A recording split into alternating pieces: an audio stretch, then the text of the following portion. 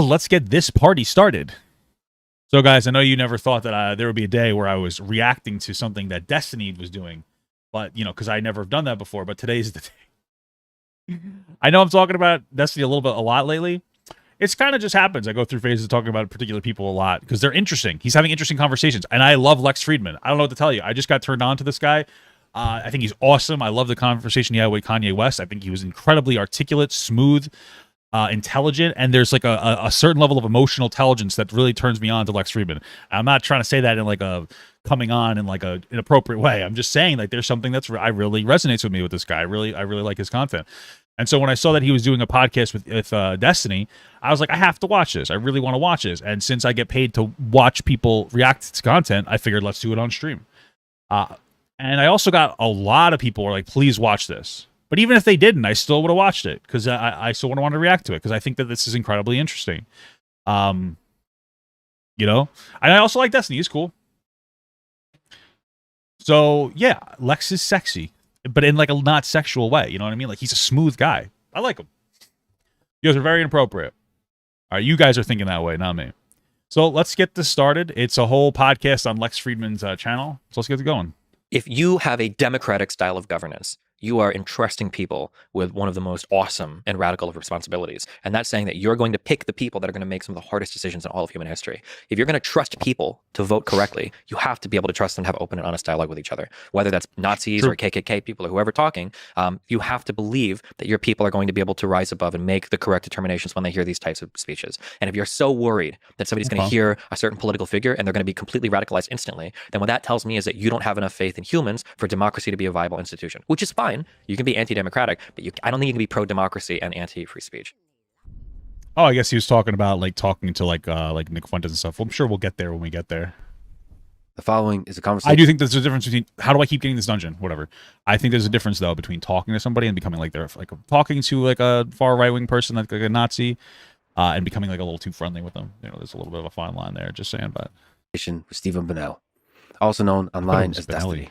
He's a video game streamer and political commentator, one of the early pioneers of both live streaming in general and live streamed. No, not true. Hassan told me that he was a pioneer of the YouTube politics, Twitch politics. So please, Lex, can you do your research, dude? I watched the video that Hassan made about himself, his own documentary that he did.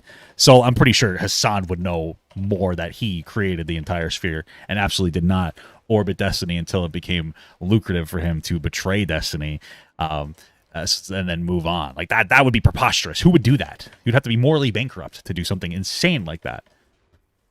Political debate and discourse. Politically, he is a progressive, identifying as either left or far left, depending on your perspective. There are many reasons I wanted to talk to Stephen. First, I just talked to Ben Shapiro, and many people have told me that Stephen is the Ben Shapiro of the left in terms of political perspective and exceptional debate skills. Second reason is Maybe. I guess Ben's he's an intelligent guy. I enjoy watching some of his debate stuff. Yeah, sure. I don't know if I would say Ben Shapiro is the Destiny of the right. I don't know who I would say. I don't know. Okay. He skillfully defends some nuanced, non-standard views, at the same time being pro-establishment, pro-institutions, and pro-Biden, while also being pro-capitalism and pro-free speech. Third reason is he has been there at the beginning and throughout the meteoric rise of the video game live streaming community. In some mainstream circles, this community is not taken seriously, perhaps because of its demographic distribution skewing young, or I think maybe it's because he has a girl's name. You ever hear that joke before? That Destiny's a girl's name? I've never before. Perhaps because of the sometimes harsh style of communication. But I think this community should be taken. Yeah, I think that chaining off the pro gamer R slur probably hurts it a little bit. It's one thing that I'm not a big fan of. And to be honest with you, I used to fucking rail off that word a lot. And then I met my wife, and you all know behavioral specialist, adults with intellectual disabilities, well, intellectual and developmental disabilities. I know you've heard it 100 times, so I'm saying it like that. But she, like, dude, I say this, she, you know, and this is a hard self-report. She made me realize that people with intellectual and developmental disabilities are people. And I know that sounds so terrible because, like, how could I be a person that ever felt that way? But the reality is a lot of people just look down on people with Down syndrome or autism or this or that. And they don't even, nobody's going to say they do, but they do. And it's a really shitty part of society. And one of those ways is that we keep using the pro gamer R slur. And like, you know, it was shitty, and it's shitty. And I'm not proud of myself for that moment where I felt that way. And so the reason I say it so aggressively and so like harshly about myself is hopefully you guys will be like, you know what? Maybe I do the same thing. And then you can correct that behavior. You know what I mean? Because, you know, if you talk to people, I've talked to people in group homes now. And it's so stupid and so simple, but they're people, bro. They're people with like aspirations, and they're just vibing, trying to live, and they're horny as fuck. And I know that sounds so silly, but like they're normal people. I don't know. That have normal fucking that they just have normal fucking interactions, dude. Like they're just people. So I try not to say that word. I try to be a little better, and I'm an edgy guy. I try not to be so you know, blunt and obnoxious sometimes. I know I can still be, but that's one of those things I try not to say, you know, because nobody really defends the non-usage of that word. I feel like people should stop using it, you know what I mean? Seriously and shown respect. Millions of young minds tune into live streams like Destiny's to question and to try to understand what is going on with the world, often exploring challenging, even controversial ideas. The language is sometimes harsher and the humor sometimes meaner than I would prefer. But I, Grandpa Lex, put on my rain boots and went into the beautiful chaotic muck of online discourse, and have so far survived to tell the tale, with a smile and even more love in my heart than before. On top of all this, we were lucky to have Melina Goranson. Yeah, people are saying that apparently Lex got him to stop saying the R slur, so that's cool. But I think he was saying it after this. I don't know. Anyway, it doesn't matter. The streamer and world traveler. I don't think he's a terrible person for saying it. Just by the way, I just think it's like something that should be advocated against its usage. You know, the conversation. You can check out her channel on twitch.tv/Melina, and you can check out Steven's channel on youtube.com/Destiny. Melina streams on Twitch. Damn, is that so she doesn't have to talk to Destiny? Please check out our sponsors in the description. And now, dear friends, here's Destiny. I don't know if you watch our sponsors.com/Destiny. This is the Lex Fridman podcast. To support it, please check out our sponsors in the description. And now, dear friends, here's Destiny. I think I might. I don't know if you watched me watching your Yay interview. Yeah, thank you so much for it. I'm so curious. When you're navigating a conversation like that, how intentional is the thought process between like building rapport and pushing and giving a little and letting like zero intention? I was watching, and thank you so much. It was very kind for you to review that conversation. It meant a lot that you were complimentary parts on the technical aspects of the conversation, but no, zero. And I'm actually deliberately am I a little too trying to avoid, I think you've called it debate brain, which is just another flavor of thinking about like the meta conversation, trying to optimize how should this conversation go. Because I feel like the more you do that, the better you get at that, the less human connection you have. Like the less genuinely you're actually sitting there in the moment and listening to the person, you're more like calculating what's the right thing to say versus like feeling what is that person feeling right now? What are they thinking? That's what I'm trying to do, is like putting myself in their mind and thinking, what does the world look like to them? What does the world feel like to them? And so from that, I truly try to listen. Now, I really respect that. That's what turned me on to this guy, is that like, you know, people know this story. I say I had a heated conversation with Def Noodles, and I'm not going to be explicit about the specifics because I don't like talking about the specifics. But there was a moment where I asked him if like he was being really invalidating to a specific trauma that is very close to me. I'll just say that. And at one point I asked, like, have you ever loved somebody before? Because I couldn't possibly understand a normal person interacting the way that he was. And of course, some of the online, you know, commentary bros didn't understand that. They thought it was cringe. But it's so real. And it's like, how are you a person? And I respect that, like, Lex is effectively within that camp of, like, it's not illogical. It's not always illogical to be emotional. We're people, and it's illogical to discount these types of emotions when you're dealing with people, is what I would say. And so, like, I really respect that. That really resonates with me. That type of, like, you know, not leaning super hard, like always emotional, always this. There's, of course, we're a mixture of logic and emotion, and you should be able to maintain that delicate balance in some capacity in a responsible way. You know, and that's what I really like about Lex. Like, that's something that, like, really, I don't remember what he had said in the conversation when he was talking to Kanye, but I was like, wow, I really respect that. You know, still learning, especially because Rogan and others have been giving me shit for not pushing back. Mm-hmm. It's good sometimes to say. There were some moments where I felt like he could have pushed back more. It felt almost enabling, you know, when he would, especially when it came to Kanye's ex-wife. I felt like some of that stuff was like a little crazy, or they separated in some capacity, because it felt a little enabler-ish. in the conversation, you know, enabling him being able to talk to her about her like that, which was bizarre. Like he was her one true love. It was uncomfortable. But overall, I think it was fantastic. You don't have to agree with everything that somebody does or says, you know.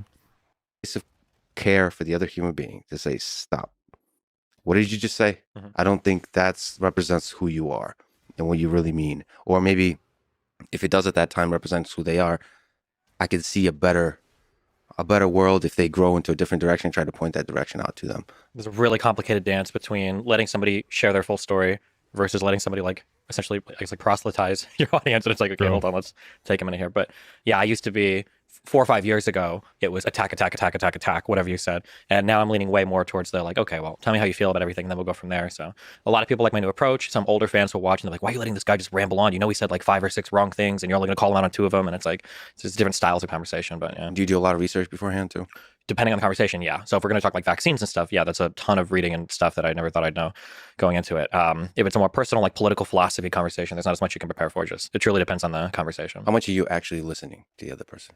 I'm always listening. You have to listen because as soon as you Did stop. Joe Rogan criticize Lex Fridman? Because I would like Joe Rogan. I remember that I was dying. Joe Rogan, when he was talking to like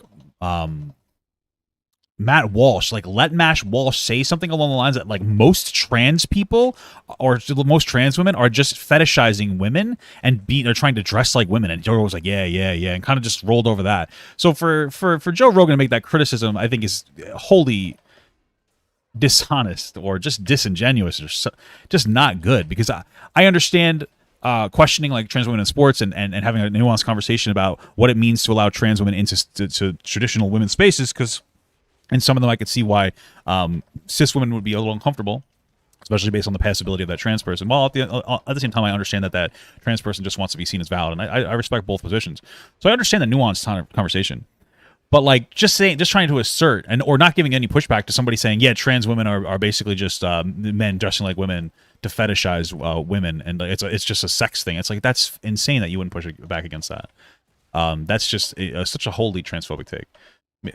Listening, the quality of everything falls apart. The connection disappears. Oh, they're friends in real life? Okay, that's awesome, man. I gotta appreciate that. My natural inclination is to just be way more aggressive than normal, so I have to constantly remind myself. I guess you would call it a meta conversation. Where I'm like, okay, he's probably saying this because of that, or we'll let him go here and then we'll stop later. But yeah, because my preferred style of conversation is like, I'm going to talk, and the second I say something you disagree with, then let's iron it out, right? Yeah, I think of like syllogisms. Like, okay, here's premise A, syllogisms. Premise B, okay.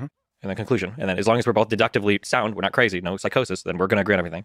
Whereas other people most people think in stories, like narratives, like there's a whole like narrative, and the individual facts don't matter as much because they'll pick and choose what they want. And it's really hard because everybody thinks narratives have to function in that world. But it's frustrating for me sometimes. No, I agree with that. I like that way of moving. Like you just kind of move from point A to point B. Like you start at the beginning, the logical beginning, and then you just kind of like move through that and like figure everything out as we go through.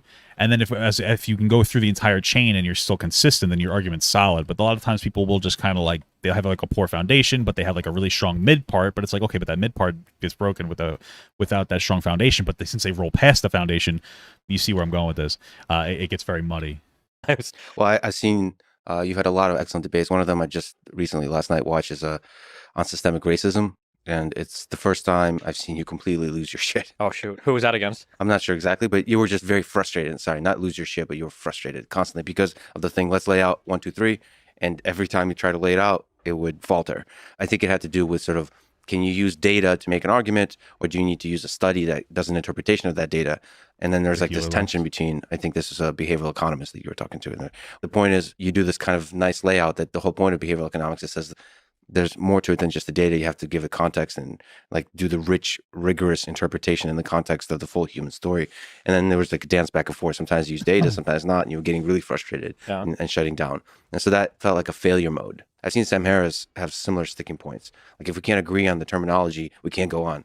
To me, I feel like I'm sort of the Wittgenstein perspective is like, I think if you get stuck on any one thing, you're just not going to make progress. You have to, part of the conversation has to be about doing a good dance together versus being dogmatically stuck on the path to truth. I think the true challenge is identifying what of those sticking points are important versus what is not important. It's like if I'm having an argument with somebody about like Jewish representation in media, it might be like a big conversation and they might say a couple things like, I think Jewish people, they tend to help their own or whatever. And it's like, okay. But like for the purpose of the conversation, Oh, I mean, sure. In like more Orthodox Jewish communities, that same could be said about literally any community, though. That's like a somewhat normal thing. The general conversation is like it's less appropriate for like white people to do it, because of systemic racism has like a positive impact on them. But generally speaking, like communities of people will always help each other, regardless of like the way that they're divided. Like even people that live in like the same block, if they have a strong neighborhood community, are going to do that. There are areas where it can get bad, but people do that shit all the time. Like I used to work at a bus company, and I had a fantastic boss. He was one, he was one of them. He was Hispanic, and there were a lot more Hispanic mechanics there. And he was, he had a very influential aspect of hiring. But I would never say he was a bad person for that. Like, you know what I'm saying? Like, it's just a fucking normal thing. It's basically like non-family like nepotism. You know what I mean? Yeah, I mean, it's just a human thing. I'm not particularly bothered by it. I wouldn't say that that's a negative to Jewish people. That's just a normal human interaction. We can keep moving. But if they casually drop like, yeah, and I think that's why the Holocaust numbers are blown up from like 100,000 to 6 million. And that's why I was like, okay, well, hold on, wait. If you think this, we have to stop here because this is going to be, it's not just a language game in this part. If you really believe this fact, then the whole rest of the conversation is going to be informed by that belief, And it has to be something that doesn't bother you personally. You have to step outside your own ego. So Holocaust denial is somebody that would bother a lot of people. And there's some things, just observing you, I feel like when you get really good at conversation, you can become a stickler to, you might have your favorite terms that it really bothers you if people don't agree on those terms. Begs the question. You mean raising the question? Yeah, I usually just want, if people say stuff, I just let it slide, yeah. You can't, because if you fight, when you're having a conversation with somebody and you're talking to their audience at the same time, because that's really what's happening. You never want to come off as over-combative or over-aggressive because it puts people in like, there's like a trigger in your brain, and this is true of relationships, of friendships, of persuasive rhetoric or whatever. There's a trigger in the brain, and as soon as that defensive trigger gets like flipped on, everything is over. You've lost the ability to persuade because everything becomes a fight at that point, yeah. Well, I wanted to talk to you because I heard somewhere that you were referred to as the Ben Shapiro of the left. And since I'm talking with Ben as well, I wanted to sort of complete spiritually this Platonic political philosophy puzzle in my head. You are I would like to see Ben and Destiny chat, though. That'd be interesting. I don't know if I would say that Ben's on like a similar level as Destiny. I honestly, I don't know. I guess maybe I just don't know Ben well enough. Destiny seems a little bit more sound. Maybe that's just because I'm a bit more, much more progressive than Ben. Maybe that's just the only reason why. I don't know. Maybe I would say like Thomas Sowell feels a little more like that. Is that inaccurate? I like Thomas Sowell. I've looked at some of his stuff. He has very interesting points, even if I don't agree with them. They're very interesting. They're very stimulating. I guess that's what it is. Ben Shapiro's never like stimulated me intellectually before, whereas like Thomas Sowell, when I used to look into him, he said some very interesting things that kind of resonated with me, or like made some sense to me, or I could see where he's coming from, like logically and like an intelligent perspective. But I guess from a debate perspective, I don't know. I just don't know. I don't know. A progressive, but a progressive with many non-standard progressive views, and you had a heck of a fascinating journey through all of that. And like I said, I think you argue with passion, sometimes with excessive amounts of passion, but that's almost a really polite way of saying that. Almost always with good faith and with rigor, with seriousness. I asked on your subreddit, which is an excellent subreddit. Shout out to the Destiny subreddit. So much, at least for that particular post. What I really loved is when I asked for questions for you, they were like, "Holy shit, there's adults in the room. Let's all behave." Like nobody say incest. I was like, "What? What's going on here?" But actually, the questions that rose to the top were really good. So somebody said that Destiny was, speaking of your journey, was a conservative in his early teens. Then he became a libertarian. Then he became a left-wing social justice warrior. Then he flirted with socialism, and now he is a social democrat, liberal. I've also heard you refer to yourself as a far left person. So to the degree there's truth to that journey, can you take me through your evolution through the landscape of political ideologies that you went through? So my dad comes from Kentucky, and my mom is a Cuban immigrant. Cubans are notorious for being very conservative in the United States for historical reasons and for other reasons. But my upbringing was a very Republican one. I grew up listening to Rush Limbaugh, Glenn Beck, Michael Savage, on the radio, Billy Cunningham, I think Sean Hannity a little bit later on. Like that was like my whole upbringing politically. I remember I'd written like articles for the school journal, like in favor of defending the war in Iraq and, defending Bush from all the criticism, et cetera. So that was my upbringing. I think once I hit high school, college, I had my edgy, like libertarian-esque high school phase of like reading Ayn Rand, of figuring out that like, oh my God, nothing in life matters except for class and money. That's actually the answer to everything. And I got to college. I became a Ron Paul fan, very big Ron Paul fan. And then from there, I kind of work, do life happens. At the kind of the lowest point of my life in terms of where I'm working, financially, everything is like kind of in ruin in my life. There's a whole bunch of dumb stuff that's happened. Probably my most conservative point. I don't know what it is about like being poor and thinking like you can work your way out of it, you can do whatever. It's just my upbringing is always just like if you're not having financial success, just work. Well, I don't necessarily think that's a bad thing. I mean, that's the conversation about, like, I guess the individual perspective versus like the systemic perspective. Like, for sure, when people go with like the fundamental, just pick yourself up by your bootstraps argument, like, it's a little bit silly in the sense that not everybody can do it. Simply put, there are only so many positions for so many people, and like, you know, when you have a profound lack of opportunity for a lot of people who have like a rough situation, you're not going to be successful, generally speaking. It's just almost impossible. And putting in an absolute amount of work could give you like almost a bare minimum increase, but at the same time, putting in that work can have a profoundly positive impact on you, and you should do it individually, because at the end of the day, the system's not going to change. You know what I mean? Like, you know, it's the person that you really want to get voted into office isn't going to magically get voted into office and give you whatever he promised. Even if Bernie Sanders like won, he wasn't going to be able to like do the even close to what he wanted to do with like to an extent, like I think unionizing people for better pay or 15-hour minimum wage and all these other things, because of the gridlock. You know, there's a conversation to have about like what the correct way to go about you know, solving some of these problems are.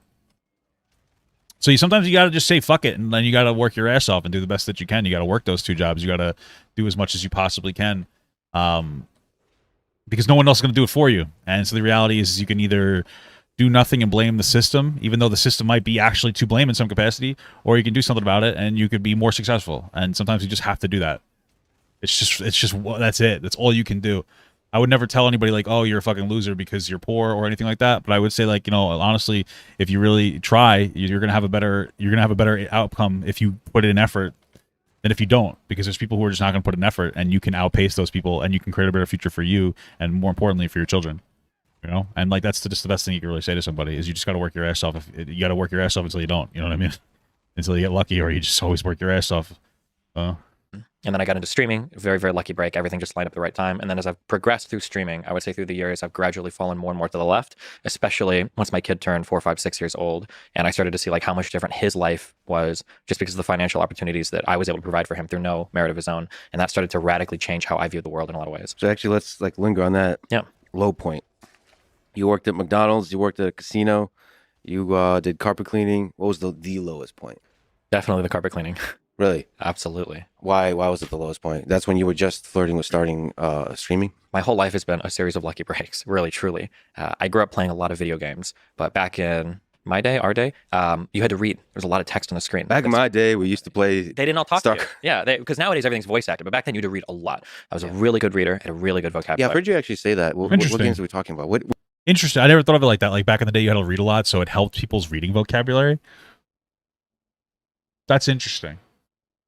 That makes a lot of sense now that you think about it. I fucking hate reading, but that makes a lot of sense. You'd have to like actually, in order to play games, like he's talking about StarCraft, I think, you had to research a lot about how to play the game correctly and read a lot and like understand and put different combinations of like different troops and like all these different micros. It's not even just the text. It's all like the brain process. I mean, you have like, 15 different types of troops to make, and then you have like 3 tiers on your tower or on your keep, whatever. And then you have like other towers to create, and you have to like figure out a particular strategy and figure out how to counter the strategy of the enemy player, because you can go in like a rush style, or you can go into like more of a conservative hold style, and then you could like steam at the end. And then, but if you hold too hard, somebody else could fucking rush you down early. And there's a lot that you can potentially learn from video games. Reaction times are big. I feel like as the time goes on, though, when you look at other games that become almost like fucking movies, and I like God of War, and I love that game. It's incredible.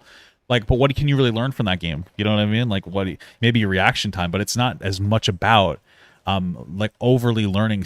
There are systems to learn, but they're not like intricate in this like really delicate way that require a lot of brain power. You know. So what do you mean there's reading? You're talking about like RPGs? Yeah, JRPG. So like Final Fantasy games, Phantasy Stars, like all of these, like any RPG that would have been on the SNES, Sega, PlayStation. These are the things. Let's pause on that. Okay. I just talked to Todd Howard, who's of the Elder Scrolls fame and the Fallout fame and beyond. Mm-hmm. What's your thoughts on Elder Scrolls? Why is Skyrim the greatest RPG of all time? Man, I really don't like Skyrim or Fallout. You or those don't types love of it? games. Oh, really? No, not at all. Why do you hate Skyrim? Yeah, Listen. so I really like characters and like compelling. Listen. The only thing that I like, the only RPGs I really like are MMORPGs where you can build. This is like, I don't like RPGs that much. You know, I like a more linear story when it comes to that than anything else, you know? Personally. Stories and narratives around those characters, and I like to see them kind of like grow and change, kind of like a movie or a story. So in your like Final Fantasy games, you've got characters. There are a lot of like like classical tropes of like a character starts off kind of like edgy, angsty, all on their own. They develop relationships, friendships. They realize that the life is more about themselves, and they do that. And I like that growth. That's kind of what you see in all of those old role playing games. I didn't like the open world ones as much because your main character is just like a blank slate, never talks. It's for you to like project onto, but there's not the same like linear narrative of like growth for the character. That's fascinating. There's an actual story arc to the character that's more crafted in a beautiful way by the designers of the game. Yeah, I don't think one is better or worse. It's just I tend towards like I want to hear a compelling story around like a set of characters that like grow and change with the game. Oh, that's beautifully put then. Yeah, I just really loved being able to leave the town. You go outside the town and you look outside its nature, and the world of possibilities is before you. You can do whatever the fuck you want. I mean, that immense. See, that's so interesting. Is I hate having too much choice. I wonder why. I like a little bit more of a guided linear experience. I get almost a little bit anxious when things aren't organized well. I get like anxious when things aren't organized, and so I feel the need to forcefully organize things and categorize things so that they are less, I guess you say, scary to me. They're less intimidating to me. Is this the same fucking dungeon I just did? Okay, that's not. Intensity of just being lost in the world. It was really immersive for me. But yeah, you're right. Whatever attracts you about a world. So you were just starting to play video games. You go out play video games. That's one of your lucky breaks. There's just like a lot of random skills you pick up depending on the type of game you play. I played a lot of text-based games on the computer, so I was a very fast typer. I'm still a very fast typer. Read a lot, learned weird kind of math stuff for some of the calculations, some of the games. I think I'm pretty good at getting information, figuring stuff out, learning patterns, all of that. And then that plus the reading and everything for the games meant that I don't want to say I excelled in school because my grades were pretty bad, but I was in like all honors, all AP classes or whatever. A lot of dual enrollment, a lot of AP credit going to college. So How are you going to say you didn't excel in school then? That seems a little interesting. I was too, but I dropped out. Bogger. Weird childhood. Did pretty well in school, probably better than I should have, but it was because I had the game stuff that was like really powering a lot of my brain there while I was trying to sleep through class. So you're able to soak in information, integrate it, quickly take notes. Generally, I think I'm pretty good at that. Yeah. What you do this a lot when you stream. You're typing stuff. Is there a system in that note taking? And what do you use for note taking? Doesn't matter. I use a notepad. Like Notepad, the original notepad? Yep, notepad.exe, not the plus, not. Is there genius to the madness behind that, or you just don't give a shit? No, I mean, like, it's going to depend on the style of conversation. If I'm with somebody that is very meticulously organized their thoughts, and they're find a better word here for rambler, you can edit that in, better word for rambler, somebody that talks a lot, I'll start like taking notes, bullet points, like this, because there's a style of conversation where I say 7 or 8 different things, and then when you go to respond to everything I said, I cut you off immediately and we argue that point. But if somebody's going to do that, you're just like, hold on, you just said these 8 things, I'm going to respond to every single one, I've written them all down, and then you can go, if you want to go point by point, we can, but you just said all this and I wrote it down, so we're going to go. So what are you actually writing down, like a couple of words per point they left? Honestly, like there are very few unique conversations in politics. Like a lot of them are kind of retreading old ground. So if we're having a debate on abortion, somebody might say like, oh, well, I believe this thing about viability and I believe this thing about, when they're a fetus versus a human. And I'll just write down like those points so that when I go to respond, I kind of have like note cards, like a guiding thing there to keep me centered on my response. Political discourse is a kind of tree you're walking down. I got it. And you're like taking... Just to keep my focus guided. So I'm not like running off on a weird tangent or responding to something I didn't say or something. Yeah. What about like doing research? Is there a system to your note taking? Because mentally you seem to be one of the most organized people I've listened to. So is it in your mind or is there a system that's on paper? A little of both. I feel like the human mind is a beautiful thing if you have interest in an area. What I'll tell people is... I didn't drop out of school. You said I dropped out for the same reason. So okay. The reason I dropped out was probably because I came off my Ritalin and I had a burst of like weird energy and I felt free. And I stopped caring about school, and I got super addicted to World of Warcraft, and then I just kept playing World of Warcraft for like 12 to 18 hours a day, and it was more fun to me, and it was the first time like I enjoyed life in a long time. And so I stopped caring about anything else. I think that's a lot of why I dropped out. It wasn't good. If I could go back and not drop out, I fucking would. But like, yeah, I mean, I guess I wouldn't because I kind of got to this point, but I'm very lucky. I'm very fortunate.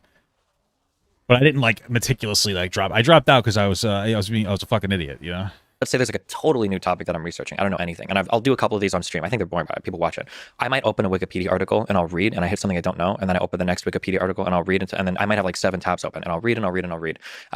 And I'll read a ton of stuff, maybe for an hour, 2, 3, 4 hours of stuff. And then by the end, someone in chat will ask me, like, do you even remember like this particular thing? And I'll say, not really. No, not too much. But what happens is as long as you've seen it once, what'll happen is like the next day or the day after, we'll read something else and we're like, oh, I remember that thing from Fucking this hate thing. this I mechanic. remember like vaguely that. And then if you see it like a third time, you're like, oh, this makes sense because especially when it comes to, oh, here's like a little trick on stuff. If you're ever reading any news and there's a place that pops up, always look at it on a map because so much of history is like on a map. It's so important to like know the geography. It makes things make so much more sense. But yeah, once I start to see stuff over and over again, just because I've like read it a few times, stuff will start to kind of connect to my mind and like, oh yeah, well, this makes sense. Of course, these people believe this because of this, or of course, like this happened here. It's because, you know, that happened there. So yeah, it's a lot of that. If there's like a topic that I'm doing specific research for, so like vaccine related stuff is a big one. The Ukrainian-Russian conflict is a big one. Well, I'm talking about how I dropped out of high school. He dropped out. Did he drop out of high school for work? Is that what you're talking about? That's interesting. 'Cause there was a time where I had to drop out of school too. I had like a situation going on with like somebody I was with couldn't necessarily work, and they had like a autoimmune disease, and it was a whole thing. But I dropped out of high school before that. Like I dropped out of college because of what I just said, but I dropped out of high school before that. I'll break out a note. I'll probably get like a Google Doc and I'll just start like writing like an outline of kind of the rough points of everything just to organize my thoughts around different topics. Yeah. We're just going to go on tangent upon a tangent upon a tangent. Sure. We'll return to the low point of your life at some point. Okay, sure. Always returning from the philosophy to the psychology. So you did the Ukraine topic. One question is, what role does U.S. play in this war? Listen, here's what I think. I think personally that the United States is number one, baby. No, in all honesty, like I think that the fundamental philosophy of like the United States of like freedom of speech, expression is better than any other philosophy. I think that it's a good thing to try to spread that. You know, have your belief as long as it doesn't hurt other people, basically, or don't hurt other people that believe. And I think that Ukraine is an ally of America. They've said as much. So they can't join the whatever the fuck it's called because Russia won't let them. Sorry, the word's escaping me. I'm sure people in the comments will say what I was talking about. I guess they can't join the UN, right? Is it the UN that I think of? Or NATO? No. What am I saying? There's a word I'm looking for. I sound like an absolute idiot. But either way, they've expressed that they want us to be allied with them, and that Russia, you know, needs to not spread its control because Russia is like fucking antithetical. Is that the right word? To the United States and their interests. You know, they are. It's just not a great country when it comes to freedom of speech or expression or anybody that's not like the status quo. They're asking for our help, and we should be strong. We should help our allies. That's how allies operate. That's how friends operate. You know, we should be helping them. Is it NATO? Why do I think that was like the North American Trade Organization? It's not NATO. Are you trolling me? Why am I dumb? Okay, we're getting on a tangent. Anyway, we should help them. Russia has been genociding people in the Ukraine so they can implant Russians. It's not a good thing. It's not good. They're literally trying to kill people for, you know, dominance. It is NATO. Oh shit. I got that right. That's awesome. Either that or we're all dumb, and that's why we're all Papa Gutters. I think that we should be strong allies. We've decided to be the world police, so we have to do what's right. It would just be nice if we would also help, you know, Southern, Central American countries as well, considering they have some rough shit going on. You know, but we don't have as many interests there, which is unfortunate. Like, you know, there's a lot of people getting abused over there, and I think it would be a great idea to try to help them maintain and stay in their own country rather than come here. It would two birds in one stone. Help them have build a country that is safer, while at the same time, you know, not importing everybody here because of the lack of safety, right? You know what I mean? Could they have done something to? Oh, I'm thinking of NAMBLA. The North American Man Boy Love Association. Is that what I'm thinking of? Okay, sorry, that's what I meant to say. Thank you. Yeah. Avoid the war. Did they have a role to play in forcing Vladimir Putin's hand? Do they have a role to play in de-escalating the war towards a peace agreement? And the opposite, if it does escalate towards something like the use of a tactical nuclear weapon, are they to blame? Are we to blame? Oh man, somebody sent me an email a while ago with great words. There's a specific way to navigate a conversation where you can kind of like contribute to a negative event, but you're not really the one responsible for it. Like the classic example is a woman goes out late at night, gets a little bit too drunk, and then something happens. And it's like, while there might have been steps she could have taken to mitigate the risk, it's not her fault of what happened because the responsibility rests on the agent making the choice, right? Yeah, There's a sure. chooser at some point that is choosing to do wrong or evil. I don't believe in any of the arguments that say the United States has contributed to Russia's position on Ukraine or the actions that they've taken on Ukraine. There are several arguments that some people, some even political scholars, are putting out there to say that the United States is to blame, but I find them completely unconvincing. I think that when you ask the question of like, what are the arguments that they're making? Is the United States role, or what has our role been? I think it's really important for us. I don't think we even agree as a country on what our role should be, which I think is a hard one, because you've got this there's this growing populist movement in the United States. It might be the far left and the far right. And I think populists tend to have this kind of isolationist view of the world, where the United States should just be our own thing. We shouldn't be telling anybody what to do. We shouldn't be the world police. And then kind of more in these like center left, center right positions. And then across a lot of Europe, you've got, well, okay, the United States is kind of like the big kid on the block. Like, we're looking to them for guidance and leadership on situations like what's going on in Ukraine. So insofar as the original question is like, what is like the United States' responsibility? I think we have a responsibility to ensure the relative like freedom, prosperity, and stability across Europe. I think that defending Ukraine's sovereignty and right to their borders is a part of that. And I don't believe that prior to the invasion in 2022, I don't think the United States was contributing to Russia invading that country. I know there are arguments given that like the expansion of NATO, has something that's been threatening to Russia, but the Baltics joined and Russia didn't do anything about it. The invasion to Crimea was very clearly a response to the revolution of 2014. The invasion on the borders is clearly a response to Ukraine winning that civil war in the southeast and the Donbass, and Russia becoming more aggressive. I don't think that you can blame any of that on NATO expansion. There's no NATO countries that are threatening Russia or invading Russia. Do you think there is a nuclear threat? Do you think about this? Do you worry about this, that there is a threat of a tactical nuclear weapon being dropped? I don't know. Maybe. Listen, I never thought that there was a threat to anything until I was like, none of this shit will happen. That'd be fucking preposterous, until they overturn Roe v. Wade. Then I was like, holy fuck, like maybe some shit actually can happen. It's possible. I mean, I could see somebody's ego getting so above them that shit, brother. I could see somebody's ego getting so ahead of themselves that they will be like, yeah, let's just kill everything if I can't own it. You know what I mean? I could see that. I could definitely see that. It just takes one fucking sociopath in power to really fuck up the world, I think that possibility exists either way, and I think the responsibility for that is on Russia, because it just can't be the case that if you have nukes, you're allowed to invade countries and take their land. Because if anything, I think that down the road also increases the potential for nuclear problems in the future, right? Because at that point, either every single country has to acquire their own nuclear weapons, because if you don't, Russia's going to mess with you, or every single country has to join NATO. And now we're back at ground zero, square one, where people are like, oh, well, look, all these countries joining NATO is aggressive towards Russia. Like, what are you going to do?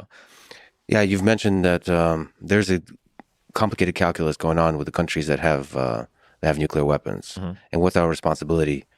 Are you allowed to do anything you want to countries that don't have nuclear weapons? That's a really tricky discussion. For sure. Because what is U.S. supposed to do if Russia drops a tactical nuclear weapon? There's a set. Don't we have satellites that can like stop a lot of them? Maybe I'm just uneducated on that, but I think we do. Set of options, none of which are good. Mm-hmm. And it's such a tricky moment right now, because the things that Biden and other public figures say, I feel like has a significant impact on the way this game turns out. Because I think mutually assured destruction is partially a game of words. Yeah. I mean, I believe in the power of conversation, of leaders talking to each other. I feel like fortunately not you have to have a balance between threat and compromise and like empathy for the needs, the geopolitical, the economic needs of a nation, but also sort of respect and represent your own interests. Mm-hmm. So it's a tricky one. Like, how do you play the hand? It reminds me of I don't know if you've ever heard in like evolutionary biology, there are things called tit for tat strategies. It kind of reminds me of that, where it's like, if like there are a whole bunch of these little biological mechanisms where creatures will develop, like socializing, like tit for tat. If you do something bad to me, I'm going to do something bad for you. And then more complicated schemes will come out where it'll be like tit for tat, where it's like you can make one mistake and then I think there's a really good reference that I could send you guys to for this, and this. Legalize nuclear bombs. Absolutely, 1000% agree. Legalize nuclear bombs. You like that? Legalize nuclear bombs. Nice. Fucking based. I'm going to get you if you do a second one, or it could be tit for tat, or there could be tit for tat for tit. There's like all these like back and forths where creatures kind of optimize themselves. And I think something the United States did really well in terms of that kind of conversational strategy, and I approved of this in the beginning, was Biden was very clear about setting out like the exact level of U.S. involvement for the war. We're not going to do a no-fly zone. There's not going to be U.S. troops on the ground in Ukraine, but we are going to send a whole bunch of money and a whole bunch of arms and a whole bunch of intel to them. And I thought he did a good job at laying out like the limitation of the U.S. involvement while opening as much as we could in the ways we could help. But the that looming threat of some sort of tactical nuclear weapon, I think on the table right now is like it's going to be the annihilation of like Russian sea forces and everything. But what happens if it continues to escalate? That's like a world that nobody wants to nobody wants to be in. True. So we talked about difficult conversations. And again, thank you so much for reviewing the Yay conversation. Let me ask you about Putin. Mhm. Speaking of difficult conversations, so if I sit down with somebody like Vladimir Putin or Volodymyr Zelensky, what's the right way to have that conversation? Oh man, We can talk about that one, or we could talk about Interesting. Very interesting question. somebody more well understood through history, like something like Stalin or Hitler, something like that. Maybe that's an easier example to illustrate how to handle extremely difficult conversations. Yeah, I mean, So if I was going to sit down with Hitler, the way I would do this is I would offer him a glass of water, and I would see if that pussy could actually hold it without spilling it, because he had like Parkinson's or some shit, because he's a fucking beta male loser. And then once he spilled the water like a dumb baby, I'd give him a sippy cup, and then he'd be like, "Damn, I am not fit to run a country." And then fucking I would have prevented the entirety of World War II. But people aren't smart like I am. So that kind of shit doesn't happen, dude. It's just a reality. Just a reality. I can handle really difficult conversations between like two people, leaders of countries. Though there's so much that you are representing in that conversation. I guess the thing that would be interesting to me would be like, what is Vladimir Putin's interest? Like, what is the genuine interest that I don't know if he had Parkinson's, but he had something, right? Like he had to hold a bag so that it didn't show that he was like constantly shaking. Not cool. There could be Parkinson's patients here. You're right. It's not cool because those people might be here listening to the stream and they won't be able to click off the video because they keep shaking. You're right. They're gonna. I'm sorry. If you actually do have Parkinson's, I'm sorry, but but he had something. What did he have? He had something. It might have actually been Parkinson's. he has in the conflict, because I think finding out like what is your buy-in or what is the driving force keeping you here is probably the most important thing. I think for Zelensky, I think it's quite a bit more simpler because he's on the defense, so it's defending his country and his people. For Putin, I've heard all sorts of things. Dugin has his writings on, like the East versus the West, the collapse of the West in the face of like all of the liberalism and the weird LGBT stuff that they criticize. You've got the desire to like return to this like former Soviet Union-esque thing. You've got Putin's quotes that the collapse of the Soviet Union was the biggest geopolitical disaster, of 20th century. And I guess figuring out like what is Putin after? I'm not actually sure. I don't know the answer to that question. I know a lot of people write about it, but yeah. Well, there's a lot of answers to that question. There's a lot of answers that he can give to that question. So say I sit down with him for 3 hours and talk about it. I think this is a really interesting distinction because this is a fun moment, because this is a moment where Lex is like legitimately asking, like, if I ever was able to sit down with Vladimir Putin, what would I say? And I like that, especially since because a lot of people are like, well, that'll never happen because who is Lex? And he's a huge guy. I mean, he has like a lot of subscribers. But I mean, it's like interesting. Like, do you ever think that? Yeah, it's like 2.2 mil, 2.3 almost. Like, it's like, would Vladimir Putin ever give him the time of day? But then, like, what if he did? I don't know. It's like I like the confidence. You know what I mean? You gotta manifest that into the air, because you do difficult conversations in the space of ideas, but also in your stream you have, there's a bunch of drama going on. There's a human psychology is laid out in its full richness before you. So to me, with leaders, I think a part of the conversation has to be about the human psychology. Sure. Not like a meta conversation, but like really understand what they feel, what they fear, who they are as a human being, like as a family man, as a person proud of their country, as a person with an ego, as a person who's been affected, if not corrupted by power, as all of us can be and likely are.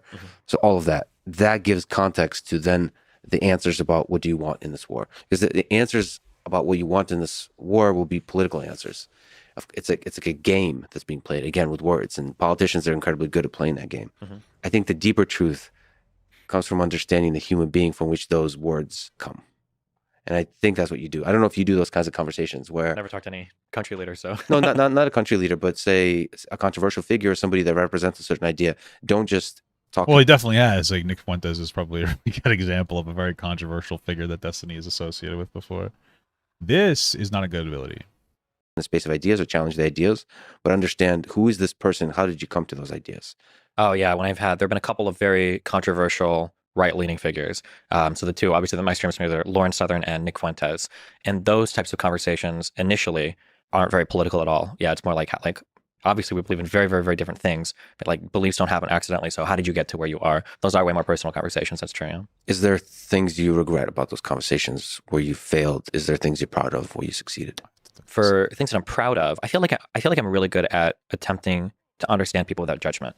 That I think a lot of people feel like they can have conversations with me where they can share a lot, and I'm not going to jump down their throat for them having a politically incorrect observation, or for them being judgmental of somebody else, or having like a feeling that's maybe not something they should have, something they're embarrassed about. So I think I do a really good job at that. And then by extension of that, I've gotten the ability to hear perspectives from so many different people that I think I can understand a lot of different perspectives.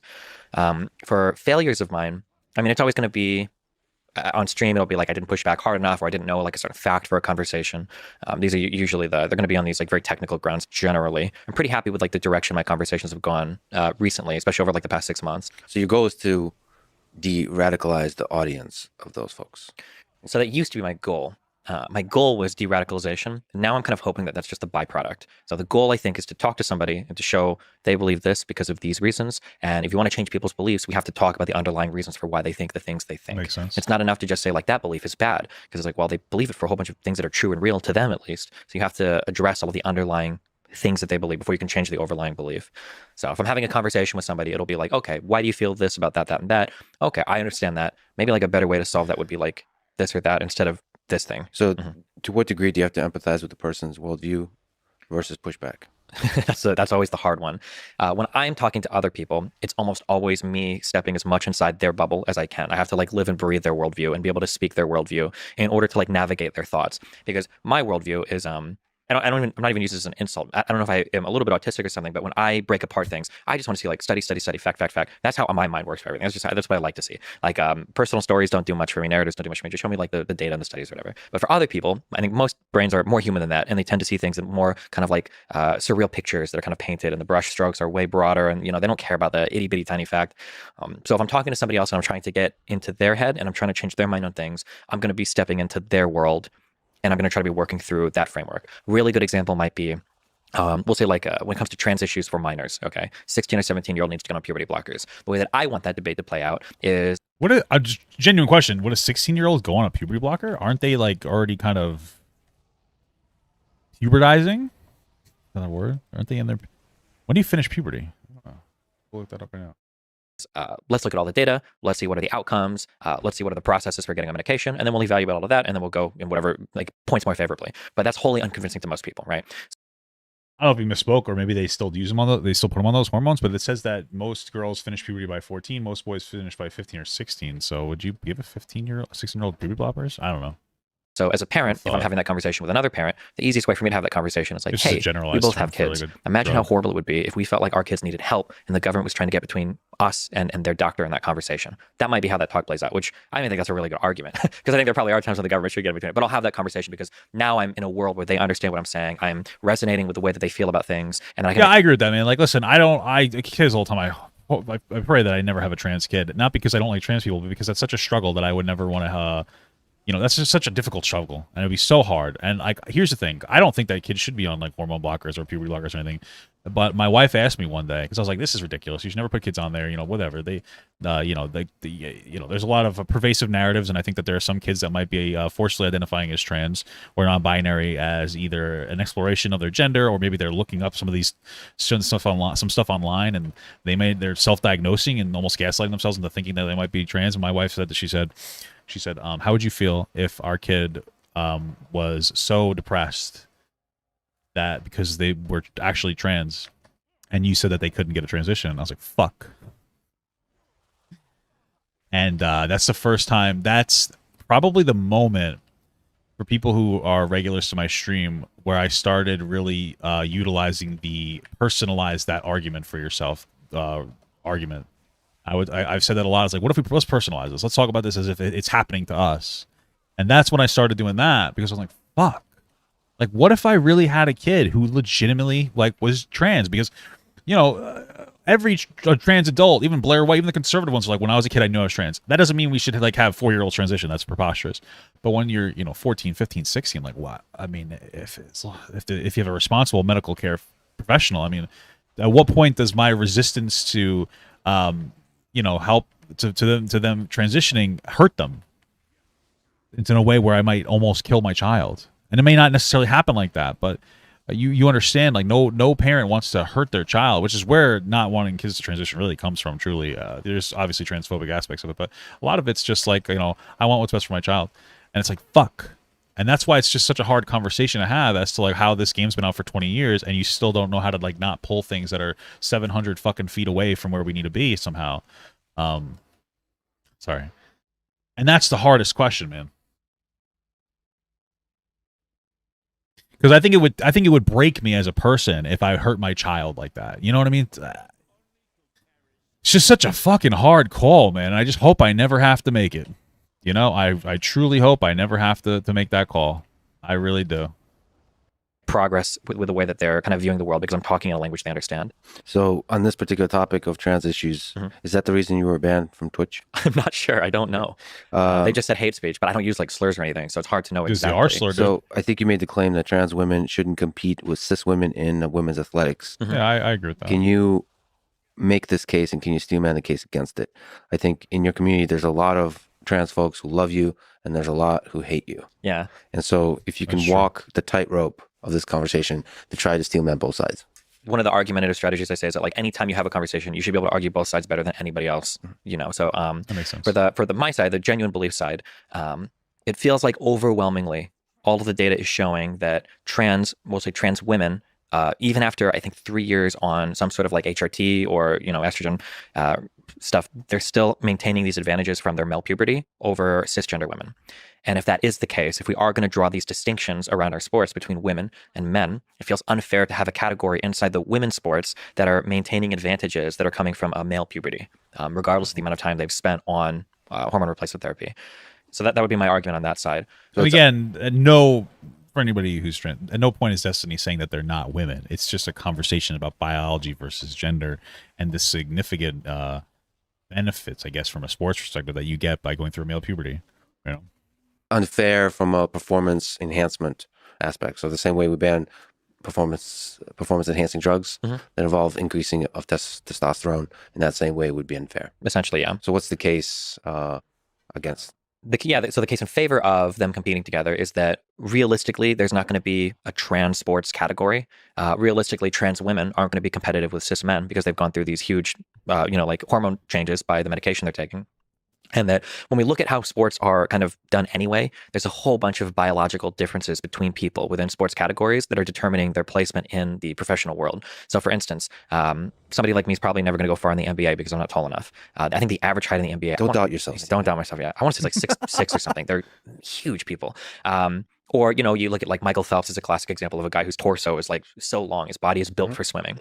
And I think there are some trans people that will look at that, or somebody advocating for this position. They'll look at that and go, okay, realistically, the way that Michael Phelps' body processes lactic acid, the shape physiologically of his body is going to put him in a level of competition that so many men are never going to reach just because of biology. Sure. How is it fair that you can have these biological outliers competing in these categories? And that's the thing, is none of it's fair. Sports isn't fair. It's just about like how do we categorize sports? And it's usually by men and women. Frankly, we don't even categorize sports like that. The way we categorize sports is sports and then women. Because here's the thing. We never used to have women's sports. We had sports, and it was about the best man that could do whatever they wanted. And then women are like, hey, we would like to have a protected class where we can actually be competitive because we can never be a man. That's the reality from a physical perspective. And so they created a protected class for women. That's really what it comes down to. It's not men versus women. It's not to be rude, but if you look at it like this, it makes more sense as to why you would unfortunately have to exclude trans women from sports. Not that, because I don't take pride in like having this position. I don't want to do anything that's invalidating to trans women, but you could seriously hurt a cisgender woman in sports if you do this. Its reality is like it's the competitive class versus like a protected class for women so that they can actually play. And then when you look at it like that, it makes more sense. That's how we categorize it. We could categorize things by limb length and this and that. It would just be overcomplicated and nobody would care. We categorize things by who's the best at a thing. That's pretty much it. But then when we come to like sports categories with trans and cis women, you're going to take trans women and say that they can't compete against cis women. Can't you also just say that they have some level of biological difference there? Like, is it really going to be that great of a difference than what Michael Phelps has versus the average swimmer, or an NBA player has versus like the average height male? Yeah. Do you think we're going to get into some tricky ethical territory as we start to be able to, through biology and genetics, modify the human body? Maybe. Absolutely. Yeah. I feel like those things are coming sooner than we wanted them to. Oh man, dude, have you seen the AI art? Yes. That's of course. I'm an AI person. Oh, okay, then yeah. That's how the fuck did you not know that this guy was a technologist, you silly goose? That's always been like, what's going to happen when robots can do art better than humans? LOL. Like, well, we'll see in 20 years, in 20 years, in 20 years. That's interesting. I never thought of it like that. Interesting. Could robots do art better than humans?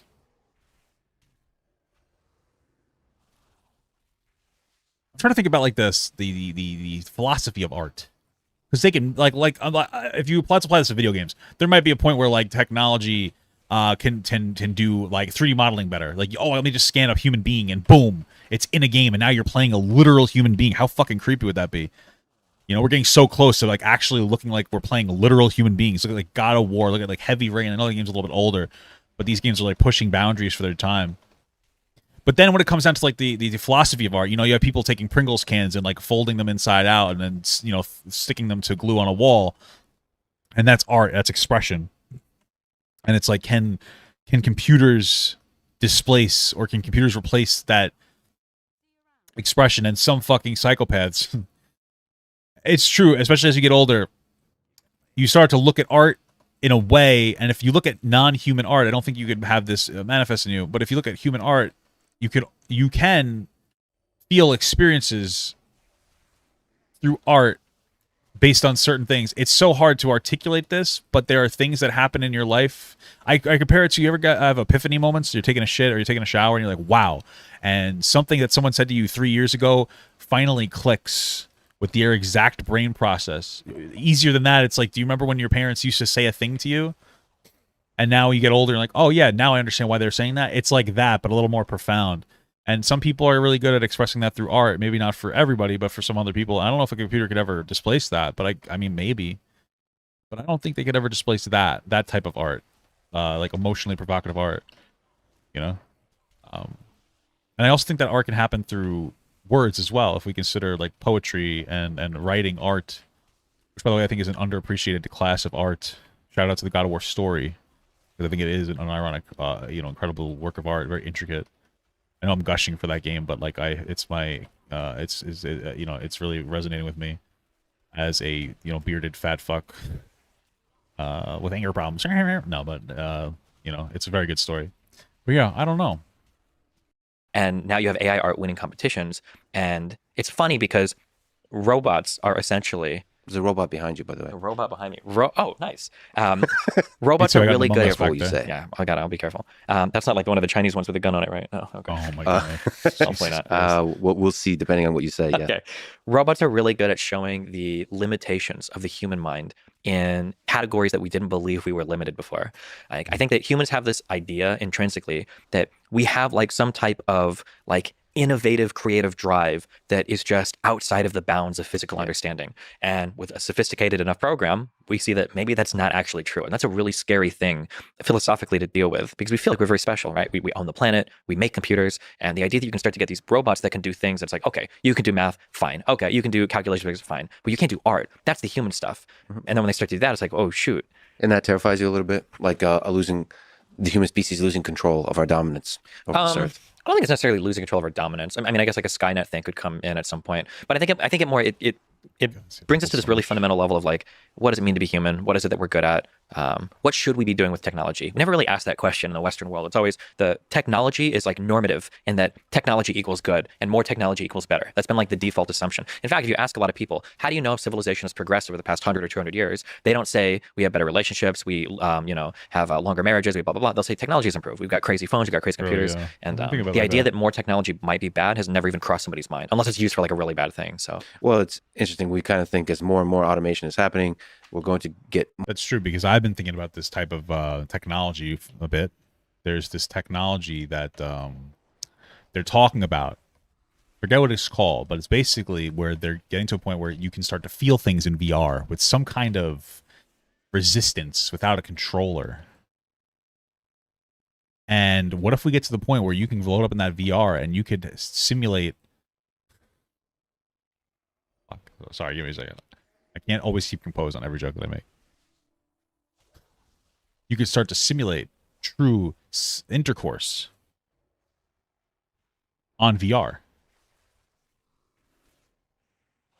I mean, are we going to see like a drastically reducing or a drastic reduction in birth rates? Are we going to see a reduction in the way that we treat women as men who are generally more sexually driven? Are we going to be like, I don't need to care about women from a sexual selection purpose because I could just have sex with Cortana or Siri? You know, like how far, you know, like what point do we get to? I really wish I wasn't mind control for like 15 minutes, but these people are fucking morons that don't know how to like play the game correctly. And I know that like I'm half kidding, but I'm also like half serious. Like what if this actually does happen?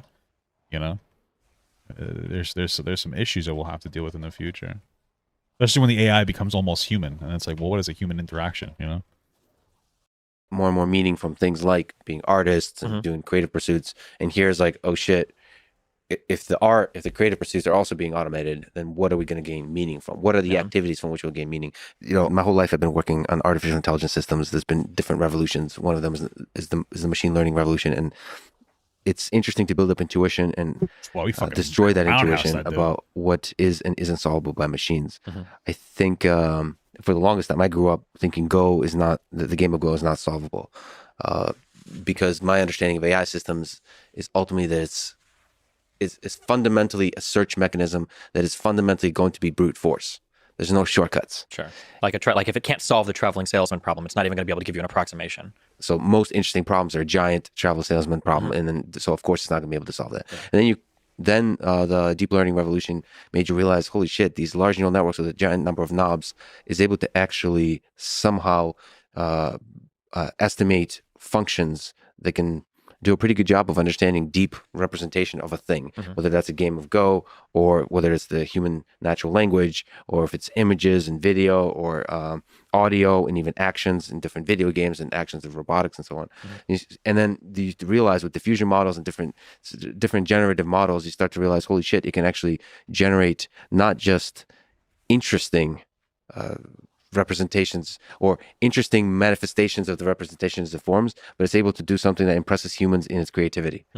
It's beautiful in the way we think of art is beautiful. Like it surprises us and makes us chuckle and makes us sit back in awe and all those kinds of things. And yet the thing that it seems to struggle with the most is the physical world currently. So that's counterintuitive. We humans think that it's pretty trivial, the being able to pick up a cup, being able to like write with a pen, like in the physical space. We think that's trivial. We give ourselves respect for being great artists and great mathematicians and all that kind of stuff. And that seems to be much easier than the physical space. Our bodies are really cool. Yeah. There was a, I don't know, it's probably Asimov or something. There was some science fiction writer that had a short story, and it was like an alien that had landed on Earth, and it was describing our bodies from a totally alien perspective. And when you think about all the things we can do, it's pretty cool. We can, climb through a whole multitude of environments. We can exist at a multitude of temperatures. We can manipulate things just with our hands and, the way that we can interact with things around us. And yeah, we're very capable in like a physical. It's true. Chick-fil-A, we did that as well. And I'm not a big fan. But whoever created the $1.50 Costco hot dog soda combo, it's if an alien landed on the Earth and started talking about that, it would be incredible. It'd be like, we are the god. I think that we underestimate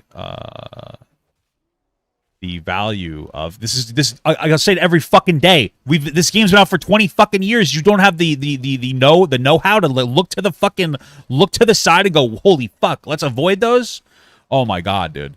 Fucking fuck. I'm just kidding. I was kidding about everything I said about human beings. They're stupid as fuck. They're dumb, idiot fucking pieces of shit. I hate all of them. They're just so stupid, dude. Oh my fucking Lanta, dude. Sorry. Anyway. Level, even though, like you said, we think about ourselves like, oh, well, human beings have really big brains, and we do. We're really intelligent as well, but yeah, our bodies are pretty cool too. And it's a fascinating hierarchical biological system. Like we're made up of a bunch of different like living organisms that all don't know about the big picture of our body, and it's all functioning in its own little local world and it's doing its thing. But together, it has it forms a super resilient system. All of that comes from a very compressed encoding of what makes a human. You start with the DNA and it builds up from a single cell to a giant organism. I mean, and because of the DNA, through the evolution process, you can constantly create new humans and new living organisms that adapt to the environment. Like that resilience to the physical world, it seems like running the whole Earth over again, the whole evolutionary process over again is might be the only way to do it. So to create a robot that actually adapts is as resilient to the dynamic world might be a really difficult problem. Possibly. Well, I was going to say, like in a programming environment, you can do things on timescales that are impossible in the real world, right? Like the benefit to AI and computers is computationally, they can compute so much data so quickly. Whereas on human timetables, we have to wait. When you talk about evolution, it's generation after generation after generation. Maybe in a virtual environment that could be simulated, and then those changes could happen a lot quicker. Well, that's not a human timescale, but you have to look at Earth as a quantum mechanical system. The computation is happening super fast. This is a giant computer doing a giant simulation.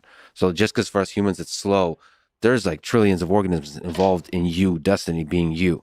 Sure. But the next iteration of like from human to human, even if on the quantum level, there's a lot of stuff going on. You talk about like changes in DNA, for instance, right? Like that's happening from a generation to generation time scale. Like in a virtual environment, that could theoretically happen. Well, it already is. There's like protein folding, like huge cloud computing, probably ML stuff that's like working on doing all of that stuff. And it'll run like trillions and trillions of simulations, every second and stuff. Maybe not every second, but still slower than the actual protein folding, much slower. That's for the problem of solving protein folding to estimate the 3D structure, but the actual body does the actual protein folding way faster. So like the question is, can we shortcut the simulation of human evolution, try to figure out how to build up an organism without simulating all the details? Because we have to simulate all the details of biology, we're screwed. We don't have... Oh, true. We'd have to put something in a pond and then watch it for... That might be the... Interesting. Okay. A little beyond me with protein folding. I'm assuming that's some kind of process that's done in the body, and I think that they're having a conversation about how even technology today isn't fast enough to keep up with this like human process that like our organic machines are able to handle without us even understanding that fucking incredibly like meticulous process. That makes sense. Interesting though. The most efficient way to do it. Sure. That's what the universe most likely is. It's a kind of simulation created by a teenager in their basement to try to see what happens. It's a computer game. That might be the most efficient way to create interesting organisms. But within the system, it's perhaps possible to create other robots that will be of use and will entertain us in the way that other humans entertain us. And that's a really interesting, of course, problem. But it's surprising how difficult it has been to create systems that operate in the physical world and operate in that physical world in a way that's safe to humans and interesting to humans. Because there's also the human factor, the human robot interaction. To me, that's like the most interesting problem, to figure out how to do that well. And so Elon Musk and others, Boston Dynamics, have worked on legged robots. So I really care about legged robots. Those are super interesting. How to make them such that they're able to operate successfully in a dynamic environment. It's super tricky. They're like the dumbest of dogs. Speaking of which, there's a dog barking outside. Yeah. I mean, it's really tricky to create those kinds of organisms that live in the human world. Then again, if more and more of us move into the digital world, so you stream a lot, like part of who you are in the game, not exists in the digital space. The fact that you have a physical representation also, maybe more and more will become not important. I hope that's the case, because I bought a lot of stock in Meta, and man, it's down a lot. Meta the company. Yeah. Is there some degree, like, can you look at yourself like Steven, the physical meat vehicle, and then the Destiny, this digital space, like digital avatar? Do you sense that in a certain way you're the digital avatar? I've always tried to keep my on-stream personality as genuine as possible. So they're one and the same to me. I don't really view them as two separate entities. But I mean, I always view myself as Steven, the real life person. My Destiny's my online name, but no, but because your social network is established through the digital space, like so many people know you through the digital space. Can we swap out another person that looks like you in like an AI system, and then that entity known as Destiny will continue existing? Like, I mean, it must be like there must be some level of sophistication that could emulate a human brain, I would imagine, right? Probably the tech's not there yet, but well, the question is, what's the level of sophistication of the audience that would recognize that something has changed? Like, it's the Turing test. Yeah. How hard is it? Okay, I think I know what he's saying. He's saying, what if there was like a computer that was able to perfectly emulate you in some capacity? Would people be able to tell? Interesting. How would you compute the process that people evolve in based on a given scenario? Because you could estimate from a computer perspective how somebody interacts with a problem, right? Like you can make a program that says when some fucking idiot pulls something that was unnecessary to pull in Papa Gut's group, that Papa Gut's gonna have a fucking meltdown, disproportionate meltdown, and start shitting and farting on stream. But would you be able to factor in potential criticisms of people saying, I don't like this behavior or that behavior? Papa, it scares me when you do this stuff. And then calculate how much that would have an impact on me actually changing that behavior? You know what I mean? Would it be able to would computers be able to emulate human evolution in an accurate way? You know, how do you capture the critical thinking process? That's a good way to put it.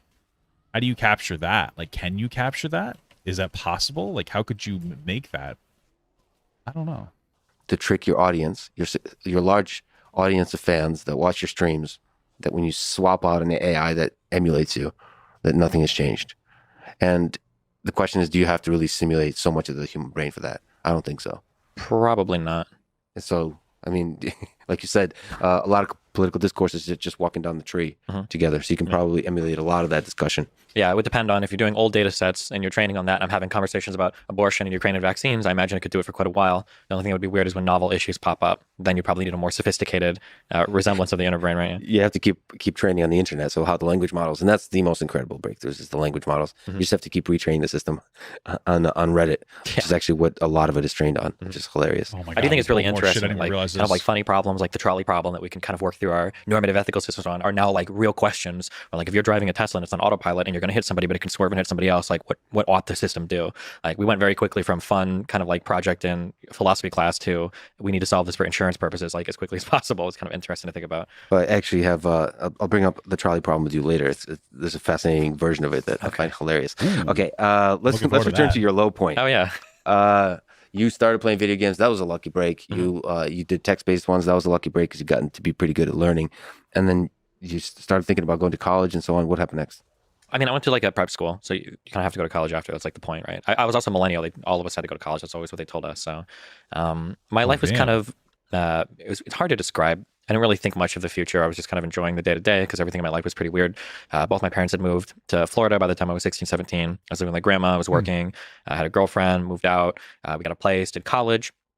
By the time I got into college, I had transitioned from working at McDonald's to, I was like working in a casino restaurant basically. And I was really good at that job. So high level of patience for drunk people, insane people.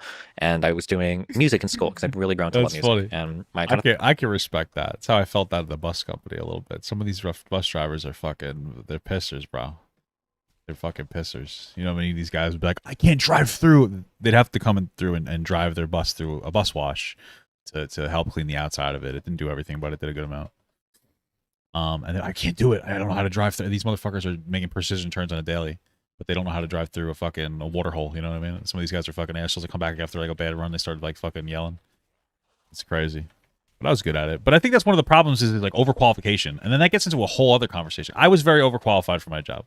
Like I am an underachiever, unfortunately. I was able to I got really lucky doing this, but I was an underachiever. And I was not working to my fullest potential. And I feel like we should shame people like that, like myself in society more. Because underachievers displace people with ambition. And I want to explain to you how. Not everybody, based on, maybe part of it's your genetics, part of it's going to be like your life experiences. There's going to be so many different factors that build you to the person that you are. And for people who underachieve, what happens is like, regardless of how underachieved you are, you're always going to find enough success to live. Because if you're an intelligent underachiever is what I mean. Because I was able to settle out a fucking bus company. That is a job that you don't even need to finish high school to do. And there are people who, because of the conditions in their lives, that might be like one of the best jobs they could ever get. And that's not an insult to that person. That's just like, bro, like if anybody went through an experience of like growing up in like a really poor area with like a lack of education, and maybe they had to work when they were younger, and they weren't able to like, fuck around and play video games and shit, that would be like maybe the best they can do. And because I was an underachiever, I stole that job from them. That's it. It's as simple as that. I could have done better. I could have done a little bit better. I could have had a better job that opened up an opportunity for somebody else to have the job that I was operating in because I was a fucking underachieving piece of shit. And it's just interesting that you should think of it that way for some of you other underachievers out there, that like your laziness doesn't just negatively impact you. It steals opportunities away from people who need them more than you. And I'm not saying don't do step-up jobs. I'm not saying don't do a job that you're overqualified for, but don't settle for that job if you know that you could do better.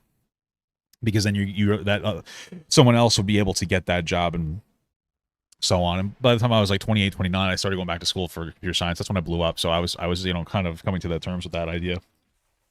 But just think about that way. It's interesting. My thought process was I can do music as a hobby, I guess, unless I get really good and maybe I can make money with that. But otherwise, I love music. I'm okay going to school for music, getting good at it, and then just doing that on the side. And then my main job would kind of be this career I was building at the casino. And basically, trying to balance personal life plus graveyard shift, 6-hour weeks at a casino, and then a full-time music degree was not possible for me. And eventually, I had to drop school after I think it was like 3 years. And after I dropped school to maintain my casino job, after a few months, I got fired from my casino job. So I'd essentially just thrown away like the past like 3 or 4 years of my life. Why'd you get fired from the casino job? I heard there's a story behind that. Yeah, there's a story. Basically, I was just really before. dumb when it came to understanding corporate politics. And this is funny because the same attitude kind of followed me into the streaming world. My thought process has kind of always been that like as long as I'm really good at what I do, I should be untouchable. If I'm really good, you can't do anything to me. I don't have to play any dumb games or whatever. And at the casino, I think I was the youngest. It was originally shift lead, then supervisor position at the casino. And when I started to get my own shifts, there were problems that I would run into on graveyard shift because of carryover from the swing shift. Remember, one of these problems was underneath the soda machine. They weren't cleaning it properly, and fruit flies were showing up.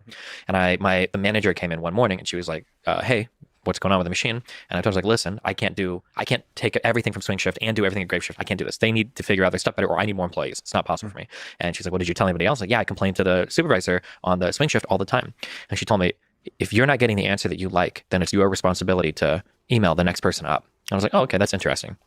And some months went on, and I ran into more problems because on graveyard, here's how, I don't know if it's everywhere, but morning shift is the easiest, and that's when you're the most overstaffed because that's when all the VPs are in, and that's when all the managers are there, and everybody blah, blah, blah. Swing shift is the most challenging. That's where your highest flow of customers is. You're also decently staffed there, but there's a lot of stuff going on. And graveyard, nobody cares at all about you. They don't give you any employees. You might get swamped, you might not. Who cares? Make sure it's clean for day shift. That's the only thing that matters. A quick question for sort of clarification. So this is a 24-hour? 24-hour diner, yeah, inside casino, yeah. So it's a diner in a casino. Oh, by the way, I had an amazing moment at a diner in a casino recently. It's a special place. A diner in a casino is a place of magic. There's a lot of, I don't know if I'd say magic, but there's a lot of otherworldly stuff going on. There's characters, I had an interaction with a waitress that was the sweetest waitress in the world.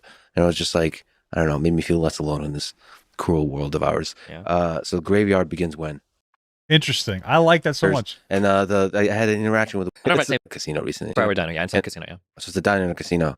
Oh, by the way, I had an amazing moment at a diner in a casino recently. It's a special place. A diner in a casino is a place of magic. There's a lot of, I don't know if I'd say magic, but there's a lot of otherworldly stuff going on. There's characters. I like this moment, man. It's a very, I don't know, it's like resonate with these human moments where he's like, yeah, I had a really interesting, almost bonding experience. Not like a super intentional, like explicit bonding experience, but where a series of shit that happened in my life led me to this moment with this other person who had a very similar experience with a series of things happening in their life, and just the way that they interacted with me made me feel unique and hopeful. Like it's like what an impossible technology can't replicate that feeling. It's such an interesting feeling. I think we've all had those, but it's hard to articulate those exact things. Like I can't explain to you. I'm gonna keep in mind the next time I feel like I'm having that feeling, and I'm gonna try to talk to you guys about it. I find it such an interesting thing. It's such an interesting thing to think about. When? For me, my shift was 10 p.m. to 6 a.m. Or sometimes I got called in early, so it'd be 8 p.m. to 6 a.m. So that's no love for that shift. No, especially not trying to do school at the same time. Absolutely not. But yeah, basically, long story short, I ran into a problem with where I didn't have enough employees on my shift. VPs were coming in the morning. They're like, hey, the diner's kind of dirty. And I'm like, you've cut all my employees past 4 a.m. Like on some nights, I'm literally cooking and doing front of house, like all on my own. Like I can't do this. And my manager, Pam, told me, well, you got to figure it out. Pam. And so I remembered her advice. So I emailed the VP of Food and Beverage and I CC'd her. And I said, I'm not getting the help I need in my restaurant. Now, I didn't know at the time that I was basically completely throwing her under the bus because of that email. But I retroactively, when I look back on things, or retrospectively, I see that. Wait, he really didn't know? Okay, so I understand what he's saying. Is that the fucking... I guess it might have been the same woman said that if you're not getting the answers you want from this person, you have to go one step higher. And then he did it. First of all, whoever gave you that information was I find it hard to believe that he didn't realize he was overstepping her, but whatever. What I will say is that is never the right way to go. If you are having a situation at work and you're not getting the answers you want, you can go up a step higher. But you're gonna have to understand that you are going to basically be assassinating anybody that's underneath you, or that's underneath that person, like whoever the middleman was. You're fucking them over, and there are going to be situations where things are going to get too bad. I had a situation like that on my job. They took away like 2 weeks of my vacation. It was fucking scummy. The union didn't do dick about it, but I had to go to the union to see if they could do something about it. Of course, they couldn't because the union was in fucking cahoots with the company. It's one of the problems I have with some unions. But you have to understand that you're assassinating your relationship, and at that point, they're just going to start targeting you for whatever, and they're going to try to get rid of you. They never did that to me, after they royally fucked me at my job, they didn't actually target me. I complained. I was fucking pissed. They royally fucked me at my job, took away benefits from me, fucked me over. My direct boss even understood that I got fucked, and then nobody fucked with me until I ended up quitting, because I was really good at my job, and because like I was pissed, and like I just wanted to be left alone. I didn't look in the direction of the individual who fucked me so hard. I didn't like associate with, and it would be difficult to as well, because this stupid motherfucker disappeared once COVID started, and this gets into a whole other conversation. And you know, during COVID, my uncle worked there as well, and maybe that was the reason why I didn't get targeted. But my uncle worked there as well, and my uncle passed because of COVID. It was very unfortunate, and that not one time did he ever say anything to me. Not one time did this guy, who was like my boss's boss, that I've had a good rapport with, ever say a word to me. He never said, "I'm sorry for your loss." He never said a goddamn thing to me. Maybe people just didn't realize how close I was to my uncle, but he also didn't say anything to my bosses, who were very close to my uncle. My uncle's a very good guy, and people liked him a lot. He was like very friendly with everybody. He was, you know, he was in like the paper after he passed. It was a whole thing. A lot of resentment, very clearly, a lot of resentment built up from that job there. A lot of issues of like a lack of respect there. That I'm very fortunate to be able to be in this field now, because I would be a very angry worker right now. You know, so that was the moment that I got like marked for deletion. And I didn't really understand it, even though I'd heard terminology for papering somebody out the door. But after that point, I started to get written up for like a lot of little random things. Like I missed 1 day of work in my 3 years at the casino. And I started to get written up for like showing up like 1 or 2 minutes late. That's kind of weird. That's whatever. Or written up for random ways about filing paperwork. And then eventually there came a situation with another employee where it's complicated, it has to do with like call out stuff. But basically they wanted to call out. And I told them if they called out, they were going to get fired because they were at like 10 points. They were at 9 points and 10. What the fuck? What the hell was that? How did that even happen? Sorry, I don't know how this got pulled, but I guess it all worked out in the end. So really quick, just a little bit of advice to people. This is something I learned from my mother. She's a manager. She ran like she used to work for White Castle. She ran like half of New York, so like 24 stores or something. Never tell somebody that they're gonna get fired ever. This is just like a little bit outside of what Destiny's saying. Never tell somebody from a managerial perspective. Never tell anybody that you're going to fire them. You always want to be positive. You always want to say, and in this case, it might have been warranted, but you always want to say, I really like that even if you hate the person, I really like having you on the team, and I really want you to like work out here, kind of a thing. Always be positively affirming, because at that point, it almost becomes a threat. It can be perceived as a threat if you go to like some kind of labor board or whatever.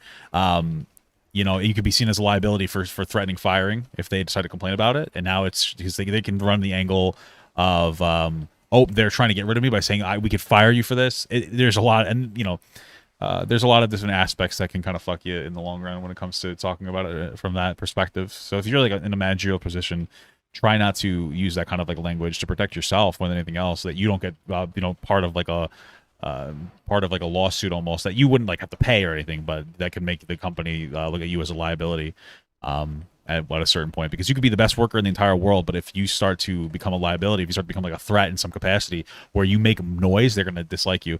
The companies prefer bad workers that will do whatever they want than good workers who will advocate for themselves. So it's a lot of just some advice there. You know, just for advice there. 10 points is firing, blah, blah, blah. Pam told me, you can tell her that she's going to get a point, but you can't tell her she's going to get fired. I don't know what that meant. And then I told her that if you call out, you're going to get, you're fucked. You're going to get fired, or you're going to be at 10 points. And then I got called in early, like 3 days later. And Pam was like, you inappropriately communicated with an employee because you said the F word in a text message. And I'm like, really? There's no shot. And she's like, well, you also tried to fire the employee. And I was like, no, I told her she's going to get 10 points. She's like, well, you used the F word. I'm like, this is insane. And the F word is saying fuck, or is the F word supposed to be fired? I'm assuming it's fuck. But yeah, no, that's funny too, because I had a similar interaction. Not that's where like they got me on inappropriate messages with somebody because we were friends, and then the guy like kept fucking with me, so I eventually had to report him. I was like, bro, if you don't stop fucking with me, I'm gonna have to report you. And then he went and showed them that I sent him a picture of a girl and said, do you think she's hot? And he's like, yeah. And then I sent him another picture, and the girl had a penis, and I was like, do you still think she's hot? And he's like, ew, gross. And that was when I was a lot younger, so you know, obviously, I thought she was hot, but and then he like. A year later or something, he used it against me. You know, you gotta be careful. You gotta be careful about who you trust at work and what you send people. Just be very, very careful. If you think you can trust somebody, you probably can't. Just keep that in mind, my brothers in Christ, my brothers and sisters, and sisters in Christ. I didn't, just because I was such a high performing employee. I was like, there's no way I'm getting fired. And then I did. And I was like, yeah, cashed out my 401k and moped for like 3 months because I had thrown away school for this casino job. And then I got fired from this job that like, yeah, nobody believed I got fired. It was just insane. Yeah. So if you look back, if you were allowed to not just to look back to Interesting. your own memory, but actually watch yourself, like somebody recorded a video that whole time, Mhm. do you think you would be surprised? You would notice some things like potentially of not having a self-awareness, not having like social, like a civility and social etiquette that's played in the human relations. Yeah, absolutely. So is that at the core of it, essentially? Yeah, I think so. I mean, it follows me even to this day. There's a lot of, I don't know if you're recording or not, but when we spoke earlier about like meta conversations, I have to think a lot sometimes about meta conversations because the way that I want to drive a conversation will sometimes be way different than what is like the best way to have a conversation. Whereas I just want to like go really hard on like some itty bitty, like some idiosyncrasy, some factor figure, whatever. But that's not like the human conversation I need to have, you know? Yeah. So you got fired / left that job, and that took you to the job that would be the lowest point. Yeah. There was a huge downgrade in pay. I went from getting like, I think at the casino, because I worked so much overtime, I was getting like $22.50 an hour on all my overtime. And this was back in 2008, 2009 as like a Nice. college student. Like it was amazing pay. I had benefits, like everything was good. And then the carpet cleaning was like, I was probably getting my paycheck like every other week was maybe $1,500 or $1,000. And I'm working like 13-day stretches. Like I have every other Sunday off. And it's so many hours. Like I have to Also show up running to your own shop at business like at that 7 or 6. And then I go home at like 8 or 9, depending on when my jobs are throughout the Are day. you doing businesses or residential, or what are you doing? Everything. Everything. Mhm. Are you working for a company that does carpet Yeah. cleaning, or you? Okay, so like there's a scheduled thing you have to go to it and so on. Yeah, but so like this is why the schedule would suck. Because sometimes I'd show up at, I think we had to be in the shop at, I think it was 7 a.m. We show up at the shop at 7 a.m. First job might be at 8 or 9, but that job might be like a 1 hour job. So I might show up at 7 a.m. and have a job from 8:30 to 9:30. Then my next job might not be from until like say 11. So from 8:30 to 9:30, I'll do one job. And then I've got a job from like 11 to 12 or something. Then I might have like a decent job from like 5 to 8. But like my whole day is destroyed. And I'm doing like 3 smallish jobs. So I'm getting like $30 maybe for being in the shop or, you know, at my job for like 10 or 11 hours. And it's just like horrible. So you're somebody that seems to be extremely good at thinking and conversation, and so have a bit of an ego, perhaps, in both the negative and the positive sense of that word. Maybe. Yeah. Was there some? True. I mean, it's good to have a little bit of an ego. You just have to keep it a little checked. I mean, like, not for nothing, but an ego will help you be confident. It's just at the point where you go a little bit beyond confidence and you feel like a snooty little dick. That's obviously will be a problem. But you need to be confident. Sometimes people are going to see you as like an asshole, and sometimes you're going to be an asshole, and that's okay. But you're better off being a bit too confident than not confident enough when it comes to the outcomes in your life, you know? You always got to advocate for yourself. You know what I'm saying, guys? Aspect of working at McDonald's and then working at the casino and then working for the as a carpet cleaner that was humbling? No, never. I had a the ego burned bright through it all. well, There's no healer. Or no, yeah, you can push back on the ego. yeah, no, I understand. I totally get what you mean. I had a really close friend growing up whose name was Chris, and I think we probably met when we were like 4 or 5. I think he lived behind me, and I grew up with him. And I'd always been kind of an outsider to the world that I was in once I got to high school for sure, because all of those kids were incredibly wealthy. You know, Corvettes and Mustangs when they turned 16. It was a prep school, and I was doing they had like a work study program there where you could stay after school from 2:30 to 5 every day to kind of like work to pay for your tuition. So I've been working like throughout all of high school. I got another job at McDonald's when I was 18. Worked at the casino. Like I'd always been doing that kind of work. I never really viewed it as like beneath me or anything. It's not like I don't have like a family of doctors or lawyers or anything. And then me and my other friend, Chris guy, we'd always make fun of everybody else for being kind of like like preppy kids and everything. So there's some pride to that sort of hard work. yeah, I guess a little bit, yeah. Because looking especially at my dad, like the solution to every problem was just throw more hours of work at it, basically. So that was always my go-to. Hey, sometimes it is, dude. What was Sometimes it is. psychologically the low point? I think psychologically the low point was that as I'm doing this carpet cleaning job, driving around my city, there's like this feeling of, I guess for a lot of people it's probably college, but there's a feeling when you're in high school that everything is like so exciting and the whole world is kind of in front of you, and there are a trillion different branching paths of possibilities. And even through high school you're thinking like, am I going to be a doctor or a lawyer, or can I join the NBA, or can I do this or that? There's all these things in front of you. And when I especially felt it when I was doing these carpet cleaning jobs, and I think it was in the fall, I'd be outside some of these houses and I just kind of look around, and I'd recognize a lot of these neighborhoods that I'd drive around with friends in, or I'd, be walking through. I ran cross country. Some of them I'd be running through these neighborhoods. And it was just kind of like this feeling of looking around. And it was like, when I was here in the past, this was like kind of like a transitionary phase of my life where I'm doing this and it's so fun and exciting. And then I'm going to move on to something else and it's going to be fun and exciting and awesome. And then 2 years later, my whole life has collapsed. Like I'm in a house that I can't afford anymore. My ex that I hate is pregnant with my kid, and Jesus. I have no money. I've got no upward mobility. I failed college. My job is horrible. Like just every single Real like talk, this dude. is like Real my talk. all of those the wave function had collapsed into one thing, and that one thing was the worst thing that it could have possibly been at the time for me. Yeah, like everything was gone and horrible. So yeah, that was the feeling I had at the time. Do you ever contemplate suicide?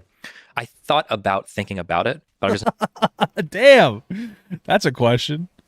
You know, I think that he's on good terms with his baby mama, though. I think it's more of a thing where it's like, you know, you hate the person when you're with somebody that you don't want to be with, you know, and then after that happens, you know, there can be times where people can kind of engage in a level of civility.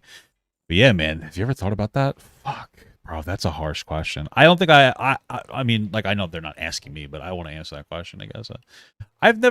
I thought about it before.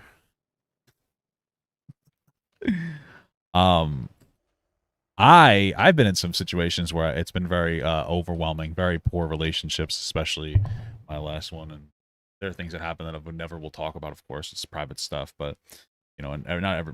I'm not gonna say that the person I was with, you know, nobody's perfect when you're with somebody you don't truly love, and I think that was a mutual feeling. But there was ways that we put each other through different things that really fucked me up, and it was unfortunate. And I think it's part of the dating game a little bit to some extent. Part of, but a lot of there's just a lot of shit going on, and it's especially when you're in some kind of a polyamorous relationship, it can be very difficult. I remember for I think 6 months, I would have a consistent existential crisis about being in a polyamorous relationship because I am much more religious than people think, like in a more, I guess, spiritual way. Like, I'm not trying to be like, I'm just spiritual. Like, I do believe in God. Like, I want to believe in God. You know, it's like one of those things. And I think it's a behavior that I would chastise myself on a daily basis, for engaging in. But it was the only thing that made me happy at the time was being in that type of relationship. Was something about it spoke to me in a way where I wasn't as depressed anymore. I wasn't as hateful, and it's for a myriad of reasons I don't want to get into. You know, I think a lot of which is, you know, not really realizing subsidizing my failing relationship with and some kind of a polyamorous thing, and you know, but that's a whole other story for another day. And I would really beat myself down to a point where like it wasn't good, you know, from a mental perspective, it wasn't great for me. I'm not trying to like, you know, victimize myself or jerk myself off. It wasn't easy for anybody involved, but you know, it'd be some of the difficult aspects. Sometimes it can really get to you. I think a lot of people think about it, you know, that on top of, you know, horrible work hours and being disrespected at work and feeling like I haven't amounted to anything that I could have amounted to. Not being proud of myself or my own life, and being physically unhealthy was a part of my depression as well. And that came along with like not caring about myself. And you kind of just it's just it kind of spirals. You get a little bit into a crazy spot, and you'll have those you know, I'd have bursts of moments like that throughout the week, maybe even throughout the day, and then you'd kind of you go to work, and it would almost help, to be honest with you. You go to work and you're like, you know what, it almost gets you through the day, even though work wasn't exactly ideal. Yeah, rough shit, man. Sometimes it's just it's a stressful moment. I sorry if I'm oversharing, but you know, if you're feeling some type of way like that, try to do your best to navigate out of the situation. Try to have as much control over yourself as you can. I think we all tell ourselves that there's nothing we can do about a bad situation, as partially as like a cope. You know, because like, okay, I can't do anything about it. You just got to keep on keeping on, and part of that's true, but part of it's like you could try to move in a positive direction. Do your best to make the choices in your life better. Maybe leave that person that you're not happy with sooner, rather than try to make it work until the toxicity and go overboards, and that you know you get to a point where things just get worse, and not like horrible abusive worse. It's just like, you know, not congruent. It's not a congruent relationship. I think a lot of people go through that, and they try to make things work when they shouldn't be. You know, it's a weird experience to be in where you're with somebody that you feel treats you really poorly, and you probably treat them very poorly, and you almost justify it in some way. You know, and just when both of you probably aren't bad people outside of that. You know. Anyway, let's move on. I've never been that kind of person, so. I mean, basically as a way to escape from the hardship. Something that I'm so incredibly lucky, I don't know why or how, I'm just going to chalk it up to biology. I've always had really high mental baseline. I've like depression and all of that. There have been a few short stints I've dealt with it past 30 because I did a lot of drugs. But other than that, my mental baseline is just so high. And even in the carpet cleaning days, like if you, man, the videos might still be there. I think on my old YouTube channel where I'll be like playing StarCraft when I first started getting into streaming, and I'll be calling up customers like, this is Steve from Guaranteed Clean. We had to move your job back 1 hour. Is it okay if I show up instead of 2:30? And then I hang up. It's like, all right, guys, we got 3 more games. And it's like, let's go. Like stuff like that. So my baseline has always been like really high for mental functioning. So even in the low point, you had strength. Is there anything you can give by way of advice from people for whom the wave function collapses, as it does for many of us? Like, holy fuck, the world is not full of opportunity, and you're kind of a failure. And like I've been there. Yeah, I don't know. It's rough because like I usually ask for compassion from people that have it better off, because like once you're down there, like the only reason I say I got lucky, but it wasn't even really lucky. Or it was lucky, but it was more lucky. It wasn't just lucky that I got into streaming. It was lucky that I was into computers at an early age. It was lucky that I played video games at an early age. It was lucky that all the tech came up at exactly that right point in time. Like I was a pretty smart guy, but it was definitely preparation meets opportunity, and that opportunity was like at the exact precise moment of my life. If anything had gone differently, then I would just be cleaning carpets today. So in the many worlds interpretation of quantum mechanics, this is like one out of like there's many Stevens that are just still carpet cleaning, and they're full of pain and resentment. Yeah. Yeah, you know what? People are talking about it. There, you could make carpet cleaning channels on YouTube now. They are very, if you do them right, they can be very satisfying. The power washing sidewalk videos can be very satisfying. It's so interesting. Technology is really. I used to do Uber a lot, and Lyft because I needed to make more money because life was fucking rough, and that's a way of technology being able to like displace, to help you with some income. But I think that people can also do that with, if you're somebody who does a particular job and it's kosher to record some parts of it, you can make a carpet cleaning video. You can just time lapse the video really quick and, put a generic sound over the back of it. You don't really have to get too creative. You can make a reasonable attempt at some kind of social media success, and even if it doesn't. Even if it's something that's short term and doesn't like completely allow you to quit your job, it could be a lot of bonus income that could have a really positive impact on you. You can be very clever with social media, especially on TikTok. Especially if you're not doing anything super edgy. These satisfying TikTok. As much as I struggle, parts of it I don't like on TikTok. I can't even make TikTok videos because a lot of them I get like over policed. I'll see people saying that the whole white people saying the whole N word not getting reported, but for some reason just me existing will get me to have something taken down, even if it's only slightly edgy.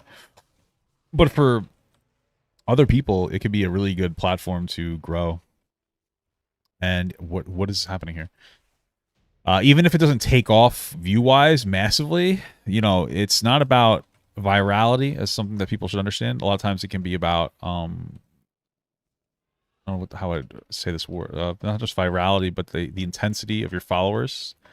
I think, depending on the business that you operate with, you can have 100,000 followers and have such a strong galvanized group of people that'll help support you by buying maybe something that you're selling or a product or a service or a podcast or this or that. And then you could have 2 million followers who don't really care about you. And they just enjoy you saying things that maybe they want to hear, which I think is part of my old TikTok, as I would make jokes and do commentary. But I think that they were so short-sighted and limited that sometimes people would, I've always been progressive, but I've expressed myself in a conservative way. I don't have to, it's easy to say that. I guess I don't know how I could articulate what that means. But I feel like some people maybe just consume my content in the past because they thought it was based progressive, almost maybe even a pick-me, saying things in a provocative way, being maybe, I don't know, maybe not putting myself on the line as much as I should have. I've been self-reflecting a lot lately. Sorry if I'm being fucking weird. But then now I have such a small channel with the popular leftovers, and that's what a high point in my career, to be fair. With such a few amount of people who consume the content, but like such a strong audience, So, I don't know. One piece of advice that I give, and I hate that I have to push back against all these crypto bros and everybody online, for decently intelligent people that are successful. I've never heard anybody give a contradiction to this. Maybe you will. You can tell me if you disagree. I always look at kids in high school and I'm like, just try a little bit harder. Like 30 minutes a night. If you don't study, just do 30 minutes, just do a little bit more. You're laying the foundation for the rest of your life, and you can't appreciate it in high school and college. That's a good point. Oh my God, when you get out, everything in your life is so much easier. That's you a good have point. probably more responsibility over the direction of your life when you're like 13, 14 years old than you ever will once you're like 25 and older, because this is like when you're determining the foundations that everything's going to be built on. Oh, yeah, So, That's a good point. Like just from a work ethic perspective, you know what I mean? Like just increasing your work capacity, your workload. You know, like just the ability to tolerate working. It's the difference between crying after a hard 40-hour shift or coming home from a 60-hour shift with having a good day. You know what I mean? It really could be the difference, just your ability to have work capacity and load. I learned a lot from like the Boy Scouts. Taught me a lot of work ethic stuff. That's always get it from somewhere. 100%. So first of all, it does seem that the liberating aspect of being young is like anything you learn. So working hard at learning something will pay off in like nonlinear ways, like you said with video games. Yeah. I feel like like people who are like, I hate school. All right, well, fine, but find something where you're challenging yourself, you're growing, you're learning a skill, you're learning about a thing. Of course, you could push back and say, well, there's some trajectories that might not be productive. Like if you spend the entirety of your teen years playing, I don't know, League of Legends, True. A game you have a love and hate relationship with. no, just a hate and hate relationship. Okay, well, we'll talk. Yeah, listen, like I mean, it's good to have a hobby because you can devote yourself into that hobby, and it teaches you, again, work ethic. If you can devote yourself to League of Legends, you can devote yourself to anything really. But also be realistic about it. Like you're probably not going to be a professional gamer. You know what I mean? Have a backup plan. That's not too bad. Go to fucking trade school. Try to become like an HVAC tech or something. And then if it works out for you in the gaming stuff, God bless. You know what I mean? But just don't bank on some stuff that could be a little unrealistic. I think you have a love-hate relationship with hate in general. We'll just and love. Okay. We'll try to decomplexify that one. I think in general, just investing yourself fully with passion, it really does pay off. But that said, also school, I feel like doesn't get enough credit, like high school in particular, middle school and high school, because it's general education. I think if you're, especially if you're lucky to have good teachers, but honestly, I haven't. Mostly the textbooks themselves were good teachers. It's a one chance in life you have to really explore a subject. Fuck grades. Like I'm gonna play that alert real Demon quick. King Drago super You gave me chatted $5. Thank you, You brother. could describe yourself like how I do, a progressive with the personal responsibility views of a conservative and a dark sense of humor. Yeah, I guess so. I guess I'm socially progressive but personally conservative. Like on a societal level in the cosmos, I'm very progressive and understanding, but on like a person basis, you have to do as much as you can for yourself. getting good grades. Sure. Thank you for the $5. Is by the way. attention, I would say, with actual learning. That is true, but just get a biology textbook and to explore ideas in biology and allowing yourself to be inspired by the beauty of it. I don't know. I think that really, really, really pays off, and you never get a chance to do that again. Or just have like a hot teacher and stare at her ass the whole time in an inappropriate way. And sorry to my teacher when I was like 14 years old. That's the day I knew I wasn't gay, though. Bro, sometimes I think it was an ADHD thing. I would take my meds and have like a hyperfixation. I would just stare at this one teacher's ass the whole time. It was so fucked. Oh my god! I wonder how uncomfortable she was like with that. Like she had to have noticed. There's no way I was like fucking coy at all. Oh my god, I was such a fucking little duty head. I'm so cringe. And maybe not even textbooks, like reading, straight up reading. I think if you read, this is one time in life you get a chance to read. Really read, like read a book a day. Read. You could really invest. You can really grow by reading. I mean, Elon Musk, all those guys talk about it. Like, it's very, very rare that you meet like a dumb person who reads a lot. I don't know if that's ever happened in my life. Yeah. Dumb or not successful. And the cool thing is, it seems like the reading, it's like investment. The reading you do early on in high school pays off way more than the reading you do later. So like the really influential reading is during those high school years, because you're basically learning from others the mistakes they've made, the solutions to problems. You're basically learning the shortcuts to life. Sure, I partially agree. I think that there's a part of reading that people pick. Like, okay, like I agree. I think that for the most part, as long as you read any like a more adult novel, not like porn, guys, unless it's 50 Shades of Grey. But if you read any type of like literature that's for like adults as you get older, or for your reading level, you're not fucking sitting here reading like fucking Caillou as an 18-year-old. You're going to get a really good simulation from it, not just from the learning of the book, but just the ability to not be instantly gratified. Like we're kind of taught nowadays through like social media. You sit down and you're forced to relax and breathe and go on a journey, and you like learn patience and diligence through reading a book, and it makes it easier when you love the source material. But that's a big part of it too, because I feel like we have like instant gratification brain, and it makes it very difficult to interact and engage with stuff. Honestly, like whatever the hell you want to do, music, read from the best people that the music theory, like learn music theory, read biographies about jazz musicians, blues musicians, see all the mistakes, see what they did, see the shortcuts. If you want to do podcasting, read about other podcasts. If you want to do streaming, read about other streamers, physicists, and so on. And I feel like you figure out all the mistakes and you get to a shortcut through life, because most people show up to college without having done that.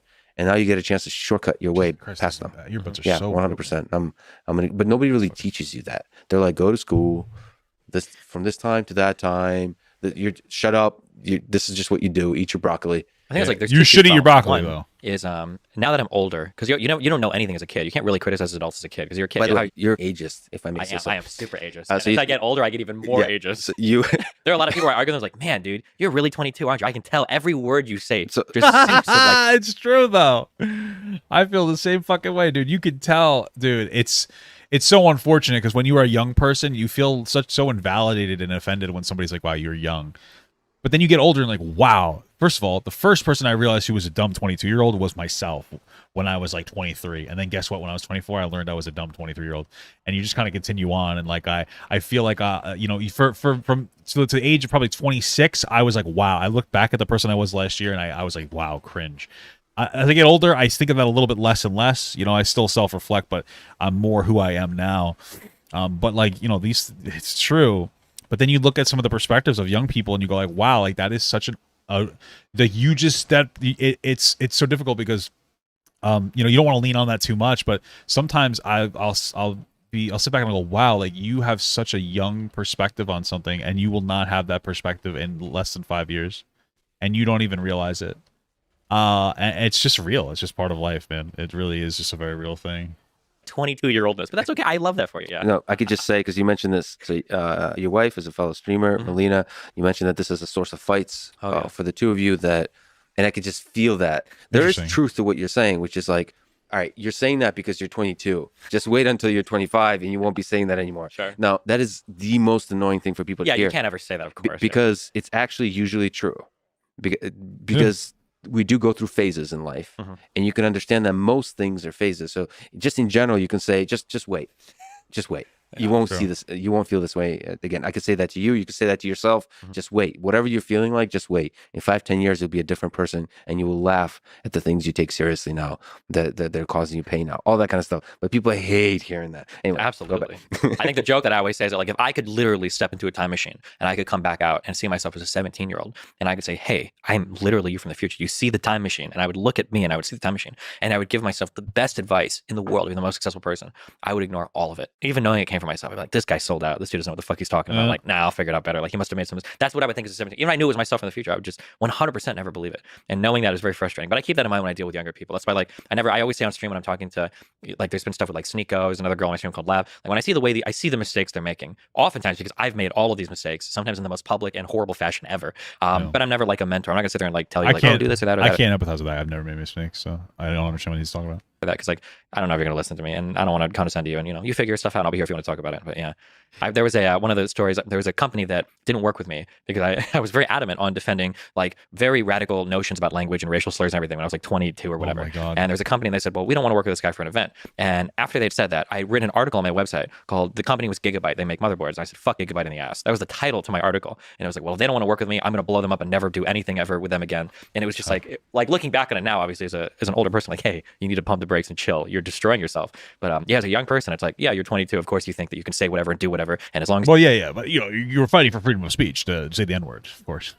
Jesus Christ, how edgy. I wonder how I would have acted if I was on social media at fucking 22 years old. You know what I mean? Luckily, I didn't start getting popular until I was like 28, 29, really, I guess. I don't know, something like that. I don't remember the exact age. Beginning of 2022. How old was I? I don't know. Math is cringe, but you know what I mean? you're good at what you're doing, you've got the whole world behind you. Beginning of 2020. Sorry, excuse me. Well, let's go there. You have a history of using offensive language, like the R word, True, the N word, including the N word with a hard R. calling women bitches, True. talking about rape in a nonchalant way. Mhm.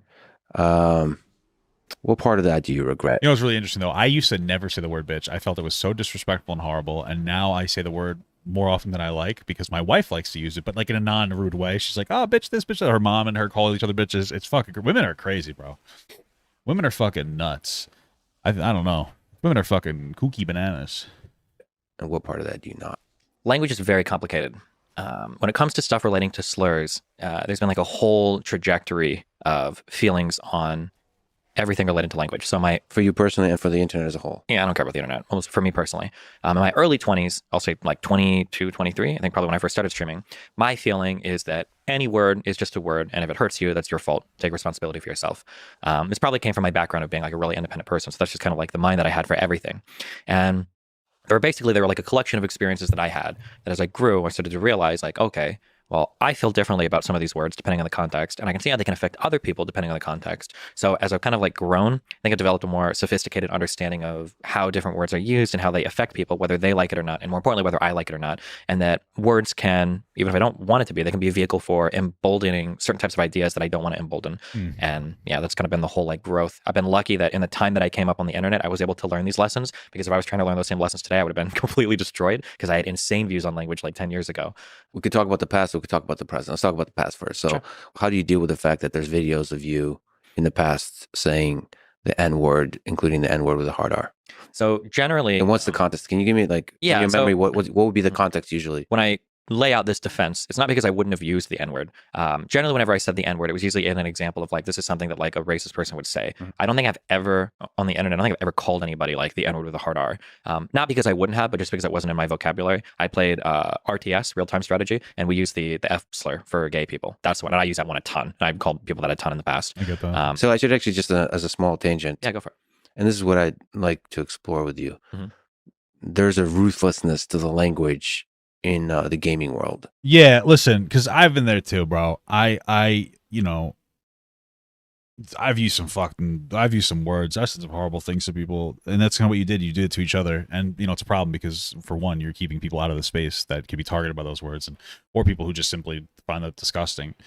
It comes from a place of like just being an edgy fucking gamer who thinks that like these words that you can never truly identify with are just like they're provocative, they're edgy, they're intense, and like you don't know why, but you know that they are. You know that it's a racial slur or a pejorative, some kind of bigoted slur towards a particular group. Because I said it all, frankly, even ones that could be targeted against me. To be honest with you, because they're edgy and you just want to be provocative, and then you start to get older and you're like, Jesus, you know.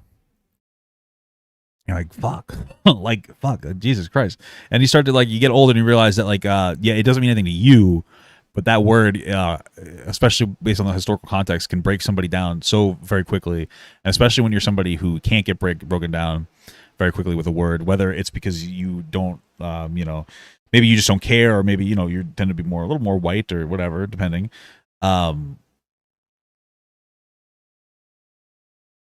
You don't realize what you're doing until you get there, And I've never called somebody that word. I never called like a black person the N word or a gay person the F slur, but I've said it online to other people that are like my friends, and we would say things like that openly.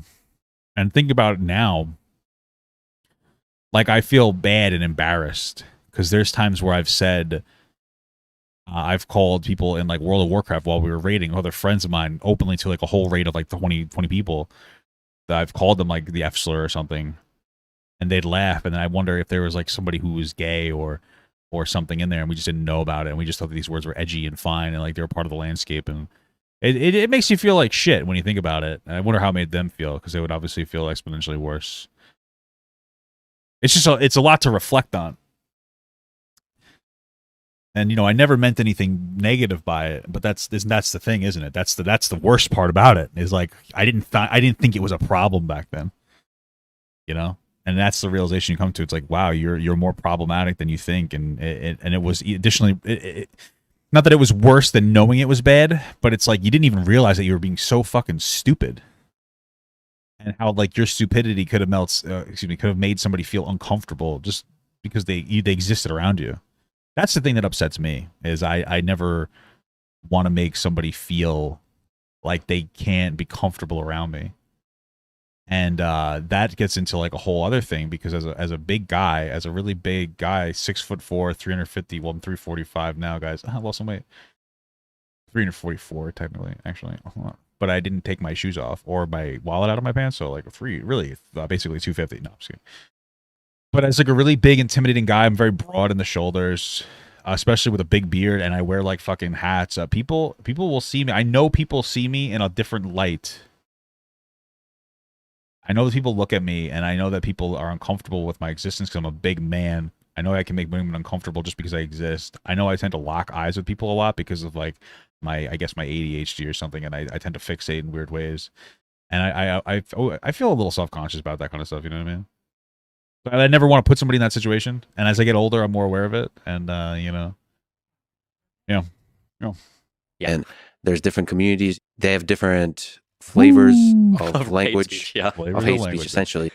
And there's also a humor to it, which really bothers me in a dark way that I haven't been able to really think through, because humor seems to be a kind of catalyst for hate. It seems to normalize hate. Sometimes, Like you say, basically, it's like Louis C.K. says a lot of edgy things, but you take something Louis C.K. says and do it in a non-funny way and do it over and over and over and keep increasing the hatefulness of it, the vitriol, and somehow you find yourself like Alice in Wonderland in a world full of hate where there's no good and evil. It's all the same. In fact, the good is to be mocked and the evil is to be celebrated for the humor of it. Basically not taking the ideas of evil seriously. And I don't know what it reveals something about human nature that you can let go. The moral relativism that can happen when you do that kind of stuff. At the same time, I'm a fan of dark humor when done well. Anyway, for people who are not familiar, I can really understand that. That's really resonating with me here. I get exactly what he's trying to say. It's just such an interesting concept. Like unintentional harming. That's one of the things I really struggle with on TikTok, man, is that like I would make edgy humor and I was just trying to have fun, but some people would interpret it in a way that was like so hateful. And I didn't realize it for such a long time that like I was unintentionally perpetuating like hatred to people. And people were using my content as a way to justify, being hateful. Because to me, it's just jokes, and that's why I do them on my platform a lot too. And some people like, why do you say that? Yo, I'm just kidding, because I want you to know I'm just kidding, because I don't want you to get the wrong idea about what I'm doing. I totally get that. Okay, come on. I just wanted to mention that some of the worst hate speech that ends in LOL happens in gaming communities. Yeah, and that's where you come from in certain parts. So a lot of people don't remember this or don't know this because they're younger, but way back in the day, in the late 90s, early mid 2000s of the internet, the way that online kind of like shit talk worked was you were just trying to ramp up to the most insanely edgy, crazy stuff you could say to like provoke a reaction. Have you ever heard of something called the Aristocrats? That it's like a joke. Oh yeah, I remember the Aristocats. Pretty good movie. Okay. Oh yeah, the joke. Yeah, there's a movie on it. Yeah. Okay. Basically every single like shit talk back and forth on the internet was like that. Like, what is the most increasingly depraved? And back then you didn't get banned for slurs or anything on any of these chat rooms. So it was just like an insane world to walk into. And I was fully 100% a product of, and a contributor to that world. So that probably still goes on the internet in some way. And that probably still goes on the internet in a maybe more pacified way. Only in darker parts of the internet. I'd say for the most part, compared to back then, compared to 20 years ago, the internet is way cleaned up now. There are still going to be boards you can go on or parts of the internet where you see that type of humor, but nowhere near as mainstream. Like back then, you could open your mic on Xbox Live and hear some insane stuff when that first started. Nowhere near what you hear today. Although, there's still elements of escalation that happen. That just seems to be part of human nature on the internet. Because we don't get the feedback of actually hurting people directly. So the trolling, like for the lulz, you'll do like whatever, like you will still escalate within the bounds. You're just saying that there's more bounds now on Reddit. There's more bounds and so on. So there's moderators that kind of yell at you, that ban you and so on if you cross those bounds. But overall, that basic human instinct to escalate, especially under the veil of anonymity, is still there. I don't know. It's dark. It's dark. Yeah, just there's a lot of different ways to look at it, and there's different ways you can break it out. Like for instance, like you mentioned dark humor, and you say that like sometimes dark humor is funny and sometimes it's not. I think that it's really important to dig into and figure out like why certain things are funny. Can I give you an example? Things. Yeah, go. It's from your subreddit. Oh boy. No, that made me laugh and I felt wrong about it. Oh no. So I accidentally just pulled my entire earbuds out of my fucking ear. These kids surf. This fucking kid is This is, terrible. In this game. He's a jinx I kid. know. I already know what this is. Yeah. Yeah. So this is a trolley problem. To me, it connects because I think about it keeps, because I worked on autonomous vehicles, the trolley problem, the philosophical thought experiment keeps brought up a lot. You know, when AI is part of making the decision, do I kill 3 people here or 5 people here? Then the AI makes that decision. How do you do that calculus? And this particular, there's a deep satire that reveals some kind of flaw in society. I feel like that's what dark humor does. Successful dark humor does. And I don't know if a flaw. I feel like there's a certain brand of dark humor, and I think the reason I think that's what it should do. It should show the flaw of a society for sure. I think some of it times is, I think that sometimes it's not that deep. Like, listen, the most racist I've ever been is with other people of color, not other people of color, but like when you, like I've never called like a Hispanic person like the S word or a black person the N word. But when you're with your black or Hispanic friends, it's fun to be racist with them, and they're racist back. It's weird. I think it's a boy thing. I don't know. The guys like to be racist, but in such a fun way where it's just like you're busting chops and you get to be like just silly and fun and you're not offending anybody. I guess that's what it is a lot of the humor for me. It's like, well, I know I'm not offending you because you want to do this. It's fun. It's like a complicit. It's a I guess a consensual, for lack of a better term. But like the idea of saying it in a way that's like actually hurtful, that's something I don't want to do ever again. It's terrible. We're not going to be able to win. This gets 900 fucking damage. And I think the reason is why it's good. Or why it is good humor, I think it's because I don't think it necessarily reveals a flaw. Sometimes I feel like it reveals like a kind of virtue, I think. Like, if you look at this particular thing... Yeah, can I explain what we're... Yeah, go for it. Oh, yeah, we're sure. just listening. The title of the Reddit post is You Know What to Pick. And it says, 5 people are going to die either way, but if you flip the lever, the trolley will do a sick fucking loop first. And... Bro, I just want to say something real quick. I'm playing this game here, and I told this guy that he's exceptionally bad at the game. Because he only has 900 damage and I have like almost 4,000, and he goes, I'm disabled. I feel terrible now. Damn. Did I really just suck and tell somebody who is like unironically disabled that they're that bad at the game? Fuck. Also, the top comment is a question saying, which I think is also part of the dark humor that's successful. Oh, man. Can I get the gender and ethnic backgrounds of the groups first? And the top answer is both groups are each comprised of 5 white, orphaned, cis male, heavy meth users who are consistently in and out of drug rehab, all who identify as right-wing extremists. Humor is it's such a sophisticated thing that we engage in. Humor is like really complicated. But I would argue that like hopefully the humor here shows the virtue of like, this is obviously horrible, but that's kind of why it's funny. It's funny because it's such a horrible question to ask. Like, do we kill 5 people in a boring way or in a really entertaining way? And it's like, that's really. And then when you ask even more, like, what are the ethnic backgrounds? Like, that's even worse to say that, So I feel like that's like the type of, there's a way that you can engage with dark humor where it's like, oof, like, it's funny because it's so wrong and so taboo. And we all know that it's wrong and taboo, and that's kind of where the shared laugh comes from. So for me, the question that asking the diversity question is a sophisticated way of revealing the absurdity of asking about diversity when it's talking about human life. Oh, interesting. Because the way that I took that was, I think it reveals the absurdity of how people will weigh different ethnic backgrounds so differently when it comes to value of human life. Like, I'm actually thinking of that in terms of like an immigration-related question, where people are really keen and quick to dehumanize like black or brown people. So like the question is like, well, if 5 of them are brown and 5 are white, well, I know which one I'm going to, pull the lever for. That's how I read that. But it's satirizing that aspect. Yeah, exactly. Yes, of course. Yeah. But that's what I mean. That's the flaw. To me, at least, it showed that humanity or social networks that are easy to be outraged and love the outrage and the chaos, that Twitter and social networks will pull that lever. Like they would always try to maximize the fun. And there's a sick aspect to all the atrocities, all the tragedies that happen in the world, that we kind of always lean towards the outrageous narrative weaved around it.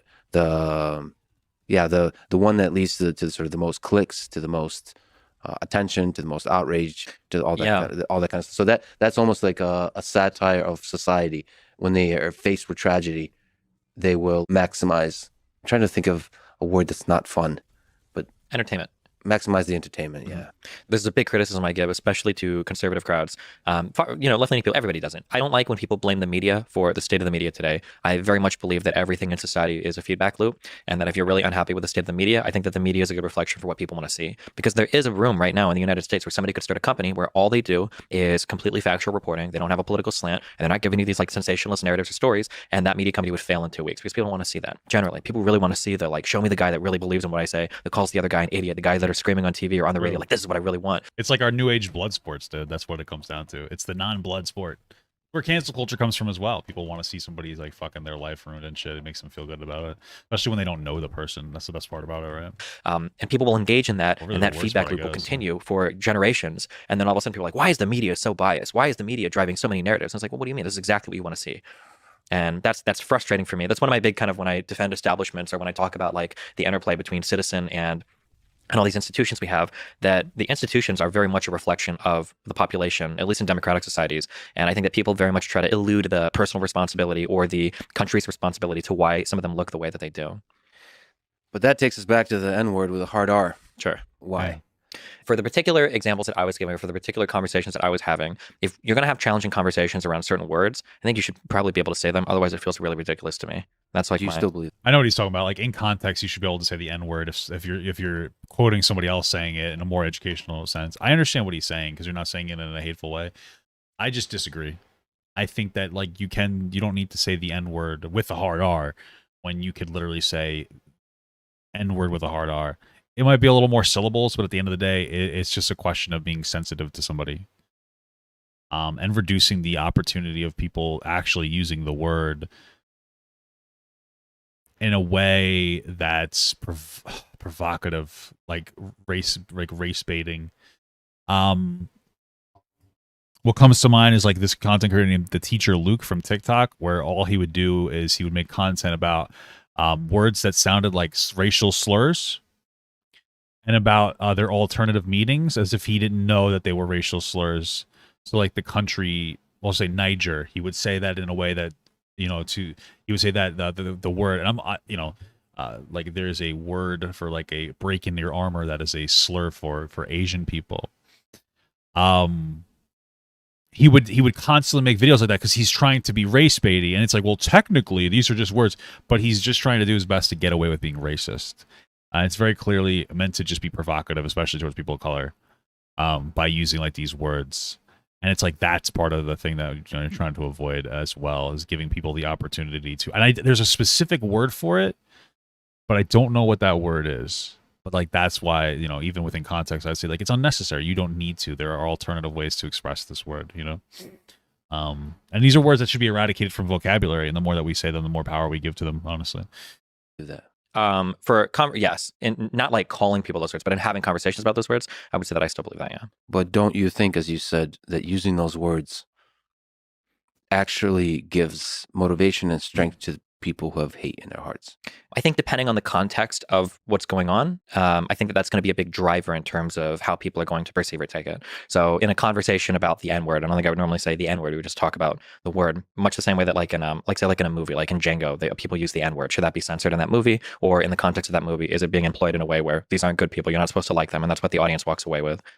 Yeah, but it's an interesting point. Like, I think that it should be able to be used in Django. For sure, especially if it's for historical context and to be non-accurate. I would say I don't think it's ideal to keep using these words again because they just keep them within our vocabulary.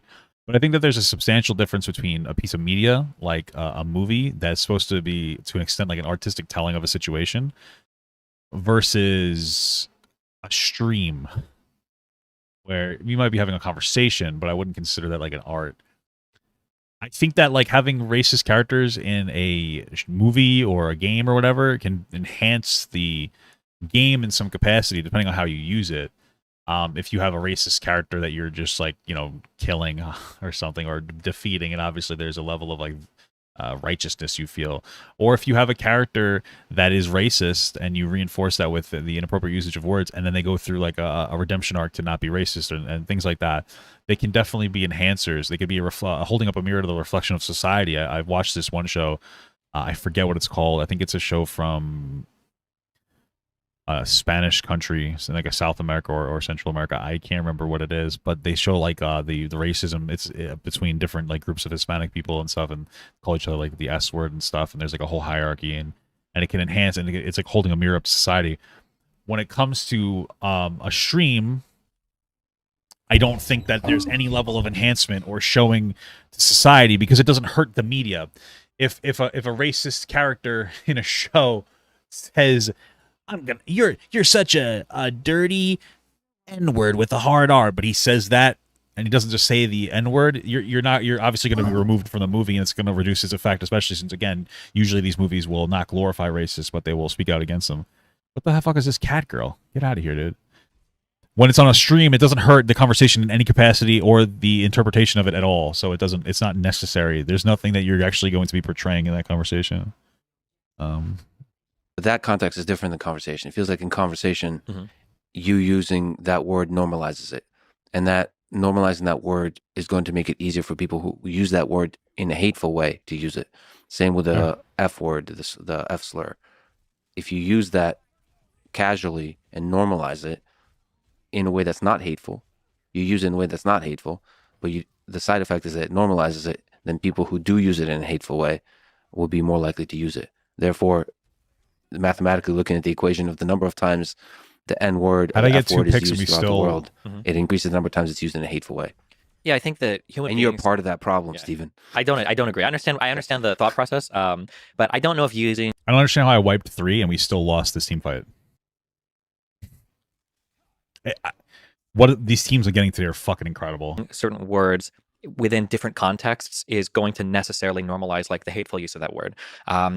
That is an argument that I've heard people use. Somebody will say like, okay, well, hold on. That should never be used ever, because by virtue of you normalizing it, even in an inoffensive environment, you increase the proclivity for people to use it in a potentially more offensive environment. And my argument is always that like, no, I don't think that crossover exists. But if you did want to take that argument, and maybe you do feel this way, I think that you get really problematic when you run into communities that do use certain words that people would say, well, they should be allowed to do it. So for instance, if you think that any utterance of the N-word at all is highly problematic and might increase hatred, then like the entire rap industry has to dramatically change the way that they engage with the N-word. I agree.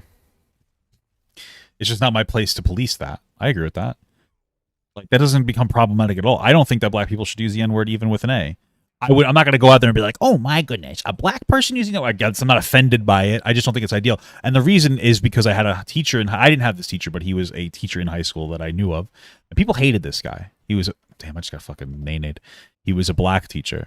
I'm not going to say his name. I don't want to like dox him, but he was very adamant about other black kids not using the N-word, and his whole thing was that like it just keeps the usage of the word. The word needs to die. He would talk about the history behind the word and all these different things, and how like the continuous use of it is just keeping it in people's vocabularies, and like that's a message that like I resonate with.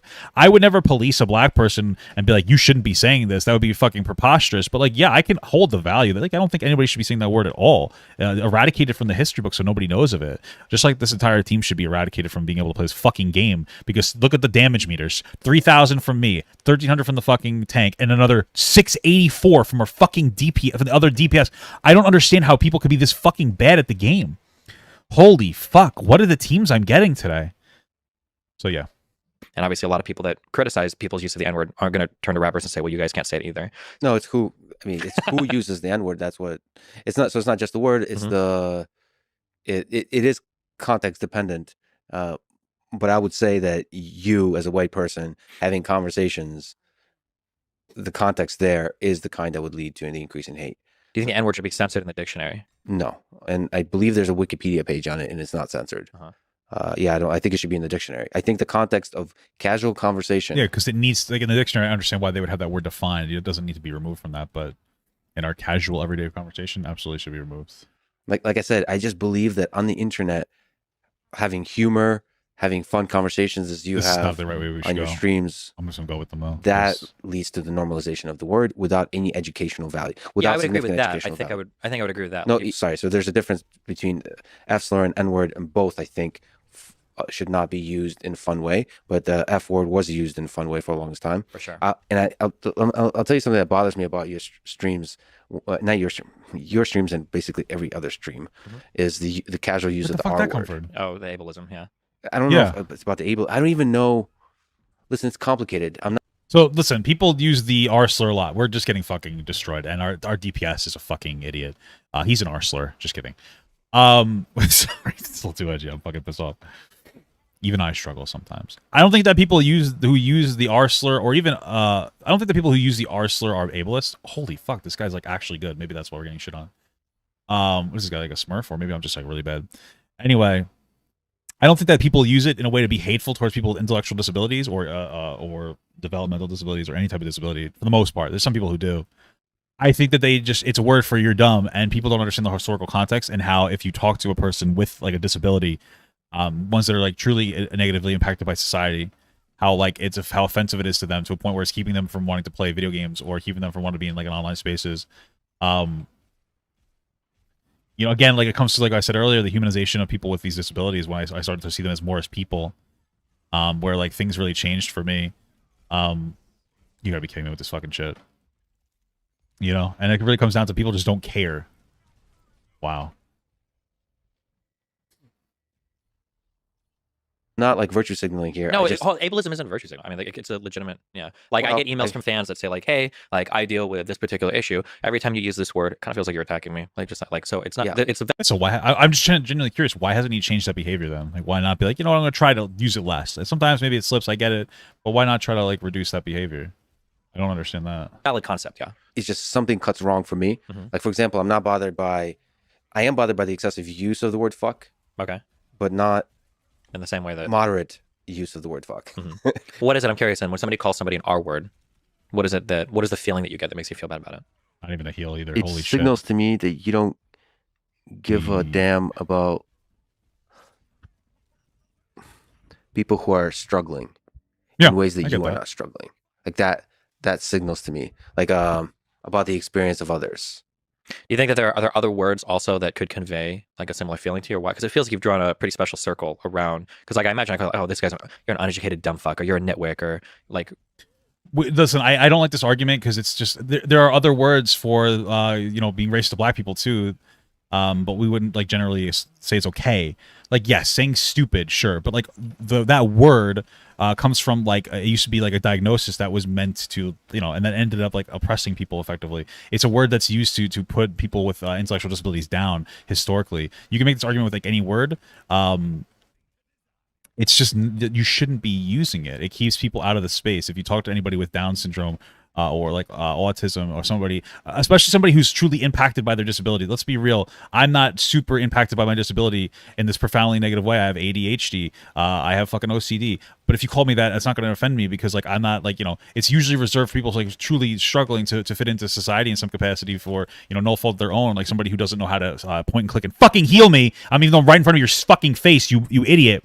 It's those types of people. That don't want to be called that word, it's a lot deeper than like, well, there's other words you can. Yeah, there are other words, so why don't you use them? That's the question. Well, there are other words. You can call somebody a nitwit, so why don't you use that? Well, because the R slur is more intense because of the history behind it. You use that incredibly loaded word because of the history behind it. Like, that's what it comes down to. When you say well, what about this word? You can make an argument for this being bad as well. Okay, so why don't you use that word? Well, it's not as intense as the word I want to use because I really want to convey this person's fucking stupid and I don't like them, so I want to use a word that's like really hard and harsh. That's really what it comes down to. It's very active. Like, you can just turn that argument on yourself at that point. Those words don't feel that circle keeps changing, which is fine. It does. And I think that's what the whole point with the culture. So I'm trying to feel my feeling is a kind of I'm a human being that exists in a social context that we're all evolving that language together, and it just feels wrong. Like the word bitch, for example, it really like I've heard on your streams and in general, calling a woman a stupid bitch really bothers me. But it's not just the word bitch; it's context. Like for example. Me personally, I'm speaking to me personally. Like that's fair. I should police myself a little more because like I call my wife a bitch all the time and she calls me a bitch all the time. Like it's just the way we talk, and I'm never gonna stop doing that because everybody has different ways that they interact with each other. And the way I interact with my wife is perfectly fine, consensual, and it's fun. We call, oh, you're a bitch. Oh, you're a bitch. We call each other a bitch. She got me onto calling people bitches, herself included, because it's like a silly little thing that she does.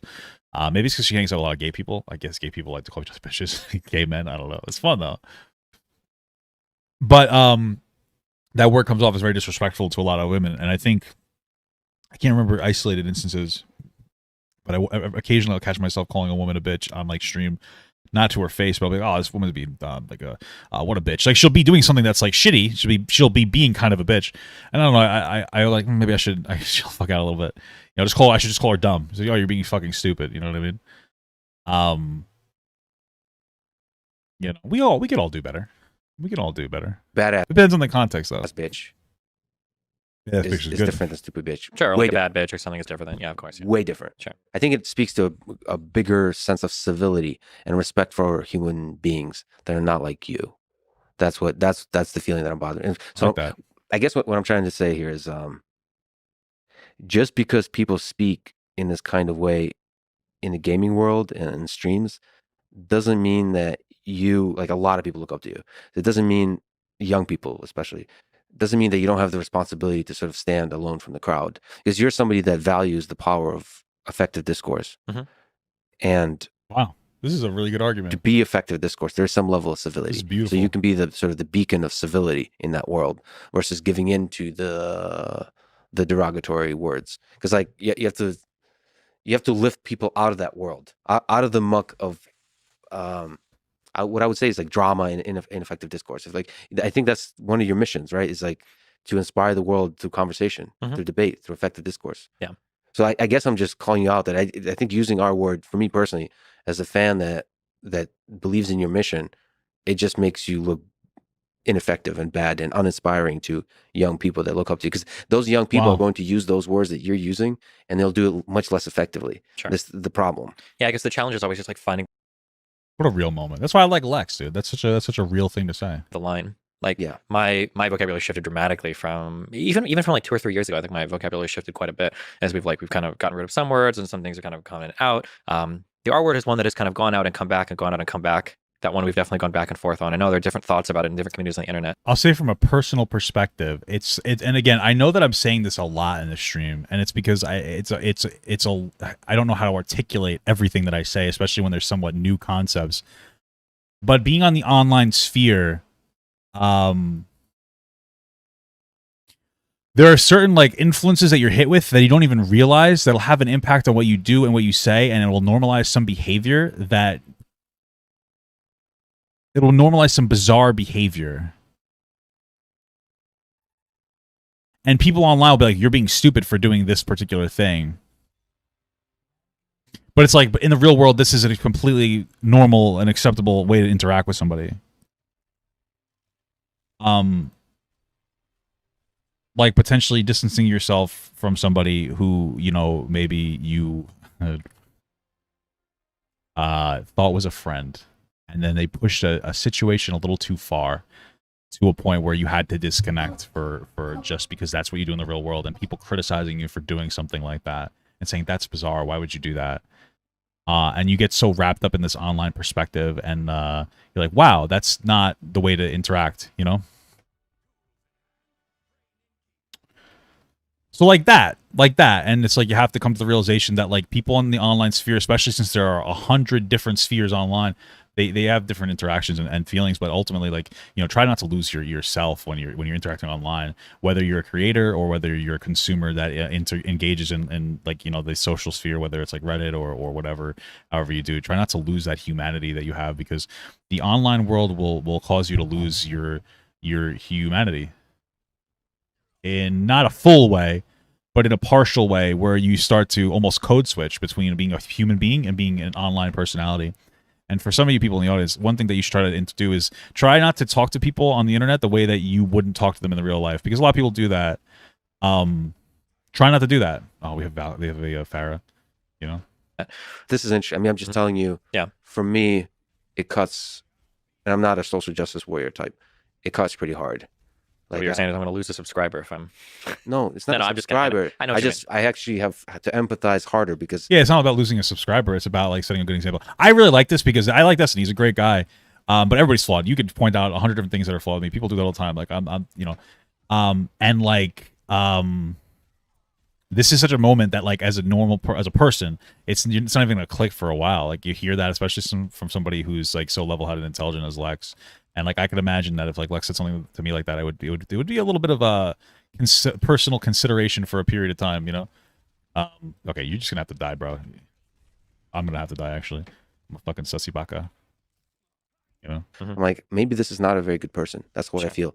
Like, if you're so carelessly using that word, then maybe you're not actually thinking deeply about the suffering in the world. Like, to be a student of human nature, you really have to think about other humans and other experiences that are unlike your own. Yeah, of course. And so that's the sense I get. But at the same time, you're also like the grandpa, I mean, ageist, who's trying to be cool with the young kids. A lot of the reason I don't think he's trying to be cool with the young kids. I just think that Destiny it's just terminology.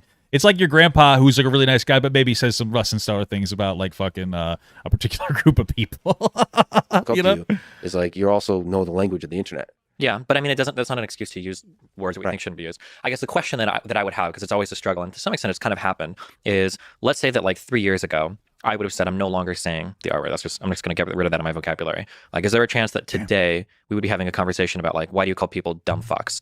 Like, is that really? No, I don't think so. Not today. Not at this point in the sphere. No, I don't. Again, realistically, dumb fuck has no historical negative connotation to it as being like some kind of like a diagnosable, say mental incongruence that has been used to oppress people or a specific group of people. Calling somebody a dumb fuck is they're dumb. They're dumb as fuck.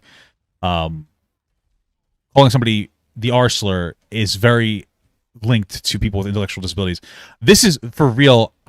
Maybe Destiny can come over my house one day and he can come and visit a group home that my wife works at.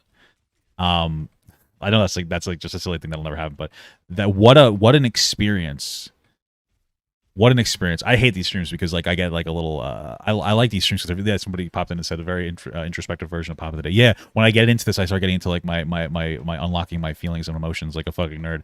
Going to a group home to visit some of the people that my wife supports was one of the most humanizing and humbling experiences I've ever engaged in, but not immediately. It took like a months.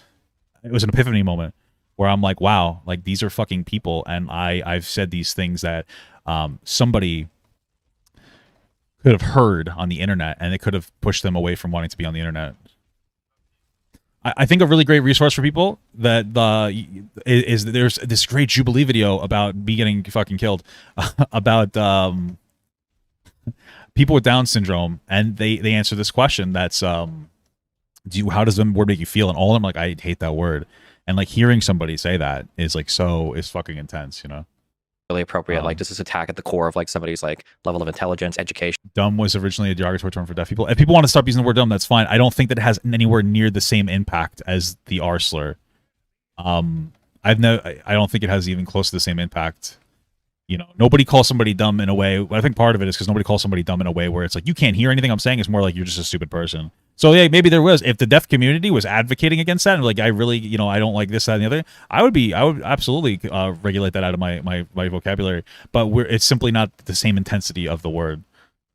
Opportunities in life, like is that where you don't think so? I think that's as the kids say, cope. You really think so? I think because the words have definitely moved in a way where it's like this is okay now it's not. This is okay now. So you're standing your ground by using. Listen, you could, but I think it's better to use those words if you want to defend the ground words stand on, to use them rarely and deliberately versus how you currently use them, which is to express an emotion. Like I'm going to be honest, you use our word not when you're at your best. True. And so that's not. That could be true for a lot of swearing too. That, but yeah, I know what you mean. No, but like that our word is offensive. And there's part of it is like the you tell yourself that like you're still kind of fighting political correctness by using it a little bit when you say it. No, I don't think so. I think I'm trying to think in terms of like where is the virtue, where like there's a whole bunch of arguments for why some words are okay, some words aren't okay or whatever, and I try to like think more along those lines rather than. But like there's going to be like a lot of phrases where like if the R word has come out, the conversation is over. Like I know that like my brain is shut down. The person I'm talking to is, but there's a lot of words also in terms of like like if you ever hear me say like fucking moron in a debate, it's like it's done. Like this conversation is over. There's no way that anything productive is happening past that point. I think fucking moron is not. I think it's ineffective. It's not civil, but it doesn't bother me in the way. It's not the same. It's basically when you speak in a way that I know there's a group that's going to be hurt by that. Not only do I think about the hurt that group experiences, I think of you as a lesser intellectual, like as a lesser person who's thinking about the world. What bothers me the most is just what kind of mindset that inspires in young people, or especially when you're a public figure and a lot of people look up to you. So I definitely don't think sort of this idea. The R word. I think if somebody, it doesn't matter who it is, if somebody intelligent ever said something like that to me, I think that would like really, cause me to, sit down and like really reconsider myself just personally. Because that's a harsh sentence. Imagine somebody who respects you a lot saying like, this thing.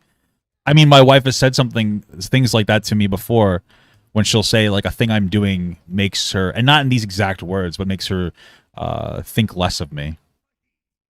Even though I know my wife thinks so much of me, but not in a way to hurt me, in a way to educate me.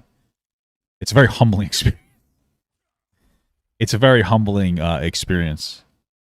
What I will say is somebody mentioned that like, oh, Lex is really talking to some big people like Kanye and Destiny. What's interesting though is that I will say for one thing that Lex is more I don't want to say standoffish, more assertive against Destiny than Kanye. It's probably because of like different states and states of mind and expectations and whatnot. But it's just interesting. Ooh, double kill. I didn't even aim. Word is not the battleground of expanding the Overton window of discourse. Okay, like I don't think it'll lead to dumb fuck being canceled 2 years later, unless that word is hurting people's experience, which I don't foresee that happening. If you feel this way about the R word, then like why don't you feel this way about the N word? Like why don't you adamantly fight against that? Maybe Destiny does. I don't really know, but like it's still comparable. There's still slurs. It's just that we don't care about people with disabilities in society nearly as much as we care about people that are anything else. You know, because a lot of times they don't have the opportunity to advocate for themselves, and sometimes it can be difficult for them to advocate for themselves. You know, dude, this guy's so annoying. Holy fuck! Like, legitimately, he's such a dumb word fuck. And F slur. Oh, sorry. Calling women bitches. Context matters here too. Like, of course, but just the way I've heard you use it, it is not. It's from emotion and it's from frustration, and it ultimately is rooted in disrespect. Like, I think it's ineffective. And of course, like, who gets to say? I don't know. But I'm saying somebody who I admire effective conversations, and I admire great humor, dark humor, wit. To me, oftentimes the use of the R word in the way you've used it and the way I see the community use it is none of those things. It contributes not at all to the humor and so on. Now, I could see it might contribute to the camaraderie of that particular group, especially when they normalize the use of that word. You kind of take some of the edge off, but you forget that there's a large number of other people that don't. Let's just keep in mind here that another third game in a row with an exceptionally dog shit DPS. 0 kills, 0 assists, 6 deaths, and only 2,300 damage. I mean, not for nothing, but if Destiny was watching me play this game while talking to Lex, I think he could come up with a really good argument as to why we should use the fucking R slur, dude. No, but seriously, how the fuck are you this bad in the game? He has no kills. He hasn't killed a singular fucking person. Did he leave the game and come back? Holy fuck. Have the chemistry, don't hear the music of the friendship that you have, the relationship you have. 3 in a row? Instead, they hear the normalization of a hateful word, and it ultimately has an impact that's hateful. And then people like me who show up, you know, I haven't watched much of your stuff. It turns me off from like a couple of times your content came before me, like, and I listened to it a little bit. It turned me off completely. I didn't understand how good your heart is. I didn't understand how your mission of actually de-radicalize people, help people, like and increase the level of good faith discourse in the world. I didn't understand any of that because like what I was hearing is pretty rough, like the R word type of stuff. And I just feel like the benefit cost analysis is heavy on the cost. Gotcha. So I just have to sort of call this out. Okay.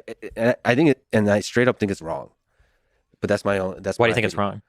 Because it's hurting people without any benefit to you whatsoever. When you say hurting people, do you mean the person I'm using it at, or do you think there's like you're talking about the effective third? People who are hearing it. They're good. It's good feedback, right? I always consider everything, especially I respect you a lot. You're a really smart guy. Something that I always kind of like fight over in terms of like language or like who to attack or what to do is that it's very hard to draw like what boxes are okay to insult people on versus what aren't. So for instance, if I call somebody like a Nazi with a lot of vitriol, I'm okay with every single Nazi being negatively affected by that. Yes. Because that category intrinsically calls upon it some level of moral condemnation for me, right? Yeah, because it's fucking they're Nazis, but people with intellectual disabilities. I'm gonna see where he goes with the argument, but these are so like non-comparable. It's interesting. Whereas like if I'm out there, I try not to do like image-related jokes, right? I don't want to call you, got like, 2 you're kills. a fat fucking loser, because there's a lot of people that are fat, that are overweight, where I don't want them to feel bad. I'm not trying to call you out or like insult you. So there's like a lot of you say cost benefit. Yeah, true. I mean, listen, I'm gonna be real. I'm a fat guy, and I think that it can be disrespectful. I don't think that calling somebody fat is on the same level as calling somebody the R slur. Just being real with you.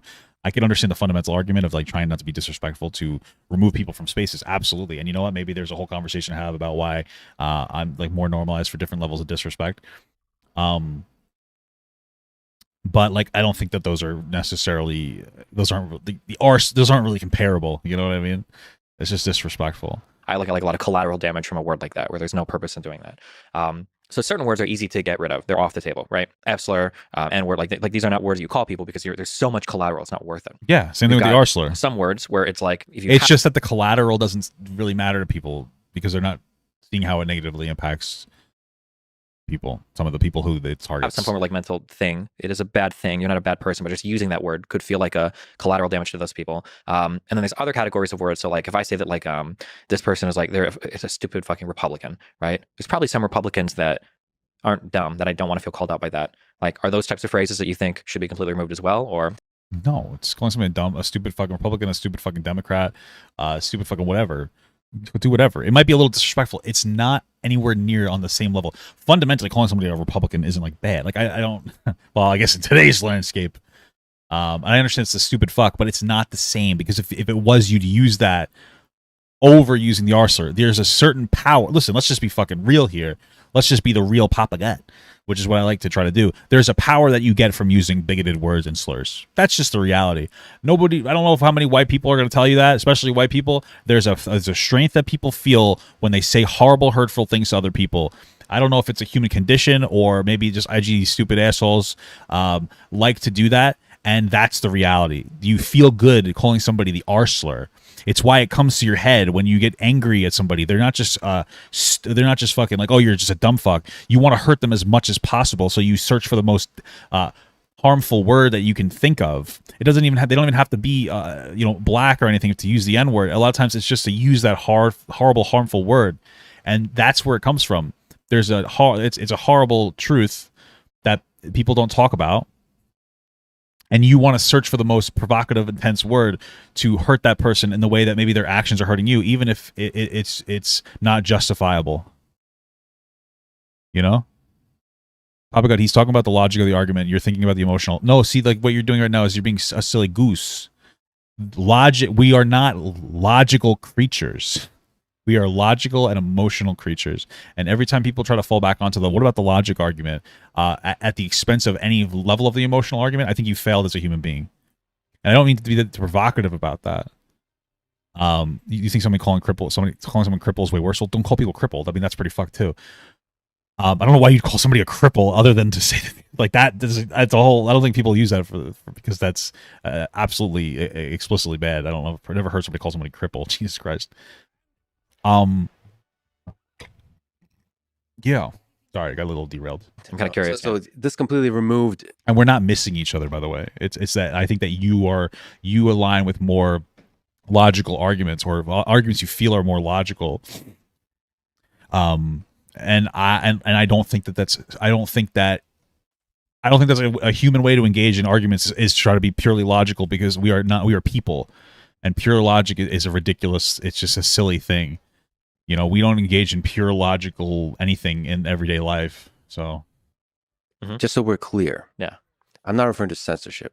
No, I'm not even talking about. I'm just a person like emotionally like removed is the wrong word though. Like I care about like I'm not trying to listen to people on the internet saying like you shouldn't say that word. That's not good. I mean, I'm trying to look to your mind and heart. And the reason we're talking today is you're betraying your gift. You're better than this. You think it's indicative of like a more flippant thought process where it's like the only way you can say that word is if you're ignoring the hurt and suffering of those people. And if you're somebody that says even those people, you're ignoring the state of language. Because I think you're getting to the point, because it's not about a single word. It's about like it's music. And I just feel like there's off very notes. Strong note. It's a strong note that ruins the melody. Gotcha. And I don't think I can say, you shouldn't use the R word or whatever. I'm just speaking to, I'm just listening to music and reviewing the final result. It's not necessarily, is maybe one use of the R word strategically or part of an actual, like, or when you've built up a camaraderie that's sandwiched in like some love, but then you try to reveal their, like, because you're talking about there's a bunch of drama. You have friends with whom you're warring and stuff, and they're all a little bit beautifully insane. And you've said that you are becoming more and more insane. It's beautiful to watch. It's the human condition laid before us. Wonderful. And some of that is swearing and so on. So it's a tricky thing. But the whole skill of discourse, just like it is with dark humor, is walking that line. I just feel like it's overuse of the R word, and I don't want to die in that ground because I don't think it's that representative. Like there's certain things like that. It feels like it ruins the music, and I don't, it's just saying like a dumb Republican or dumb Democrat. I don't. Yeah, that ruins it too a little bit. Depends on how you use it. You can be lazy with that. Yeah. You know, like even overuse of the word, I think bots is what's used for people who don't think or something. I don't actually know the definition. I'm offended on behalf of robots. And That might be a compliment soon. right, Yeah. exactly. But I guess bot means you don't think. Yeah, you're like an NPC. You just copy NPC, something else. right. Yeah. Again, I'm offended on behalf of NPCs. I count myself as one. But there's a sense if you say bots too much, that you're just dismissing people. Like everything I say is right, and anyone that disagrees with me is a bot. That's lazy too. Sometimes it's funny. Sometimes it's effective. Basically, saying a lot of people in the mainstream media or something like that are bots. Okay, that's a little bit of that is effective, but too much it becomes ineffective. And I'm trying to speak to that. Yeah, and I'm just the reason we're highlighting clear examples like the N word. What the fuck? Oh shit! Joe Rogan had to contend with that. Yeah. I think it's ineffective. It makes you less effective at discourse. But like you've talked about many times, language is a tricky one. It's always hard because you talk about like constructing a melody. There's not one melody that sounds good to everyone, but there are probably certain notes that like if you got rid of them, everybody's still going to like it about as much, and you don't really lose anything. There's a whole other part of an audience that might be more willing to listen. Well, listen, I can understand that argument. I think because now it's like, well, maybe if I want the more edgier, excuse me, if I want an edgier, oh my god, I can't fucking talk. This argument I can kind of get. I wonder if he actually means it or if he's just defending his point to no avail, or to, oh my god, I can't speak, or if he's just like defending his point from a debate perspective. Because like Destiny can get locked in that sometimes. We're all human. But like, yeah, sure, maybe you'd have a better time reaching out to edgier people with progressive messages if you use the R-slur. At the same time, you might also those edgy people, you know, might just kind of get into you and like you, and then like the usage of it might just embolden them to use it more. I think you can go both ways with that argument, and I still think that it's a net loss to use that. No. Yeah, of course. And it's not about losing the magic of that melody. Like you don't want to be vanilla. I just feel like there's stuff that doesn't need to be there. Yeah, for sure. It's fat. But then again, the other thing that people should understand that might be listening to this, you're streaming many hours a day for many years. I don't know, it's 11 or 12, I think. Yeah, I started in 2010. And so one of the things that people can do is just clip out anything. Yeah, you're going through the full I don't know how he does it, human bro. experience of emotion. When I react to like long content and have like 6 or 7 hour streams, I'm like, damn, bro. Fuck that. I guess I could do it more if I had like the infrastructure Destiny does, because he has like a bunch of people, like, or not a bunch of people, but he has like an editor and stuff, and like they you know, if I didn't have to do all my own work, maybe I could do that more. That's why I always say like maybe if my wife quits her job and she wants to like help me out a little bit with my content, maybe I'll stream more. And also part of it's like I want to hang out with my fucking wife because it's the woman I chose to be with. You know what I mean? All right, I'm just gonna stand still and use Anger, fear, frustration, all of it. So of course there's going to be moments when you're not the best version of yourself. Anything else to say about the language? It's complicated. I'm still always trying to figure it out. You know, there are opinions that I have that have changed throughout the years. It's possible that the R word has always been the next one on the chopping block that we're all kind of looking at, but people are always worried about that treadmill. But it's possible in a year or two I'll have a different view on it, or I'll have changed away some of the words I use or not. Yeah, it's definitely it's always like a work in progress. There's always like different communities that feel different ways about different words. Yeah, I respect that. Yeah, but do you acknowledge that there's people out there that are never going to talk to you? They're never going to think of you as a good man because you used the N word with a hard R publicly. In the past, I mean, yeah, those people exist, but I mean, there are some people that I think what's really happening here is that Destiny's becoming very mainstream, and it's like an adjustment. And I think it's a good thing. It's very clear that there's no like hatred in his heart when he even says these words, but or at least, well, there might be hatred for the person that he's saying it to, but not for the group, like the group of people. There's no hatred there, or that you know what I'm saying. But it's like an adjustment from a different sphere and understanding that, like, you know, when you move, talking to different people with different backgrounds, like it's an adjustment. Like I totally get that, bro. You know, that are beyond my reach, which I'm okay with. Like there's going to be some people because of things that have been involved, or even ideas that I have now that might make them beyond my reach. Something you said earlier was very true. I think the goal is to like identify what are the elements that you can cut out that aren't integral to your message, but could be alienating to more people, and those are probably the things that you identify. But I think that you can get lost in yourself, or lost in the internet, or lost in the outside of yourself if you're trying to appeal to every single person. It's just never going to be the case. And I like that I've had the journey that I've had on the internet, that you can find me saying and defending a lot of insane stuff 10 years ago, because I think it shows like a level of progress. And I think I do get a lot of respect and buy-in to certain communities where it's like I'm not just some random dude telling you that like, oh, you shouldn't say the F word or the N word. Like I'm a guy that's been there, that's done it, that's defended it, and you can see my whole past, my whole history is laid bare for you to watch every of thousands of hours of it. But I can show that like there's growth and evolution and change that can happen in a person. So yeah, and you're honest about that growth. It's a tricky thing because people just bring up stuff from your past. For right? sure.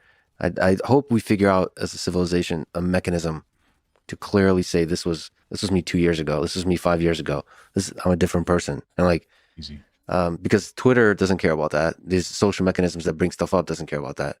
It's like one stupid thing you say, it becomes like a scarlet letter. And I don't know how to fight that. It's tricky to fight that. Have you ever seen Men in Black? No. Yes. My favorite movie. No, it's cool though. Ken Jr. on the bench, and he says, "A person is smart, but people are stupid, dumb, finicky animals, or whatever." There's something that changes for human dynamics when there is a group of people that make it so hard to control. Like I think one-on-one, anybody can sit across from somebody and admit to some horrible stuff. I used to be, I abused my husband when I was, 20, and now I'm 35, and I see it's wrong. Or I did this. I was addicted to whatever, and I made these mistakes. One-on-one, it's always easy, but in group environments, that in-group, out-group, tribalistic thing of like identifying one thing and then coming to destroy a person's life is like it's such a huge like impulse we have. And I think That's fair, yeah. probably when we were like hunter gatherers in the forest, probably good because you really want to push weird people out or anything like that. But now on the internet, when we can hunt for any dissenting opinion and just with ruthless precision destroy somebody's life over it, it's a pretty scary dynamic.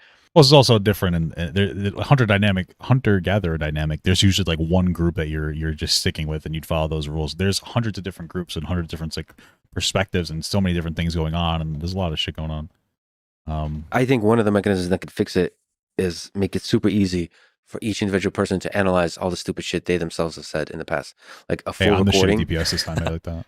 Because I think people are just honestly paint a very rosy picture to their own brain of who they have been in the past. Yeah, of course. If we can have empathy for the fact that we've said stupid shit, or we're drunk, the ridiculous things you say, the offensive things you might have said, the offensive things you might have done, I just feel like that would give us the ammunition to have empathy for others that are like, okay, yeah, this guy 5 years ago said this. Maybe that doesn't represent them who doesn't represent who they are any more than stuff I said 5 years ago represents who I am today. Yeah, I feel like technology can actually enable that. Maybe, although you're talking about more recording and more stuff, which people are already wary of. But it's a double-edged sword. I think there is going to be more and more recording. We have to figure out how to do that in a way that respects people's privacy and gives them ownership of their data and so on. Yeah. I've looked at the search history I've done on Google, which for most people is available, like your Google search history, and it's fascinating to watch the evolution of a human being. Like it doesn't seem like the same person. It's like a different person. For sure. It's weird. It's also hard too with the internet today. I'm going to be ageist again, but like now all of the people are thrown together, whereas like I don't want a 27-year-old judging the language of like a 15 or 16-year-old. Like obviously he's in high school. Like there was that story that came out of the there was a kid that saved a recording of, I think it was like some white girl. I think that she like got her driver's license and she's like, I can drive now, N-words with the A or whatever. It was dumb, she shouldn't have said it, but I think she was like 15 or 16 when she TikToked this or whatever. And he held on to that recording until she applied and got. Bro, that's Emma Lou. He's talking about this content creator named Emma Lou. Holy fuck. I know exactly who he's talking about. There's a content creator named Emma Lou. I'm pretty sure this is her. She's a fucking Long Islander. I swear to God, her name is Emma Lou, right? I don't know. Again, that's my wife later.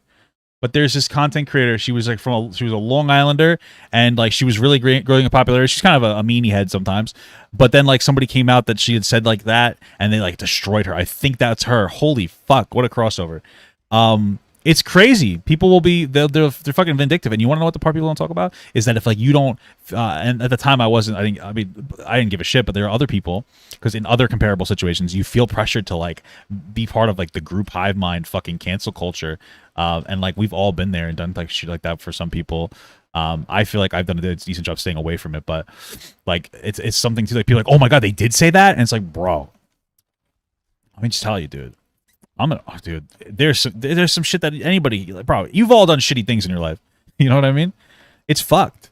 And they fucking destroyed this girl. She stopped like fucking making content for like a year. I have to go see if I can find her again. It's crazy. To college 3 years later, and then he released it to get her kicked out of college. And I'm like, damn. If everything that I had ever said as like a 15, 16-year-old was like immortalized on the internet, my life wouldn't have even begun. And those are insanely high standards to hold people to. Yeah, for real. Not that like obviously you shouldn't be saying those. No, you shouldn't be saying certain words or whatever. But you have to be able to make mistakes in adolescence. Like everybody does. We all did. Everybody did it growing up. Why do you think there is so much misogyny in the streaming community, and how can you fight it? Because you've shown a lot of interest in fighting. It's a good question. I mean, I think it's because it's been traditionally a boy thing, and like there hasn't really traditionally been any space for women. I think guys traditionally like video games. I use the word traditionally a lot today, or at least in the sense. Guys like games that resonate with them more, but as technology widens up and things change, they're starting to resonate with women more. Maybe some of the kind of games are starting to, women are starting to, or they're being catered to women. Like games are being created for women and shoot me in the face. And people just like to be a hateful little boys club. People like to be a hateful. If there was a girls club, it would happen to boys too. You know what I mean? Like girls would do the same thing to guys. I think if there was a female specific thing as well, I think that people just like to be hateful in general. Fighting it, trying to decrease or eliminate misogyny from your community. I think it's really difficult. I think that eliminating racism is easier than eliminating misogyny. Well, sure, but Because you don't still on anywhere. Because I think fundamentally, I don't think there's that much difference between like white people and black people and brown people and Asian people or whatever. We have different cultures and stuff, but at the end of the day, we're all people. But I think there are differences between men and women, like throughout all of history and time, and then even today in every culture. And when real differences do exist, it's harder to account for them in a way that can we have conversations with each other without it becoming very gendered in a negative way. That's fair. That's very fair because there's going to be there's not going to be a huge difference in mentality of a white man and a black man. And if there is, it's going to be like purely cultural, I think. But like men and women have like very different focuses on what they do in general. Like, it's across every way that they think and experience. I think that this is general for women. I think in a very, when I think in a different way than my wife does. My wife is more visual. I think women tend to be a little bit more visual. Men are a little different in the way they interpret things and the information.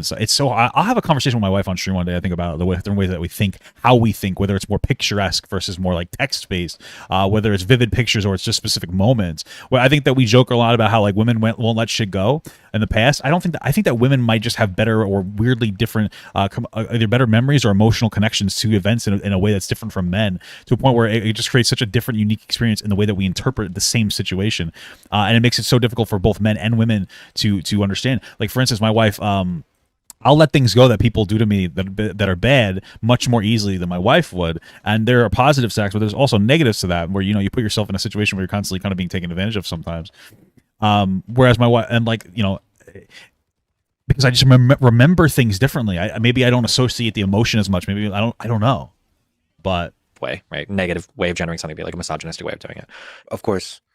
It's unclear to me that I'll tell you one thing. I'm really happy that we have I'm really happy that we have like a lot of gay inclusion in these games, because this fucking Genji's gay, bro. I'm just kidding. That's a little derogatory. Sorry, guys.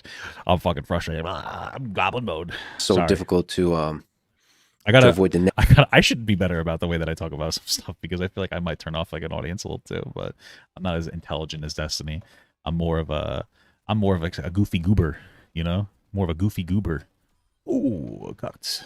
Negative gendering versus the positive, because there's a lot of positive to the tension, the dance between the different genders and so on. Maybe in this particular moment in history, it's not. But it's not trivial to me that racism is easier to eliminate. It's an interesting hypothesis. Just because there's more biological difference between men and women, that means it's harder to eliminate. But I don't know if this is true. I hear this a lot. I feel like I read this somewhere, but I need to get a better source before I repeat it everywhere. But I've heard that like in the U.S. military, for instance, they've gotten they do an exceedingly good job at getting different people of different races to integrate. And it's like not a huge problem once you're through basic training, all the training, everything. But for different sexes, it still represents a significant problem that the military hasn't figured out. And I actually looked at like, well, what's the military doing? Because if something was solvable, like, can we sleep for 4 hours a night and be healthy? If we could, I bet the military would know. So I kind of look sometimes to them to see their integration, but it might be there are other issues there that make it. Yeah, it feels like like maybe like issues of like I don't know. There's a bit of a sexual assault problem in the military. I'm not saying all of them do it. I'm just saying that dynamic could be dangerous. Military is a very particular kind of. For sure, yeah, it could be. Yeah. The actual task at hand might bias the difficulty of the process. Potentially, yeah. There's been a lot of interesting talk about like women integrating into male groups, and how do you do this in a way where everybody is happy with the outcome and there's not like issues. I think Jordan Peterson spoke about this a little bit, and then workplace culture speaks about this a bit. Would you happen to remember, I want to say it was like 5 or 10 years ago, there was a big tech conference and there were 2 guys behind a woman, and they made a joke about like a USB dongle, like dongle was a dick. And this woman turned around, she tweeted pictures of them, spoke about like misogyny, and then that blew up into a huge ordeal that like, there's this interesting phenomenon that in a less misogynistic and more inclusive workplace environment, some women might end up feeling worse. Because in a more misogynistic environment, you think like, okay, that's a woman. She doesn't get our humor. I'm going to treat her in a very indifferent, very dispassionate, cold way and whatever. And then I'm going to have my boys over here. And then you've got... It's kind of true. I don't know if I'd call that misogynistic, but like, yeah, if you work with women, you got to change a little bit of the way that you talk. You probably can't be like, guys will literally grab each other's penises as jokes if you're friends with somebody. You obviously cannot engage in the same way with women. Very different situation. I think the humor of men and women are very different in a lot of different ways. Fuck, I went for that estimation and she fucking dodged out. So you do have to act a little bit differently. But I would say that maybe women have to do the same thing. I don't know if I've ever heard of a female dominated workplace where men had to adjust in some capacity, but I imagine it might exist. Got like these environments where they're a little bit more warmer, and it's like, oh cool, we're gonna bring this woman into our environment and we're gonna make all the same types of like crass jokes we did before, and it's actually worse now. Now the woman feels even more otherwise. But a lot of the problem too is that those guys will make jokes about women. I think that's the part of the problem. A lot of guys in these spaces will make jokes about women and like inappropriate comments, but it's like whatever. I honestly, like, it's locker room talk. I'm not saying it's ideal, but like it's usually not, doesn't come from a negative place. Sometimes they'll talk about how hot a woman is, and it can get disrespectful. But sometimes you're just appreciating the female form. But then if a woman is around, she might feel objectified by that. I don't think it's sexism to treat women and men differently. I think that it's normal to do that. It's just being called considerate. You know? Because like, oh my God, why you talk like this? I think that internet communities, especially online ones that do like political debate and video games, are very much like big boys clubs. So it's not enough to just say you can't be misogynistic to get rid of misogyny. There's always going to be an othering effect on women. There's a lot of like behaviors that are unintuitive that you have to account for, and you've got to try to like push that back. And that's just a very, very, very challenging thing to do. So like I like to deal with concrete examples more. So here's a concrete example. And this is like a recent initiative in my community because I'm trying to like because misogyny hasn't been fixed anywhere on the internet. I'm curious, well, there are ways that I can push my community to do this. I don't think you should almost ever make a comment on a woman's appearance, ever, if they're appearing in like some political or professional manner. Even if it's a positive comment, I think it's equally bad to a negative comment. It's I don't know, what's the context? What do you mean by that? I feel like that's something that you would treat both a man and a woman differently. I understand that women tend to struggle more with like when it comes to like they're being judged on their appearance in society, but that doesn't mean that like, you know, it's okay to be like, oh, you look nice today, you know what I mean? I wonder what he means contextually. just never good to do. And that's kind of an unintuitive thing because it's like, well, a woman appears, wow, she's really cute. It seems like a nice comment. You're being nice, you know? Yeah, well, that seems like yeah, that doesn't seem like your compliment. It's like, oh, you look really nice today is different from like you look cute. More of like at that point you're like making a pass on that person. But okay. Let me keep going. She looks cute, I'm but it's not at all the point of why she's there. And just by saying that, you're kind of like otherizing her as like a person to like think she looks good rather than listening to anything she has to say, you know? Sure. Well, there's a lot of stuff that you're saying and that is a part of misogyny. It's almost like obvious. Like any woman would tell you that. A woman will, yeah, but they're not in these spaces, and a lot of the guys don't know. Yeah. I think what that requires is just empathy. You need to consider the female experience. That's it. Like you have to either read about or talk with women. You learn. Like the low hanging fruit is very easy to learn. It feels like just the level of social skill oftentimes in internet communities is quite low. That's true. I disagree. I don't like to say it is. Here's the problem with empathy is it's very hard. Well, okay, so on the one hand, people on the internet don't know how to do anything. There's one thing that some dudes on the internet know really well on how to socialize, and it's like communication when it comes to like, oh, short A, long A, cat, you know, which I think cat is short A. Sorry for the redundant nature of what I said. But like it can be very good to communicate different like things going on in a video game. Or like, we need hit scan. Like, okay, there's a fire, we need hit scan, right? So hit scan is like when I have hit scan, like I shoot and it instantly hits the target. Whereas like something else would be it would be like it would be like a projectile, right? You can communicate really well in that, but like when it comes to actual like human interaction outside of a game, especially a lot of these online gamers, it can be a little bit cringy, it can be a little bit bizarre, you know? To have empathy for experiences that are so outside of your own. Well, maybe some people, there might be some people that can do it. I can't. There's a lot of stuff that I had to learn. Women are half the population. But they're women. They're totally different. Totally different. So here we'll talk about they're not totally different. Totally different. So here's an example, okay? So especially for me, my archetype makes up a lot of the internet. White man. There's never been a point. The name of a beautiful woman who might be a dancer. What's the backstory? From New Orleans or from? I haven't thought that through yet. All right. Yeah. Wait, they cut stuff out? Archetype makes up a lot of the internet. White man. There's never been a point. The name of a beautiful woman who might be a dancer. What's the backstory? From New Orleans or from? I haven't thought that through yet. All right. Yeah. It's ambiguous. Okay. Like an open world. Open world. I want you to project wherever you want Destiny the dancer to be from. That's in your mind. Okay. All right. I'll save that for later tonight. Yeah. Okay. As a white guy. He's almost asking too much of Destiny. Like he's holding him to a higher standard than he's holding his own friends. I don't think I ever heard him talk to Rogan like this. So like, I understand what you're saying. But this is almost like a compliment to Destiny. Destiny isn't Joe Rogan. Destiny engages more critically and more intelligently than Joe Rogan. Joe Rogan's an everyman. He's like, hey, I'm a dude that's just expressing myself on the internet. I like to think that that's me as well. Like, I'm just trying. It's more about getting fucking sniped out the gate. Right? Destiny is more, let's be honest, and this isn't insulting to Joe Rogan. Destiny's more intelligent. He engages much more critically. It's just a very different process. And so, like, of course, you're going to hold different people to different standards. You know what I mean? Like, it's just the reality of what's going to happen. I I don't need know hit if there's skin. ever been a spot that I've been in where I've been made to feel like I don't belong there just by virtue of who I am. I actually don't. It's impossible for me to empathize that because I don't even have that experience.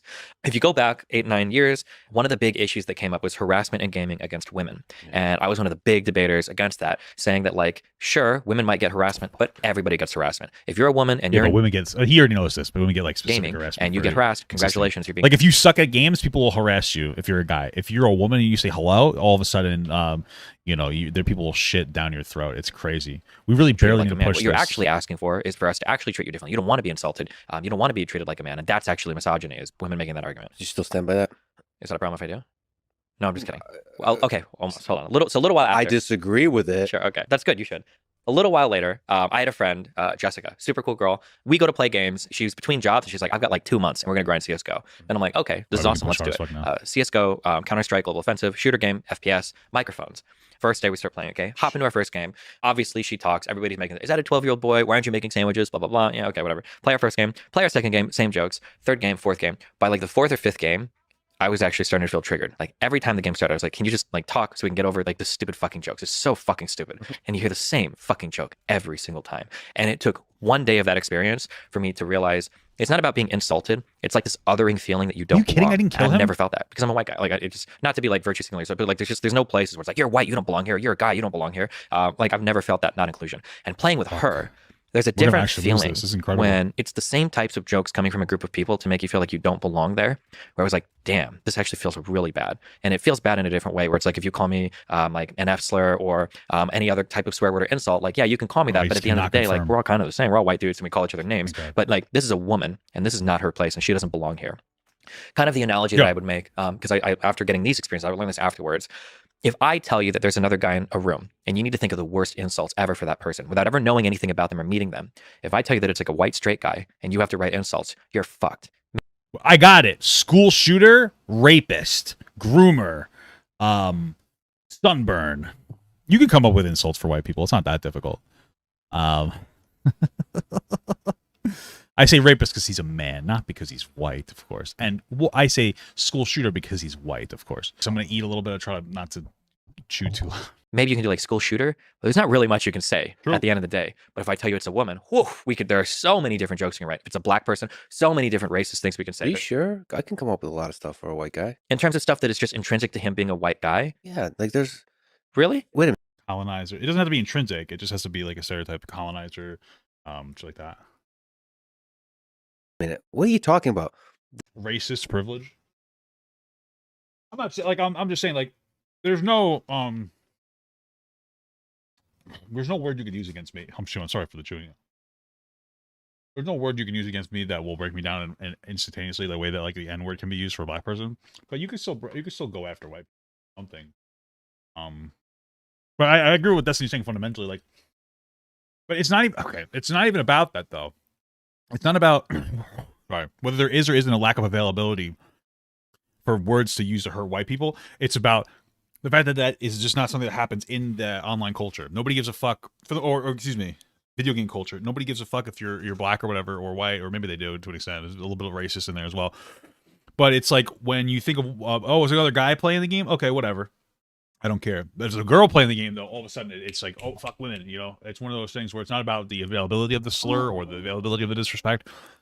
It's more about like the acceptability of being disrespectful to that person. There's a lot. The internet has sharpened that sword. In terms of like jokes that are targeted at his sex or targeted Incel, virgin, weak. some of the incel virgin, maybe. Yeah, that's getting there. Sure. That's for sure.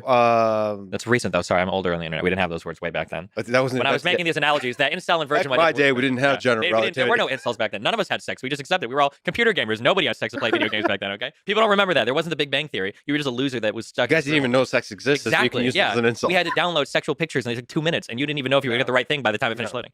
But what I'm saying is that like, okay, so I think you agree that like if somebody gives you like a race, like a black person who's a woman, we can write like very cutting, scathing like insults for that person. Absolutely. I got a lot of them. Strong, beautiful, big booty. Unfortunately, I'm happily married, but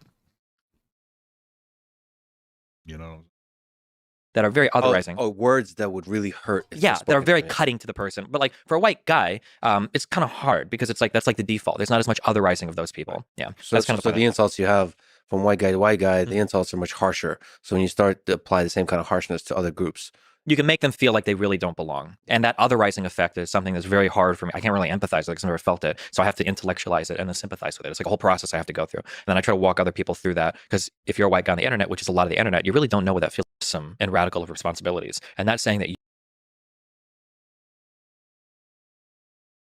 so I kind of look sometimes to them to see their integration, but it might be that there are other issues there that make it. it feels like the military is a very particular kind For of sure, yeah. There were no insults back then. None of us had sex. We just accepted. We were all computer gamers. Nobody had sex to play video games back then, okay? People don't remember that. There wasn't the Big Bang Theory. You were just a loser that was stuck. Because if you're a white guy on the internet, which is a lot of the internet, you're grandpa destiny. So that's so you're now in a leader.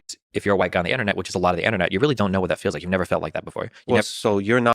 You can make them feel like they really don't belong. And that otherizing effect is something that's very hard for me. I can't really empathize with it because I've never felt it. So I have to intellectualize it and then sympathize with it. It's like a whole process I have to Oh, sorry. I hit a button before. I didn't realize I was muted.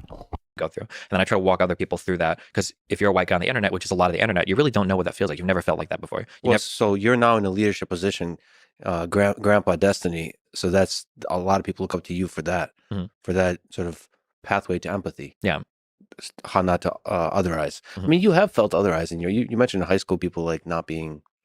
Yeah, but those were always for things that like it's different to insult somebody for a non-immutable characteristic. Like, okay, you think poorly about me because I'm like not enough money or I don't have money, but I could get more money and I could change that. But it's different for somebody to really attack you for like your gender or attack you for like your race. A lot of All right, listen. You could change your gender now. Women, you got a problem being disrespected? Just be a man. You know what I mean? Be a man, dude. I understand you are partly Jewish, Pablo. Do you feel otherized when people are anti-Semitic? So, talked about this a couple times. A couple months ago, I didn't think that like anything's going to change in a negative way in the entire world. It was like everything's like people be like, oh, what about this? What about what if they nuclear war? I'm like, that'll never happen. That's illogical. Then we overturned Roe v. Wade, which is something I swore would never get overturned because it's such a fucking dumb, preposterous thing to overturn. Sorry if you're pro-life, just saying. And now I was like, holy fuck. And so when people are make anti-Semitic jokes, I don't really care. It doesn't bother me. When people really lean into the rhetoric of Jewish people running the world, it does start to scare me. Because realistically speaking, if something does happen, like I'm on the chopping block, you know what I mean? I do understand that from a racial perspective. Right, so I'm more worried about that type of rhetoric. The attacks that hit the hardest is not about gender. I do think that they're like the way women are attacked on the internet. It's the same kind of attacks you would do towards other guys, but you go harsher. I feel like they're fundamentally different. I feel like when we're attacking guys, I'm not usually attacking. I think it's both. You on like the virtue of you being a guy, but like if it's a woman and she's typing something like, oh, did your boyfriend type that for you, or like what are you even doing here, like shouldn't you be trying to find a husband, or like, oh, you're like a stupid cunt, like go start an OnlyFans or no, whatever. but the stupidity, like if you're bad at video games and you're a guy, people are like, wow, you're fucking horrible. If you're bad at video games and you're a girl, like, oh, wow, you're a girl, that explains everything.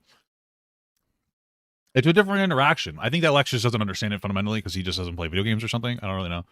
He just makes them. He's a technologist, but he's not a gamerologist like me. Intelligence aspect is what's attacked. Yeah, but it's so much different. Like you can call a guy stupid, but that's because he's a guy that's being stupid. But when you call a woman stupid, she's stupid because she's a woman. Yeah, but I honestly think that women are called stupid more than men on the internet. Oh yeah, but it's nothing to do like the attack is not gendered. It's the gender inspires an increased level of attack. I feel like it is gendered. I wish we had data on this. Have you ever heard of? I think they're both right to an extent. But yeah. Oh. The XKCD comics? Yes. It's a really good comic where, and this is something that I've dealt with a lot in my community, okay? There's a guy at a board, and he fucks up a math equation, and it's like, wow, you suck at math. And then the next panel is there's a girl that does it, and she fucks it up, and it's like, wow, women suck at math. And there's like that feeling that happens where when I bring on, I won't use names, but they're like YouTube people that I brought on that have crazy opinions. And when they're men, that person is crazy. Oh my God, he said the crazy stuff. He's so dumb. He's so crazy, so stupid. But when it's a woman, it's like, oh my God, why do you always bring dumb women here? Why do so many women on the internet have crazy opinions? There's a different like minority character that has to like stand it and like represent like their whole group where like white men don't typically have to. Speaking of groups versus individuals, yes. But then what I feel happens is then another person from that group comes, another woman comes, and people before she says anything, will already feel like they're ready with that attack. For sure. But they're Yeah, of course. ready for the attack because she's a woman. They're Right. going to call her she's stupid because she's a woman, not because she said something, just because she's a woman. So like the group, Or like I'll say, I mean, I get what you're saying, of course. There's like a guy might come onto a stream with like an alternative opinion, but like be very intelligent about it and be very profound about it. It might be a good opinion. Like peanut butter and cheese is really good, and you might be like, oh, this guy's weird, but like, you know what? Maybe he's making a decent argument. Then a woman comes on, you already have that little bit of like a stank on it. 'Cause it's a woman. It's not a woman. It's a woman, female. All of a sudden, she proposes peanut butter and cheese, and now she's just a dumb fucking disgusting woman. You know what I mean? It's like one of those things. in their brain accumulates all the negative characteristics of the individuals they've met, not the positive, the negative. And it becomes like this ball of stickiness. And then that becomes the bias for their judgment of a new person that comes. With white men, there's more of a blank slate in terms of bias of how they analyze the person. With any of the minority group, they basically make a judgment based on the negative characteristics of the individuals they met in the past. That leads to a system where you're just harsher towards minority groups and towards women. How do you solve that? The most important thing for any problem ever is step one is to be aware of it. If you're not aware of it, then you're hopelessly lost at sea. But the first thing I like to say, she's like, be aware of it. Like there's a girl that I've had on recently, and she says a lot of, in my opinion, kind of crazy things, but people will use her as like, this is why women shouldn't be here. This is like, she's crazy and she's a woman and blah, blah, blah. But I can bring on a guy who says similarly dumb things, and he's evaluated on his own merits because it's a guy, you know? There's never, ever, ever been a case where I brought a stupid guy on stream and everybody's like, this guy makes me hate men. This guy makes me hate white people. That has never happened. But then there's like other women that come on and it's like, now I know why incels exist, or I totally understand where red pill ideology comes from, you know? And even if the statements are kind of true, when you're making these observations over and over and over and over again, it damages your ability to individually perceive somebody. And then two people that make the same statements, one can be perceived more harshly just because of that like group bias you've got built up. I think there's something about streaming that just brings that out of people, like, because you have to talk for like 7 hours. So you're like, all right, well, whatever psychological issues and complexities I have, I'm going to explore them. Magnified. And then it's the Gerard, as you talked about, the mimetic theory, so Girardian. I think a lot of it's just like anonymity, casual sexism based. Like whatever the things that are very similar, and you're going to magnify the conflicts that you have, and you're going to explore all the different perspectives on those different conflicts. And I mean, I don't know if it's just anecdotal, but it's nice to have women on stream. I think the dynamic that you guys have is wonderful. It's really interesting. So it's just the female voice in general. I love having women on the podcast. The female voice, I feel like, is underheard on the internet. For sure. And I would love the internet to be a place where women... It's so interesting because I think my wife truly would be more successful than me on the internet. We like consistently kept up with like a mama papa guy thing. I think that like she would be, both of us would be, but wildly successful because now you have to bounce off the opinions of myself as a man off my wife's opinions, and you get to come to a nice middle ground. And there's a lot of really good realizations that have come to my mind talking to my wife about a lot of different things. But people are just so disproportionately fucking psychotic and toxic towards women that like my wife gets criticized in different ways for things. If she misspeaks, she's destroyed as a woman, whereas people are just like, yeah, you know, if I do it, you know, it's very interesting. And you feel safe to speak. All right, given that you're, like we talked about, a progressive with non-standard progressive views. Right. But what they really should do, this is one thing that I think that they really need to do, is that they need to make the fried chicken, but they need to make it fried chicken chips, and it's just the outside of the chicken, whatever part of the chicken the flaky stuff is. I think I think it's a chicken skin. That's the healthiest part. Healthiest part in an apple, the skin. Healthy part of chicken, the skin. Take it, get rid of the chicken. What a waste of space. Make it into chips, fried chicken chips. Think about that. So you're Think about that. very pro free speech, pro capitalism. So given that, it's very interesting that you're also pro-establishment and pro-institutions. So right now, if you look at the world, there's a significant distrust of institutions, at least in sort of public intellectual discourse. What is the nature of your support for government and institutions? Can you make the case for and against them? Broadly speaking, there is a synergistic effect when two humans come together. If I can speak very broadly in terms of, we'll say, utility, okay? My happiness with one person might be 10. The happiness with another person might be 10. But when they come together, it's like 50 between the two of them. There's like this synergistic effect when humans work together that the sum is greater than all the individual parts or whatever. There's like an emergent thing that happens there. There's a possibility of that. Yeah, a possibility, sure. Things could go really wrong. There could be a cannibalistic tribe that all eats each other, sure.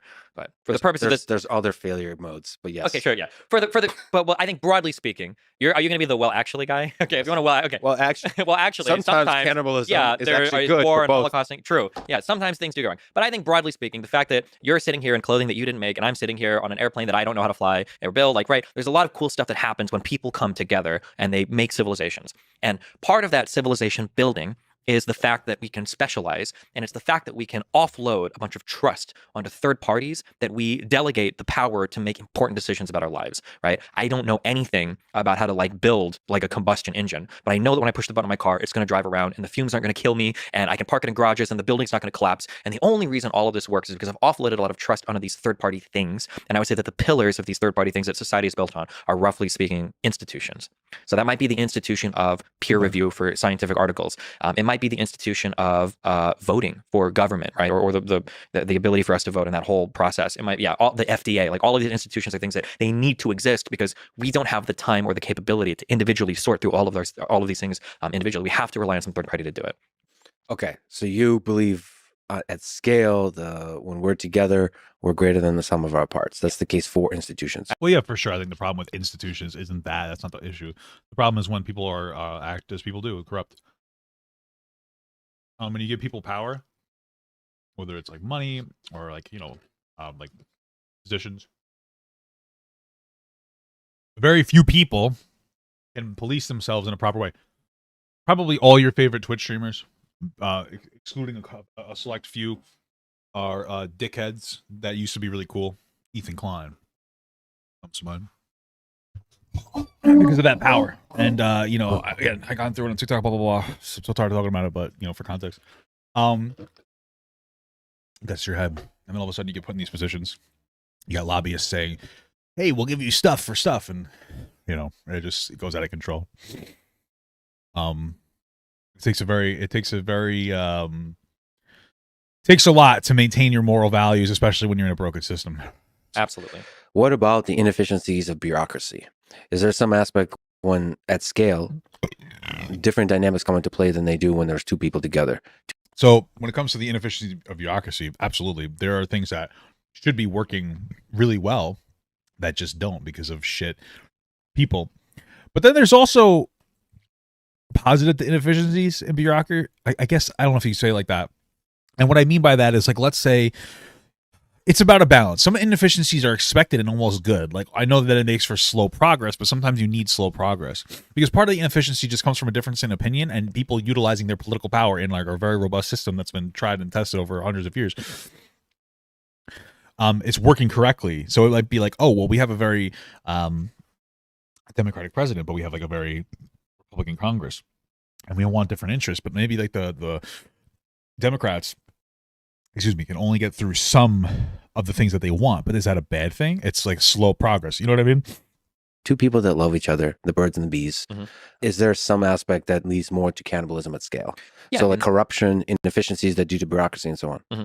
Bureaucracy, which is not, I hate it when people try to say bureaucracy is government, because bureaucracy exists a ton in private environments as well, right? In businesses and everything. Bureaucracy introduces its own set of problems, but I mean, a bureaucracy is necessary because it's coordinating all of the underlying things in order to create something that's greater than the sum of its parts, right? Like all of the software developers in the world are useless without being paired with good designers in order to make their products usable by a person. And the coordination of those people and the coordination of increasingly more and more things necessitates some level of bureaucracy. I think we always say bureaucracy when it's like it's like a slur almost, like you're a bureaucrat, you're bureaucratic. The bureaucracy is slowing everything down. It's like, sure, the bureaucracy slows things down, but bureaucracy also gives us things like, safe medicine and safe water to drink for most of the US, or safe buildings to live in, or safe cars to drive. So the managers in institution versus like the software developers and the designers, the managers is the bureaucracy. The reason bureaucracy is used as a slur is that something about human nature leads to bureaucracy often growing indefinitely, and becoming less and less efficient. Without this is where capitalism can come in. That capitalism puts a pressure on the bureaucracy not to grow too much because you want the bureaucracy to be useful, but not large. Yeah. And to be a certain size, yeah, of course. To be the minimum size to get the job done. And so capitalism provides that mechanism. Government does not always. And so that's the criticism of government, of institutions, where it can grow without a significant mechanism that says there's a cost to bureaucracy that's not being accounted for here. We're just paying for. Also, people who search for power are a certain type of personality already. Maybe. There might be some argument to that, for sure. Yeah, maybe.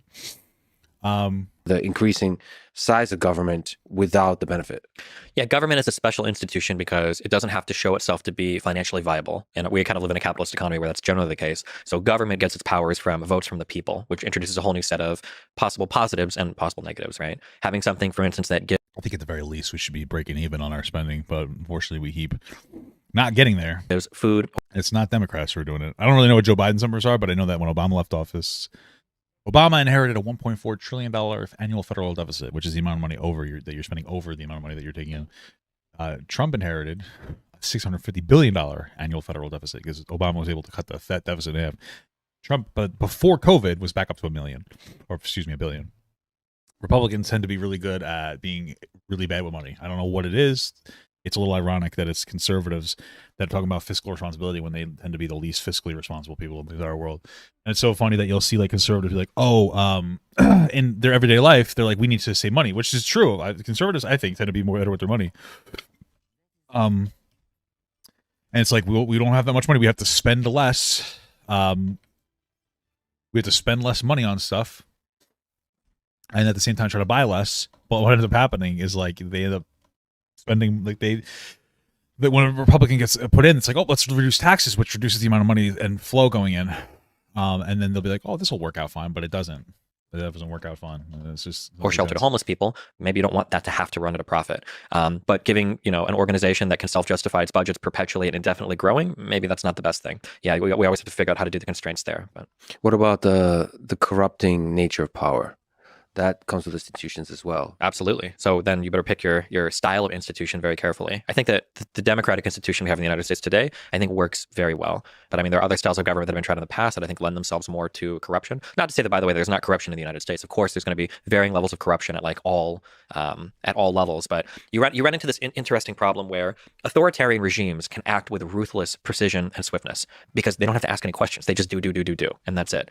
But the problem is it's an authoritarian regime. They're prone to missteps. They're slow to respond to changing or evolving needs. There was an interesting study that was put out a while ago that showed that every single famine that happened around the world, almost all, 98% of them happened under authoritarian regimes where freedom of speech is very limited. It's very rare for a famine to happen under democracy because press and everything makes the government more responsive to the needs of the people. Power can corrupt. There are levels of corruption, but you have to have a system of checks and balances on all of those different levels to make sure it doesn't run off the rails, I guess, and do a sick loop-de-loop and, half the population gets... Nice callback. There's a lot of people that will listen to you say that the democracy in the United States is working pretty damn well, and they will spit out the drink if they're drinking a drink. I guess if you consider the human condition, maybe it is working better than we anticipate. I will say one thing, and I think that this is undeniable. Nobody ever focuses on the positives when it comes to stuff. That's what you mentioned before about water. Oh, water's decent, although there's areas where it's not.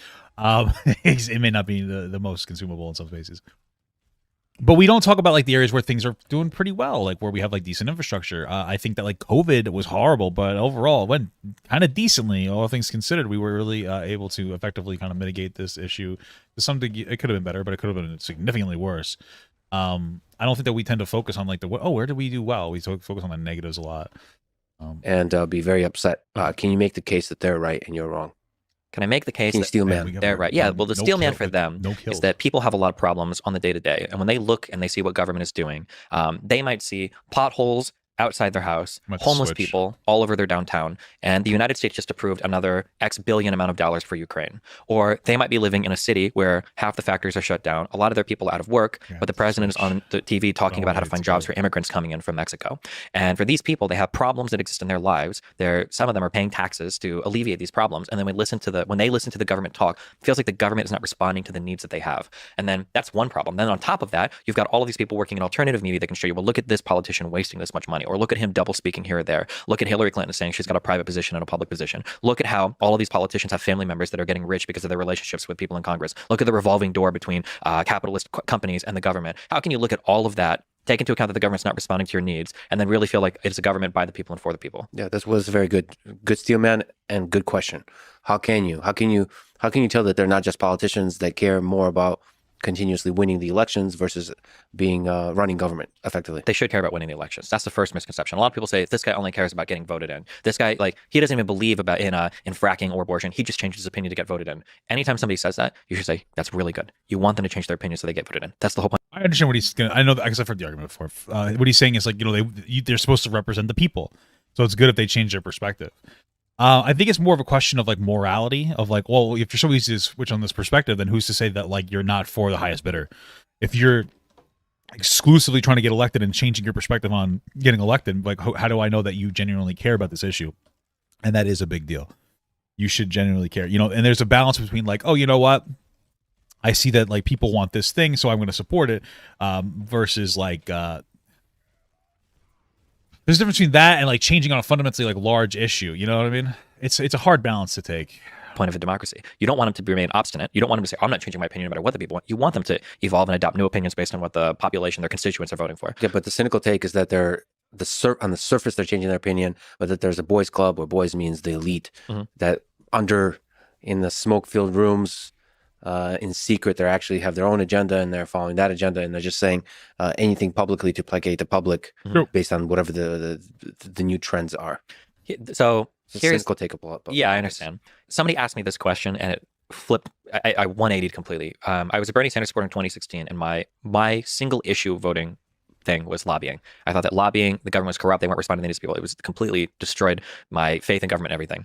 And I had one question posed to me by a conservative that used to come on my stream and shout at me. And he said, I think he asked me, can you think of any popular opinion that the American public has that the government is unresponsive to? Is there some big piece of legislation or policy or whatever that people want that the government isn't doing? When he asked me that, I couldn't think of a single good answer.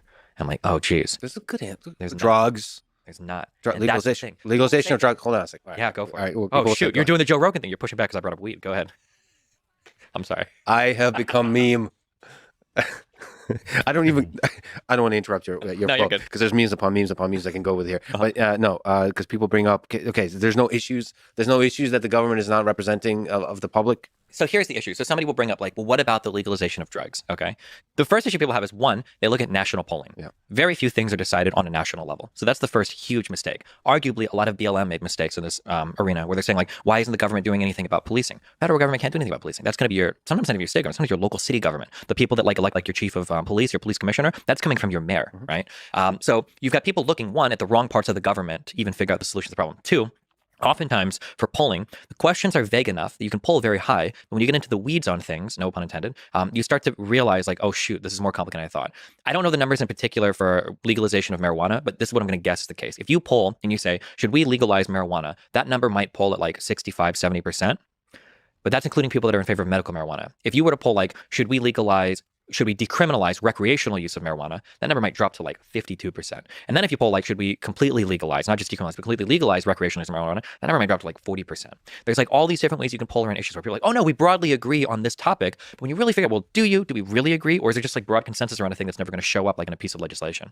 A really good example, one example I do know is socialized healthcare. I think if you poll, there was a time a few years ago where if you poll America, do you think every American citizen should have access to like free healthcare? I think that poll at like 74% yes. But when you asked, should the government be the sole provider of healthcare, it dropped to like 26%. Yeah. About 50 points. And you could see it was both asking questions about single payer, but the way that it was asked was so different that even if it looks like there's consensus, there's not nearly as much consensus as people think around certain ideas. Yeah, go. You're right. That polls, the way you ask the polls really matters. But when you ask, should the government be in charge of a thing, that also biases the answer, right? That, like, because there's such a negative experience with government creating a .gov site that runs the thing. But sometimes I think if you dig in, if you have a 1 hour conversation with each individual citizen, Oh my god, I think you will understand that yes, there is support for socialized medicine. Like, it's not the argument has to be made though. Yeah. What do you mean the argument has to be made? Like if you just ask a conservative, like, what about single payer? They're going to tell you no. You might be able to build up to an argument for it, but you're going to have to make the case for it. No, but I thought we were talking about the feeling deep inside your mind and heart. Does the government represent that? Oh, so it's not like some shallow surface layer public opinion. Does the government effectively represent what the people want? Not a shallow survey, but deeply what they want. I'm not actually that familiar with the debates over healthcare, but let's maybe look at an easier one. Sure. Maybe you'll say it's harder. War is a really good example where the government was very responsive, I think, to the people. You think so? So Iraq, Afghanistan, the government didn't manipulate public opinion. There's an argument to be made that I think that they did. I think that this is a good argument to be made that there was a manipulation of like the public opinion for it. Where'd you go? You know, we were kind of lied to about like the reasons for the war. Look, sorry. did in terms of like WMD and everything. But after 9/11, were you in the United States after 9/11? Mhm. After 9/11, I That legit seems accusatory. Like, Well- where were you on 9/11? just checking. Okay. All right, Um, cool. I have evidence and Oh, sure. I believe witnesses. you. No, Yeah, of okay, all course. right. Yeah, a lot of people. I'm very defensive right now. It's very strange. Look but, into it, Alex Yeah, Jones. but like I think after 9/11, we could have gone to war with any country in the world. We were ready because all of America was like, oh my god, and they pointed to Iraq, and the reasons for the WMDs was kind of dumb, but I don't think we even needed WMDs to go to Iraq. We could have just said, Saddam Hussein was giving medical aid to Taliban, Al Qaeda, Iraq, let's go, and we would have gone for it. But post Iraq, Iraq was for a while popular and then became obviously deeply unpopular, Iraq and Afghanistan. And I think you could see that influence other foreign policy that the United States had. For instance, we opted more towards like drone warfare than troops on the ground for places like Yemen. We opted more towards like kind of like sending money and help instead of boots on the ground for places like Syria. And I think that a lot of that was kind of in response to how unpopular the Iraq stuff it became. And when you looked at a lot of elections afterwards, even for Obama, like one of the defining characteristics of a lot of campaigns were like, I'm going to close Guantanamo Bay. I'm going to get us out of foreign wars. Even up to Trump, I'm not going to stop doing all this weird stuff in the Middle East. But they didn't still withdraw from Afghanistan.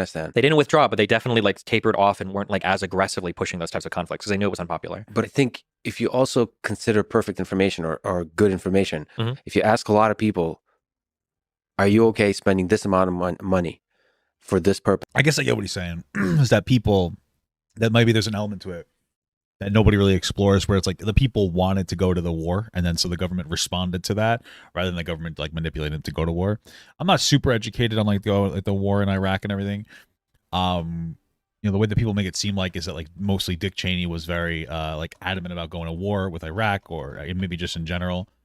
And so maybe that has something to do with it, or maybe people wanted to do it and that was a response. I guess we don't know. I guess I don't know. I'd have to look into it more greatly. Mhm. So military conflict in Iraq and Afghanistan. I think almost from the very beginning, they would say no. After 9/11, I feel like Maybe like a few days after 9/11. Like I remember what Freedom was Prize. what We were was so the mad nature? at. Well, there's some memes and so on. Yes, but the nature of the public support for the war. Was there public support in 2003, which is when the invasion happened? I feel like initially there was a lot. I remember seeing it on, but then I also lived in a Republican household and I was not very like media savvy at that time. So my And I parents don't were- know if the nature of that public support had to do with WMDs or with 9/11, because the It weird. came about WMDs. But I wonder what is if you were to poll people Mhm. and let's say hypothetically there was above 50% support for the war, what would be the nature of that support?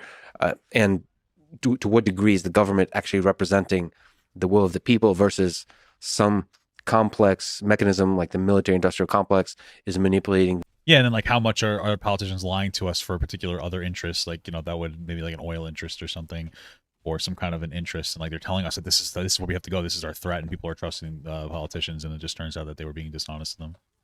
The narrative that's controlling public opinion, and then I'm there's so the bad at media this that gets a lot of attention by being divided and how they're shaping the narrative through the mechanism of division. So what?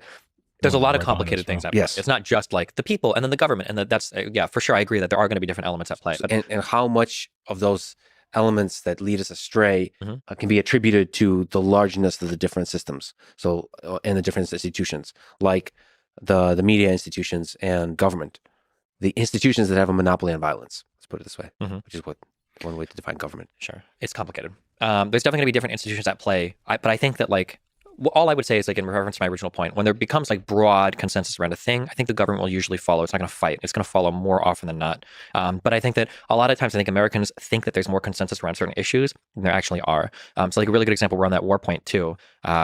What caused like the lowest dip in Biden's approval rating? I'm pretty sure it was right after we pulled out of Afghanistan, which I think if I would have asked people like a year before, like, let's assume that we could pull out of Afghanistan, the government's probably going to collapse after we leave because they just don't have the will to fight. They don't have the support. They don't whatever. That's just not going to work. But like no Americans are going to die. Maybe a couple other people, but like no Americans are going to die. We're going to get Afghanistan. Would you support that? I think broadly speaking, I think like more than 60 or 70% of Americans are like, yeah, that would be fine. But then when it actually plays on TV, when we see the people hanging onto the planes, when we see like helicopter embassies, some of the quotes. Maybe, but then like but then that comes down to like media manipulation, and then like politicians who work with the media, like all like they're the conservatives, they just don't like Biden, so everything Biden does is now it's like bad. Oh, they pulled out the war. Well, he didn't do it the right way, and this doesn't happen. Whereas if it was like Trump, it's like, well, this just comes with the territory. Like, oh, you think it's a failure? Not really. It's just like a misstep, and it's like a lot of it does have to do with political and media, lying to people, for sure. Okay, I just died. Some politicians. Well, now it's like, oh my God, this was horrible and it was so botched and it was so like it could have gone so much better. It's like, well, could it have gone better? Like maybe, maybe not. But I mean, it seems like you can have consensus around a certain opinion, but the way that things play out and the way that people actually feel, it's actually way, way, way more complicated. And there's not usually this broad consensus opinion. Go ahead. I'd like to believe that. I mean, just to lay my cards on the table, I have faith in the power of effective government. Mm-hmm. I just have a lot of concern about what happens as institutions grow in size. For sure.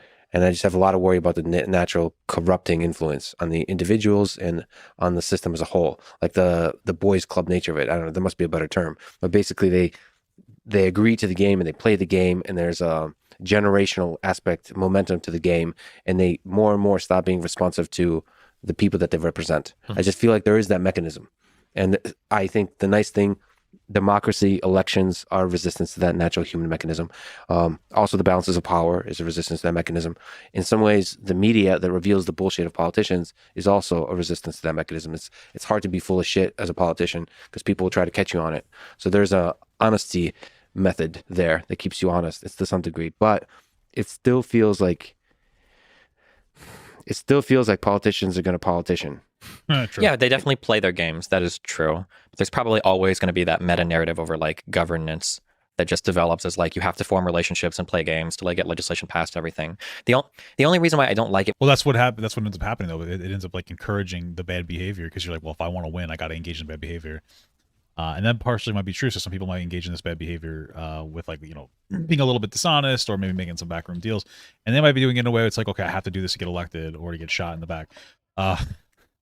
And then all of a sudden it becomes very comfortable and normal to you. There's a lot of just fucking fundamental problems. When people attack institutions is because one, institutions are incredibly important, arguably paramount. No, they are to keep society running. Well, and two, I think sometimes when we shift the blame onto institutions too much, I think that we lose sight of what the real problems are. So for instance, in the United States today, people might be very critical of the government not getting much done, but then everybody turns their eyes to the government for being ineffective. Yeah. But what I would argue is I would say the government is actually incredibly effective and it's showcasing the will of the American people really well right now, which is we are historically more divided than we have ever been. And if I were to just look at the people and I were to say we have a historic divide that is getting like rapidly blown apart by things like the internet and the media, right? If that exists, well, what would I expect that government to look like? I wouldn't expect that government to be governing very effective. I would expect that government to show that legitimate divide in people. Do you think that divide, we have a perception of a large divide between left and right.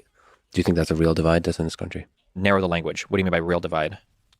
Do you think there is that divide in ideology, that there's a large number of people that believe a certain set of policies and the different set of policies? Or I think it's just a perception of on Twitter? No, I think there is a large divide in terms of belief. I don't think there's very much divide between any people in terms of like what they like on the most fundamental levels want in terms of like human beings. But in terms of like Democrat versus Republican right now, I think there is a huge divide in terms of the direction they want to see the country go and what they believe really and what they even believe is reality, right? Unfortunately, that's where we've gotten to. Can I just speak about the mechanism of the left and right here, maybe on the mimetic rivalry aspect? Is there some aspect to the left on which you're a part of that attacks their own for ideological impurity more than the right does? Is it the bigotry of small differences? There's a concept where I get that. When you're near somebody who is very slightly different than you want to destroy, but when you're with somebody that's way different than you, you don't. I think the left does it, but I think the right does it too. I didn't realize it until I started dipping more into conservative communities, but oh my God, the people from the Daily Wire and the people from Turning Point and the America First, all these different groups of people hate each other and they fight each other so much. They hire and fire sometimes employees, they talk smack about each other. I think there's a lot of political division between both sides. I think that the left just kind of gets highlighted more because it's like the internet and a lot of the internet spaces have a lot of left-leaning people. So you see it does happen a lot. Like I think the biggest, maybe it's because of proximity too. Like you're not really hanging out with conservatives as a liberal.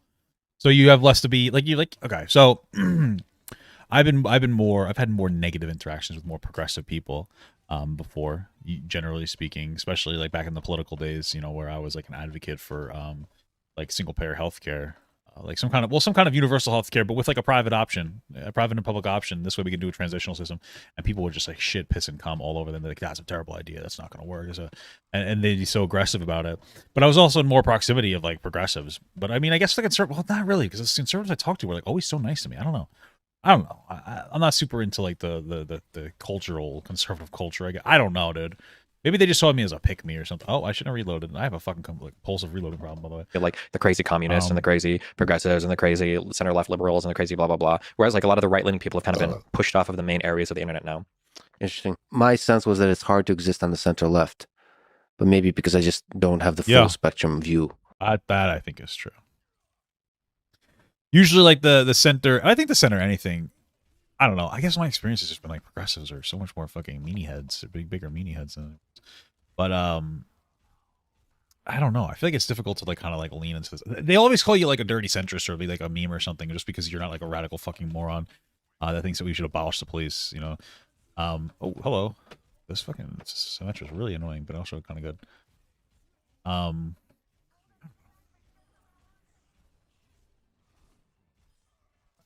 Of the political divide. It felt like center left is a difficult position to occupy. Yeah, I would definitely say so. Yeah, I don't know if it's that difficult to be center right. it's very difficult to be center right. I think actually maybe even more difficult. Interesting. Because a center right person might be somebody who's like conservative, but not a fan of Trump, and you're like over, like look like Liz Cheney, right? You've had politicians that are just like they didn't back the Trump That's stuff fair. and now they're gone. Or you might be like center right, but like you don't think the election was stolen, and now you're like half the Republican Party's looking at you like you're crazy, you know? That's true. Yeah. That's true. I think there's a Ben Shapiro who I'm talking with. I think he publicly spoke against Trump, right? He did initially, but I feel like he softened his language up on him pretty significantly. But So there's a significant Yeah. pressure to kind of kowtow to a certain kind of messaging. which the whole Absolutely. Republican Party is feeling right now. Geez, that 2 years from now, that election is going to be insane It's just hard. Okay, so to generalize, it's hard to be in the center. It feels like for sure. to center and then like do like a random walk among the policies around that. Mhm. I don't know what that mechanism is. I mean, it makes people like me not feel good Mhm. being in the center. It seems like people are just Yeah. not nice to people True. in the center. True. Like the public, the Twitter machine is not nice to the people who are open minded in the center. Is there some truth to that? Two reasons for that. One is because I think a lot of people that market themselves as center are legitimately spineless cowards and deserve to be called out. Like, I get what he's saying. I like Boogie 2988, right? Like a fence sitter. I think there's a difference between fence sitting on topics and being more center. This is, I think, the fundamental difference. I tend to fall more probably like center left. But if you ask me my opinion on a particular topic, I'll give you the opinion. There are people like there's a difference between being like, you know what, like I'm pro-choice, but I think it should be somewhat limited to like, you know, maybe second trimester. When it comes to immigration, I can understand like asylum seekers and helping like support that infrastructure, but at the same time, I think that like we really shouldn't just be taking as many people, you know, that come in at a time. Like there's taking too many people in there. When it comes to like systemic racism, I agree and believe that systemic racism exists. Reparations are probably due in some capacity, but realistically speaking, I think we would be more effective as a society to focus on helping poor people rather than helping like poor Black people specifically. Right? I have like opinions on things that some of those opinions are going to bother people on the right, and some of those and some people are on the left are going to be bothered by other opinions. And you have every right to feel how you want to feel. People who are like centrists. The dirty centrists, fence-sitting centrists will be overly. They'll pander to both sides on a particular topic. And I don't exactly know how that would manifest itself, but they'll just try to come out the other side not getting hated. I think that definitely. I think that's kind of like the fundamental issue. You know. If you say there's points on both sides in situations where one side's obviously wrong, you're messaging that you're empathize with the people who are doing bad. Yeah, sure. Well, yeah, for sure. I get what you're saying. I understand what you're saying. You know, there are always points on both sides. I think the issue, because there are both points on both sides, the issue is not taking a side on a topic that you should. You know, let's say like you're somebody who's like, I think there's good arguments on both sides when it comes to abortion. Don't talk about it if you're not going to tell people what side you're on. You know what I mean? Like, you know, maybe just don't talk. Maybe don't be political. Be apolitical. If you're going to be like, you know, I can see both sides for pro-life and pro-choice. I just fundamentally disagree with pro-lifers. I agree with pro-choice. I think we should be pro-choice. I'm taking a stance. I'm saying I get what you're saying, but I just feel like you're wrong when it comes to like a pro-lifer. I feel like a lot of centrists are kind of just like they'll just middle ground. They'll just raw dog it. You know what I mean? Like I've never killed a man, but today might be my first. oh no. I'll take over. Like I told you, I'll take over your stream with the AI. Yeah, we'll see with that. the AI. Is that guy going to be streaming in the Hey, background? fellas. Yeah. Okay, gotcha. Gotcha. Lots of gotchas. Lots of gotchas. Okay, gotcha. Okay, gotcha. Okay. And decrease the which already is a pretty low level of emotion. Mhm. Just decrease it completely. When people are screaming at you and accusing stuff, just remain calm, Absolutely. emotionless. The gaslighter strategy.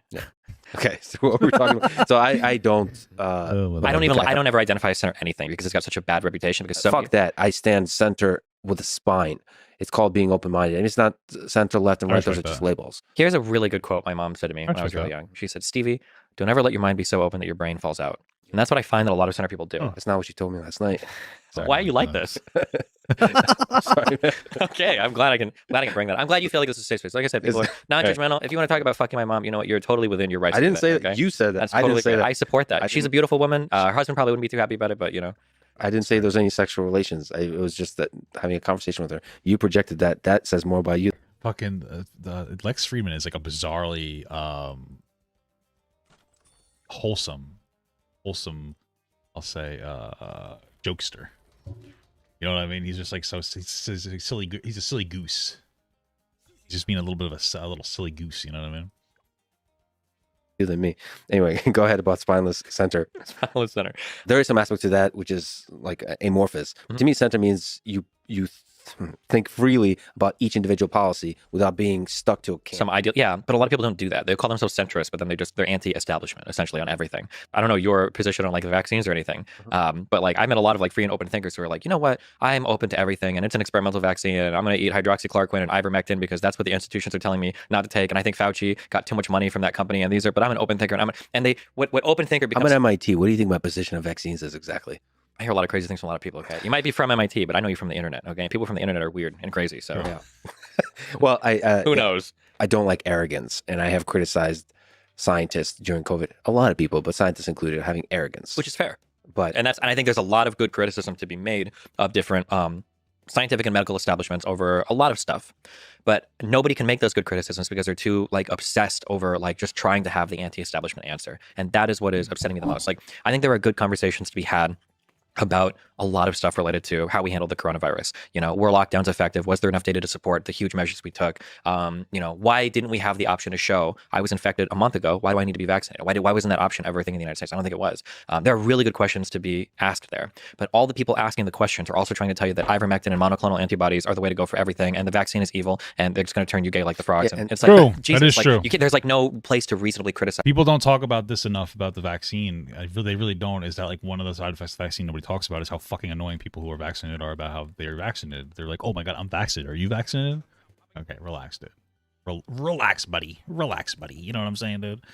You guys know what I'm saying, bro. You guys understand what I mean. From because all of the people that are criticizing aren't doing it with an open mind or you know, they're not reading studies or doing anything. They're saying like I do my own research, which means they listen to whatever the last guy on Joe Rogan said and now they're parroting that opinion 100%. Easy now. Yeah. Easy now, bro. The last guy on Joe Rogan, not Joe Rogan, okay? That Robert Malone guy on Joe Rogan got me real fired That's up. one guest. People see him as like the father of mRNA technology. He published one paper, okay? What do you mean people? Which people think that? Joe Rogan fans. I get like I run into these people. I start arguing with people and they start citing me. But what about? I'm a Joe Rogan fan, and I appreciate the vaccine. That's good. I'm glad you do. But there's definitely But you said there's a type. There's a type. What's the type? What's the type of Joe Rogan fan? anti-establishment. I think that's not Joe Rogan. That's a general public discourse. Yeah, like anti-establishment people are fucking annoying. You know, there's plenty of them. You know, Papa John's. I've identified one. His name is Hide and Go Seek. I think it's awesome to be skeptical of the system and like all of our institutions because you have to be a dumb fuck to just believe everything that you hear. But holy shit, like to just be so like everything anti-establishment, like you're just being ridiculous. Like grow up, you know, like think for yourself. You know what I mean? There's a default anti-establishment on the right and the left. That's the default easy thing to go to. I think Joe Rogan fans are definitely a certain type of anti-establishment, though. Like I could guess the Joe Rogan fan. Like if I were to do general population versus Joe Rogan fan, who do you think is more likely to be anti-vaccine? Do you have data on this? Or are you just guessing? Yeah, just guessing. Yeah, I think you are actually judging. I am. I think you're judging because I think you're also. The beautiful thing about podcasting, this could be similar to streaming, is there's a large number of people that just listen. Like, what does it mean to be a Joe Rogan fan? That's fair. That's a good point because, like, I know I have a lot of conservative family. My mother's a conservative, and she was like, "Yep, I got the vaccine. I did what I had to do. Like, I believe this kind of stuff." My mom's just a little bit more fiscally conservative. I think I think most conservatives are normal fucking people, but you know, sometimes you get into like a little bit of the trap. You know, I like Joe Rogan. I wouldn't consider myself a consistent fan. I don't listen that much. I enjoy when I listen to him. Sometimes he says some kooky stuff, but you know, like not everybody's gonna get everything right. You know, what I mean? Like sometimes you're a little sussy. But it's like the loud minority. I guess that makes sense. You know, I think that anti-establishment people are also just very loud. We're very fucking loud, so maybe that's part of it as well. I think you just listen. I think people listen and absorb the information. I would say that the Joe Rogan fan base is as divided in the vaccine as the general public. Gotcha. Man, I'm gonna look for polling data on that. I'm sure somebody's got to have done it out there, but No, but you're basically revealing the fact they have no data. You're using your own judgment. for sure. Based On how he's had conversations about how his experience with the coronavirus, and then based on the guests that have come on that have talked and echoed a lot of like anti-vax talking points and been completely unchallenged, and then based on statements he's made about like myocarditis and the vaccine and everything as well. Yeah. So it's the level of challenge or not that he's doing. Well, yeah, and then what his true positions are, and then the types of guests he typically chooses to bring on to talk about the vaccines. Yeah. Okay, but that represents somehow a deep anti-establishment feeling. I think that it's one of those things where like Joe Rogan's skepticism gets a little bit ahead of him, where he's like, I'm really skeptical of the vaccine, and I feel like there's a lot of media attention in a positive light for the vaccine, so I'm just gonna platform people who speak in a very negative way. And I can understand that on the one hand, but on the other hand, like you need to show people all sides of this situation, or you're putting out a very dangerous message. Versus just the vaccine. I mean, I've seen the vaccine and other things being a thing that broke people. They seem all to. the coronavirus, that whole 1 or 2 years broke a lot of people. There's a lot of emotion, and the emotion quickly solidified into an opinion that almost had nothing to do with like thinking through and updating your knowledge and so on. You just made up your mind. Yeah, but I think a lot of it comes from that anti-establishment place. Like the vaccine represents the ultimate of establishment. It was a huge private company backed by a huge public. Yeah, but also I think people don't take this into consideration. 'Cause I didn't get the vaccine until I had to. Well, excuse me, I didn't get the vaccine until my wife had to. And so I was skeptical because it came so fast. You know what I mean? Like it's like just like me in bed. No, but it happened so quickly that I feel like it just happened so quickly. They made the vaccine so quickly. It was a little bit. It makes you a little bit hesitant to take it. It's like, okay, well, how much research can be done? And it's like there's a level of just like reasonable skepticism, and I think some people aligned with that, and some people just were a little crazy and maybe it got out of control. Government, and there's Fauci, and there's Biden, and there's Pfizer, and there's all these countries locking us up in our homes, telling us to do a thing. Like the vaccine was like the ultimate like submission tool to like show you that the government owns you. Not only have you get injected once, it's a series, and then you got to get boosters, and it's like they're trying to keep you under their thumb, and that's the control. I feel like that vaccine became like the ultimate rallying cry between like, do you support? Are you a sellout that is going to believe whatever the government tells the sheep to take, or are you going to be like the guy that stands against the crowd and gets fired from his job and pulls his kids from school because they're not going to let the evil Fauci medicine, jab them in the arm? And the funny thing is, the crowd that stands against the institution is not larger than the crowd of sheep. There's like one sheep standing there. Sure, yeah, or it feels that way sometimes. One vaccinated sheep. Well, okay. What's the defense of institutions? How do you regain the trust of institutions? Like, first of all, do you think that there's ways in which WHO, CDC failed? And do you think there's criticism towards Pfizer and the big pharma companies that's deserved? Damn, there's the pharma companies. I'm not sure. For CDC and WHO, so here's a criticism that I have of all of academia, and I feel it's stronger and stronger every day. I don't think it's enough to be a researcher or to be correct about issues. Academia needs to increase its ability to communicate. It is just an... Okay. That's actually a good point. That's actually a great point. I never thought of it like that. Because you can have all the factually sound information, but like you don't really have anybody that's articulating it in a way that is even allowed to be challenged. It feels like sometimes. And then something, you can, and I'm not saying that they would ever do this, but you can also misrepresent information by asking leading questions. They were talking about polling before, and now you could poll for like legalizing marijuana, and maybe a bunch of people will say, yeah, sure, that's a great idea. They might be like, yeah, sure, that's an awesome idea. But then when it comes down to it, when you break it down, all of a sudden you realize that like holy fuck. Okay. So they'll pull for legalizing marijuana. And sorry, we're like fucking 6 hours in. I'm burned a little burnt. And you can get a very misleading answer as to how many people are in favorability of that by asking particular questions. So instead of asking, like they said before, or Destiny said before, are you in favor of legalizing marijuana? It's like, well, what about recreational marijuana? And all of a sudden the numbers go down because people are more divided, right? So there's a lot of shit here. An unbelievable, unmitigated failure that academics are unwilling to wade into the complicated topics that exist today because other people are, First you call me spineless, and then you call me a bad communicator. But no, look, you're here, you're doing it, so you get props from me, okay? Good job. That motherfucker. But there are like so many, but I'm sure that you must have heard another fellow academic, a fellow colleague, express some amount of frustration about, like, in their specific discipline, they know something to be true, and they know that, like, a lot of the messaging is, like, wrong or bad in the public about it, but they're never going to step out and say anything because either one, they're very measured and careful with their take, which they feel is incompatible with what people want to hear, or two, they're really worried that they might be incorrect, so they're going to be cautious while everybody else is going out and, like, hardcore. And they also don't have the supportive institutions for them to go out on a limb. Yeah, that too. So, like, to take risks. For example, I've heard that with lab leak theory. I've had a lot of virologist friends that are like, yeah, it's obviously leaked from a lab, like early on. Oh, maybe, okay. We can fight over this one, but sorry, let's guys. No, keep talking. We can fight over this. But like listen, I'm gonna say what John Stewart said. John Stewart said, because one of the theories is that it comes from bats. And one of the lab leak theory, it doesn't mean that like you think that China maliciously leaked it. I think the theory comes from like I think there was a fuck up when they were trying to get ahead of the coronavirus, because the coronavirus has existed before this, and they accidentally made like an oopsie poopsie. One of the most interesting thing I think that and this is something that John Stewart said. He's like, well, these people saying that it comes from like bats. It's like, well, we have bats in America. You know what I mean? Like, I'm just saying, why did it happen in America? We got bats in Texas. How come it happened here? Reasonable questions. Reasonable assertion. You know what I mean? Okay, I should sort of backstep and say, like, that's like you talk about shooting the shit. You haven't really investigated, but it's your gut. Like, this doesn't make any sense. They would never say that publicly. Of course. Mostly because you're saying, like, what they would all say is, like, we want to see data. Yeah, which would be good, which is fine. So they're going with, like this is too many coincidences in the same place. That's the logic. But they don't want to say anything because there's no data. You need to have evidence. You need to have actual evidence to say one way or the other. There's that. But there's also, just like you said, I mean, effective communication. You're a fan of Sean Carroll. Yes. He's like one of the only people in this whole planet that I like besides you. I love Sean Carroll.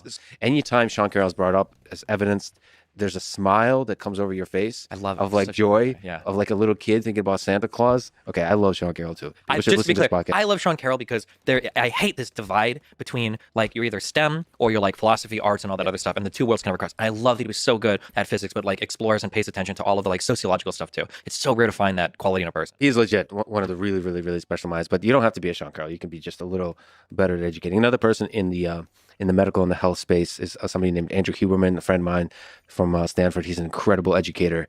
There's a kind of process in science they usually call like review or survey papers, where you basically summarize all that's going on, integrate it, and like draw wisdom from it, and also project like where's the discipline headed. And Andrew does that basically on all these subcomponents of the different stuff going on in neuroscience and biology, neurobiology, all that. He's able to, he does a podcast called Huberman Lab, where he just summarizes all and is able to explain like what does that actually mean for your life in terms of protocols of how to make your life better. I feel like people should be able to do that more and more. But with virology and, oh boy, that's a tricky one. That's a really tricky one. I wish that people could have honest conversations. Like, I attack a lot of people that do the lab leak theory stuff, but truly, we should be able to have that conversation publicly. It always feels like the people that are having the conversation don't ever really want to have the conversation. They're not being honest. Like I'm a guy that like does his own research, and it's so boring. You're reading studies, and a lot of it I can only do abstracts, and it's so much work. But I'll never ever say that about myself. I'm a guy that does his own research, because every time I hear somebody say that, they don't do any research. When they say they do their own research, what they mean is they've seen one podcast and their opinion on it is completely... What podcast is that? Definitely not mine, because it was mine. I wouldn't be criticizing anything they say. But yeah, so like lab leak is another one where it's like, well, how do you know it's lab leak? How do I know it's lab leak? Because Fauci lied and Hunter Biden laptop, and it's like, okay, come on, you haven't engaged with it at all. There's really interesting research that shows, there's a really strong study that shows that there's like a high degree of certainty that it came from the wet markets. Very, very high degree of certainty. Oh, okay. I know that. Never heard that before. I guess that, what is the wet markets? Is that the shit in China that's a little crazy? Hold on. Chinese. China wet markets are traditional markets that sell fresh meat, produce, and other perishables. They are also most prevalent food outlet in the urban regions of China, but face increasingly competitive from supermarkets. So it might be like an unregulated market in China, a bit of an unregulated, like a little bit. Might be a little sussy. I don't know. Maybe I would like to. It's possible. Personally, I like, as long as people aren't telling everybody that I made it, because I actually did make coronavirus. Don't tell anybody. I did it, and we're all good. We're Gucci. We're Fauci. And there was an article that came out recently where it's like, Senate concludes that virus actually came from the Wuhan virology lab or whatever. And that whole article, if you actually read it, it never says that in the article. I don't know why they tweeted it with that headline. But yeah, it's to back up. I'm sorry. I think we should have good. You should be sorry. Yeah. I'm not sorry, actually. I wonder what he's referring I get to, to though. ramble here. Okay, I'm here for a long time. I rescind Very my nice. apology. Okay, I actually rescind my apology. We should be able to have challenging conversations about things, but you gotta, I man, be win. well read on both sides. Not this like I do my own research, so I don't believe anything that Fauci says. Like, come on, dude. Like, you can do better than that. Not you personally, but Gotcha. How does that feel? it feels great. So for people who don't know, Feel that's, understood. that's the catchphrase. Gotcha. Through all tragedy and triumph, through all the roller coaster of life, your response to it is gotcha. Yeah. It's well, actually, let me jump to that before I continue to with political discourse. Psychologically, you are in a lot of heated debates, and you're usually super calm under fire until you're not. Sometimes you lose your temper completely. Very rarely, but That's like your opinion, man. Let me ask you about your psychology. What are psychologically your strengths and weaknesses that you're self-aware about? I think I'm very non-judgmental, so I can. Destiny is too charitable to people, even when they've hurt him. I swear to God, dude, this guy's gonna end up being friends with like Mr. Girl or that other, whatever that other girl's name is again. They'll be like, "I'm so sorry, something happened," and these motherfucker will give him another chance or something. I could already see it coming in the way that he talks to them about some of these people on his stream. I'm just saying, maybe I'm wrong, but he's way too nice. Say that one. Entertain a lot of different thoughts without agreeing with them or condoning them. I think that's a really big benefit to me. For whatever reason, I seem to be like pretty calm in dealing with annoying people. It's why I got promoted at the casino so fast. I could deal with like drunks or whatever. Like it just didn't affect me that much. What percent of the population is annoying? Depends on how you're engaging with them. Most people aren't really annoying ever. But That's if you're what I doing mean, like like- political debate, what percentage is annoying? I guess it depends on who I'm debating and what the topic is. Well, I guess I'm trying to point out the fact that sometimes you can say that reveals something about you if you think a large percent of people are annoying. Well, I would say working graveyard shift when alcohol is involved, that percentage of people goes very, very, very high. Goes up. Yeah, I got Or to be more fair, actually, it's not a high percentage truly, but if you're a server, one bad customer can ruin the rest of your shift. So you only need like one or two people acting in that manner to just like totally throw you off. And you're able to, at least these days, not allow that one customer to throw you off, quote unquote. Yeah, I'm very much like I noticed this especially after having a son. There's something about like 6-year-old kids or whatever where it's like if they get mad, they're never gonna be mad for that long. Like they'll move on. Like that's my mentality. I'm like a 6-year-old kid. Like I might be mad about something, but I'll get over it in like 30 minutes or an hour. Like yeah, I'm pretty good about not carrying that through. It's very rare that I'll like hold a grudge against anybody or like be angry about something or really disaffected by something over the long term. That almost never happens to me. What are your weaknesses psychologically, would you say? I still have a problem with projecting. I think we all probably do, but like my mind onto others. It's like if I understand this and I've said this, you should understand it, and if you're not, you're dumb. That's like an issue that I still have that where I project too much.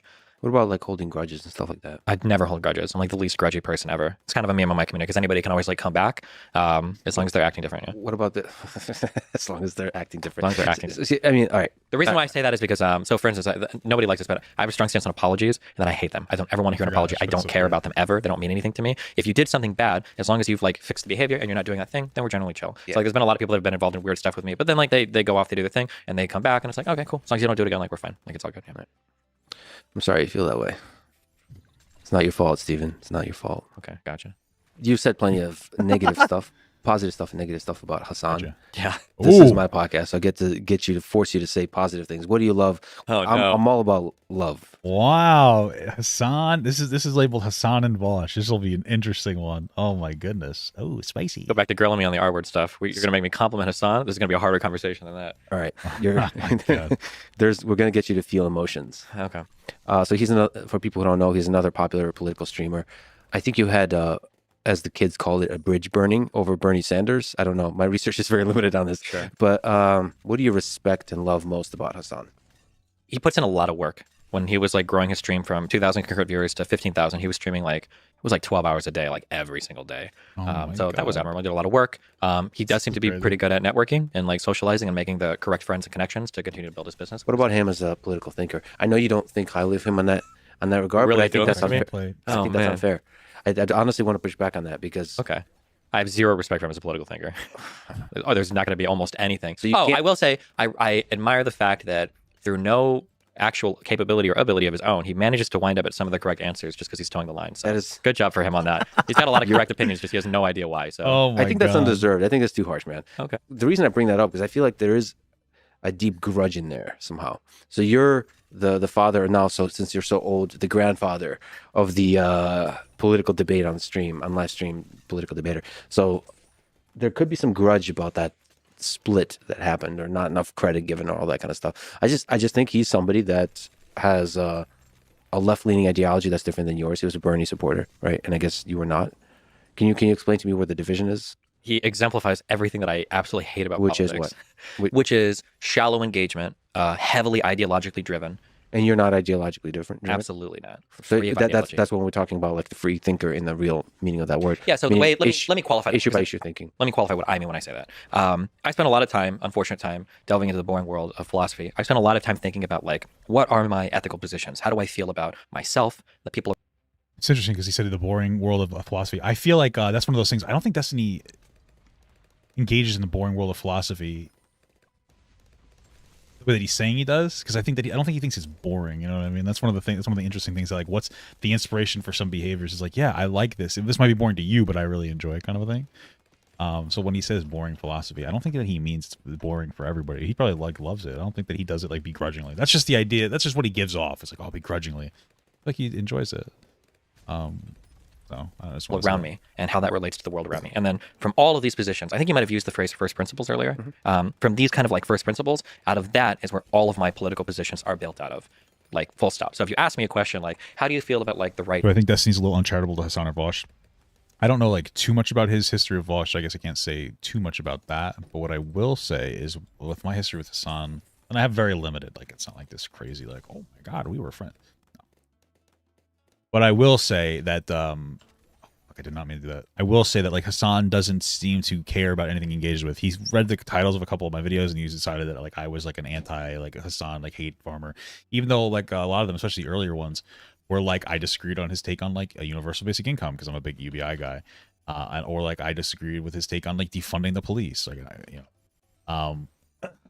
like I, more of a reform the police kind of guy.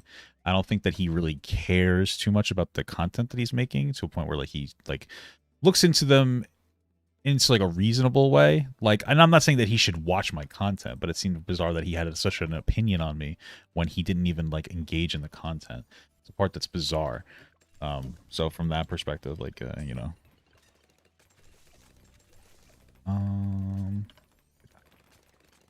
enough? That's not enough. To own a firearm, or how do you feel about social health care? Like, we can walk through, well, this is how I feel about it as like a thing from the government. This is where the government gets its power. This is ethically how groups of people are supposed to function. This is morally how we relate to each other. And personally, this is how I feel like I'll be able to do every single political belief back there. It's not like I'm telling you, like, if I were to ask Hassan, what do you feel about this political topic? He's going to tell me what progressives are supposed to say. I don't know what he thinks about it. I don't know. Don't you think that's a cynical take? Why is he, just because his views coincide with the mainstream narrative, mainstream viewpoints of progressive thinkers? Why does that mean he's not thinking?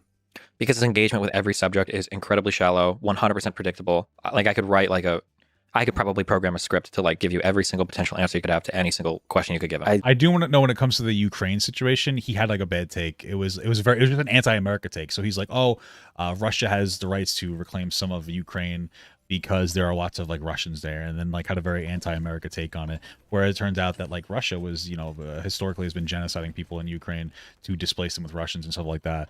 Like he seems to have like very like his perspective is very boiled down to very much like anti-capitalism, anti-America perspectives, not super explored in some cases.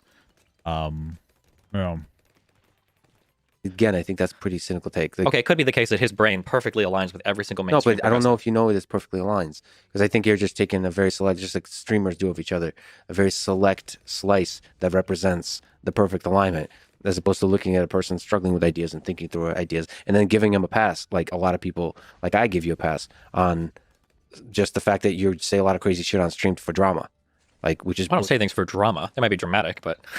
I mean, you've evolved as a fish evolves legs. You've evolved a mechanism which creates controversy. Sure. That you could say it's not intention, but it happens. I think sure. The extremists kind of learn that kind of thing. Mm-hmm. And so I'm sure Hassan does the same kind of stuff. And so like underneath it, there's still a thinking being that's contending with political ideas. Okay, you don't think so? He does a really good job at hiding it. There are other political figures that I really don't like that I wouldn't say the same thing about. So like, I don't know if you have Vosh written in there. Like, okay, if that's the person that Vosh. He also split out of my community and grew to something, and now he hates me, and he's an anti-fan community, and they all hate me. Okay, tell me something you love about Vosh. I can tell you a lot of things about Vosh. I think Vosh legitimately thinks through a lot of his political positions. I admire, or did admire, that he has like his own like positions he would take, sometimes contrary to people further left than him. He's got some positions that don't fit his ideology kind of at all. Like he's his own independent thinker. Rhetorically, he's very effective. He was willing to sit down and do research for like his debates and everything. He would spend a lot of time practicing like his rhetorical effectiveness and navigating conversations. He intentionally and purposefully built like a community that exemplified his values. I've got a lot. We are completely split and hate each other now, but like I have a lot. Why? First of all, hate is a strong. Why the hate? Okay, I don't hate him, but he hates me because we had a couple of really big debates. What happened? Well, one had to do with whether or not you should live your values. And can you give me the Oh, story yeah. that's a charitable interpretation? I always give charitable interpretation. You don't. I do. You don't. I absolutely do. You don't. Wait, name one time I haven't. 5 minutes ago, you talking about Hassan. Everything I said about Hassan is true. There is no steel man there. That's Okay. not charitable. I'm sorry. If you can. Well, the biggest problem is that Destiny thought that Hassan was gonna have sex with him, and then he just didn't. So that's like really that's a problem. Big the L. It's a bigger issue. You can prove me wrong. I would love for you to do it. Okay. I'm using my gut instinct. Your Usually, when gut? somebody feels strongly about another person in that way, it's not coming from a place of data and reason. It's coming from a place of emotion. It's coming from a place of resentment and grudge and all that kind of stuff. Yeah, I can But there's understand. there's emotions deep in there. So the gotcha is hiding. The gotcha is a surface of an iceberg, and there's a deep ocean underneath that you yourself have not explored. I disagree, but I understand. And what lav is actually a doorway. The young lav is a doorway for you to explore the depths of get your... into that ocean and find my fish, my pre-evolved form. Yeah. I understand why you think the way you do, and you should. You shouldn't believe me, and I understand that because if somebody told me the same thing, I think you probably just really don't like this person for a reason or two. I understand why you think that way. Okay. The reality is, though, for any political person that I disagree with, like I can give them a fair shake. It's one of the few things I think I do exceedingly well on my stream. Even with Hassan, there's been drama that he's been involved in, and I've like when I'm involved in drama, he'll always throw me under the bus. But when he's involved in stuff, I'll always like, oh, like I think Hassan was right here, or I think that he meant this. There was a thing that came up once where on Livestream Fail, he was getting roasted because he referred to somebody. He used the expression "shit skin" to refer to somebody's like the way they looked, and Shit skin? I What the have fuck is that? only ever heard that in the context of 4chan people talking about like Indians or like black people, like it's a racial thing. But I could tell the context and everything that he was saying. He was insulting some guy. I think he was calling like incel virgin or whatever. He was going for like acne skin. I think that's what he meant when he said it. And there were a whole bunch of people that were insulting, like, oh my god, did he just say racist term? And I was like, no, I don't think he was racist. I think he was just reaching for words, and that's what came out. So like that's an example of me being charitable. But okay, but didn't you criticize him for something? I was trying to like Googled why the hell you guys split up because I thought your friends you should be like You slept doing over a the same- Kamala Harris video, but go ahead. What were you? Is that why? Is that the so did you, I feel like you criticized them over something, and okay, this is very vague memory, but you criticized them over something, and I felt that criticism wasn't charitable. Was it Pete Buttigieg stuff? Yeah, Pete Buttigieg. Yes. Yeah, so I've said this a million times, but no amount of context or no amount of nuance is ever acceptable to people. I don't think Hassan is homophobic, but I think the comments made about Pete Buttigieg were really homophobic. That's what he said, right? Yeah, and there were a lot of Buttigieg. people making a lot of comments that made me really uncomfortable about Pete Buttigieg. That was insane to me. Spurred by the comments of Hassan. Wait, so he was criticizing Hassan for like saying Pete Buttigieg. Then why do you say the R slur, bro? I'm just saying, like, if you can understand being personally offended by something, that's not even like a slur. That's a little funny, I guess. It depends on how far they're taking it, I guess you'd say. But it's a valid question. You know what I mean? What's the difference between these two things then? Okay. No, but it was an environment of progressives. All the progressives were attacking Pete, and I felt like his gayness became like the subject. Yeah, but why throw Hassan under the bus for that? Because he was jumping along with all of those types of like insults. You don't think you've done the same kind of stuff? If I do, call me out, and I'll probably say I shouldn't have done that. That's what the R word was about. That's but fine. not, That's a good call out. Yeah. no, but like your friend, like you should privately tell him, right? Like, hey. Well, no, by then we were sworn enemies, So that wasn't the reason. No. It was over a Kamala Harris video. Sworn enemies. He hates me. What am I supposed? Listen, for all of these people, I will accept them back into my life if they ever want to come back in at any point in time. But usually they're the ones that If say, they like, correct themselves, right? No, I'm not expecting anybody. Here's the deal with Vosh and Hassan. These are like the three. We're the three guys online. None of us will talk to each other. Hassan because he won't give clout to anybody, and Vosh because he thinks I'm bad faith. And then neither of them will talk to me because they both hate me. You guys should go like on a camping trip together.